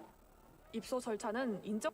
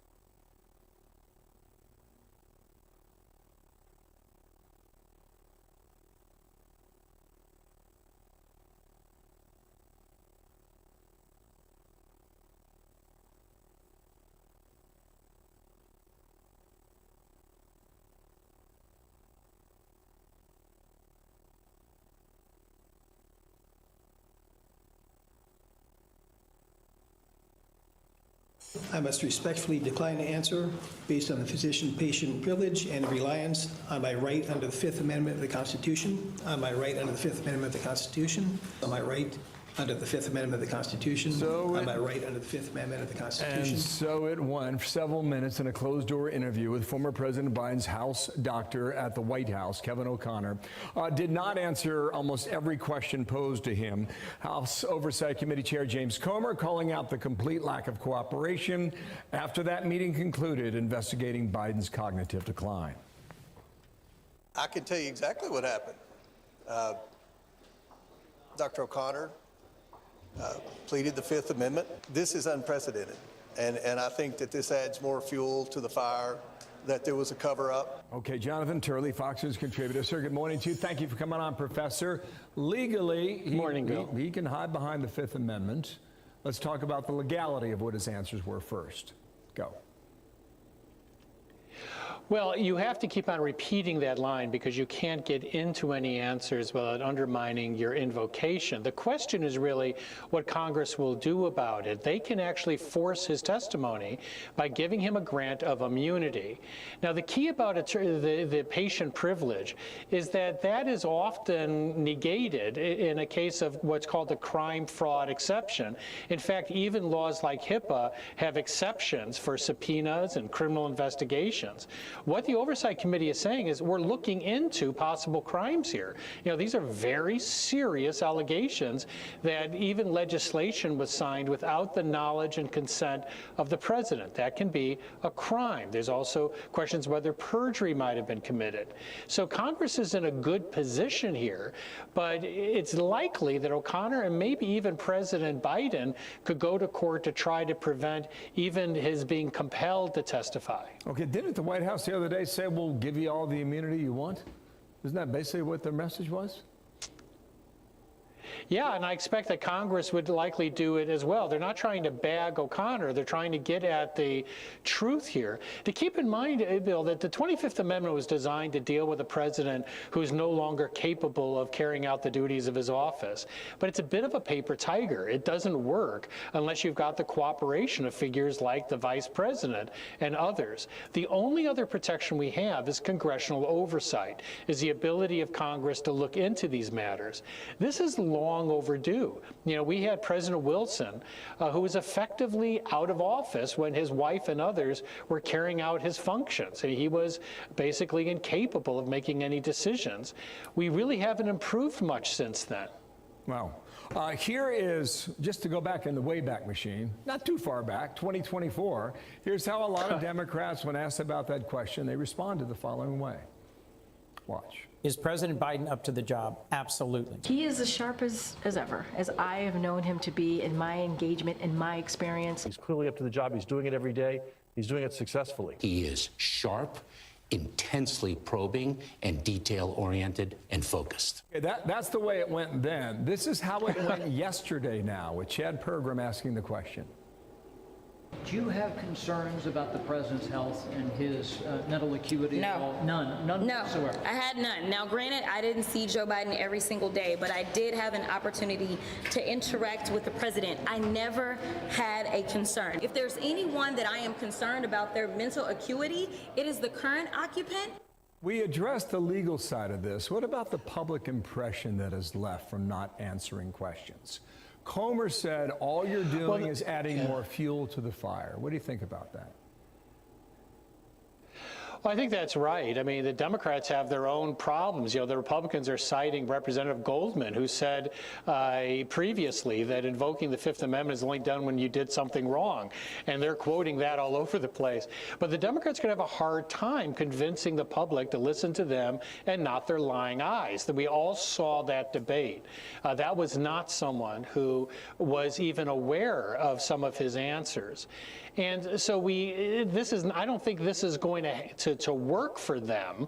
And this idea that somehow they can sort of talk this one away is really not going to work. There are serious questions here. It's unlikely criminal charges are going to come out of this just because of the nature of this process. It's possible.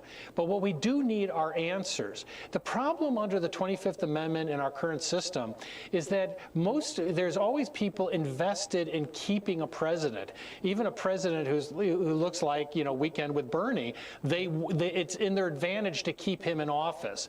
And oversight's the only way for us to penetrate that protective cocoon. Okay, what I'm hearing you saying, though, is that this has a real good chance of coming back. And the designers wanted to design that thing because something from the universe sent the signal to program this stuff because they might mutually 드릴 수 있는 좋습니다. 정말 대단한 노하우입니다. 좋습니다. 여러분 잠시 전화를 말씀 듣고 와서 좋습니다. 바로 함께하도록 할게요. 네. 런치 브레이크 1부 함께하십니다. 갓 빚은 듯 더욱 새로워진 청량함, 미국에서도 살아 숨쉬는 생 막걸리의 스스라 국순당 생 막걸리 함께하십니다. 50년 전통 전복죽 삼계탕으로 유명한 산식당이 코리아타운 플라자 3층 3BBQ로 확장 이전했습니다. 기존 모든 메뉴 그대로, 착한 가격도 그대로. 이제는 최고의 BBQ 콤보까지. 산식당에서 최상급 고기도 즐겨보세요. 육즙 가득 프리미엄 고기로 느끼는 BBQ의 진수. 코리아타운 플라자 3층 발레 필요 없는 넓고 편리한 무료 파킹. 오전 7시부터 밤 10시까지 오픈합니다. 금, 토, 일은 낮 12시부터 BBQ 가능합니다. 오늘도 즐겁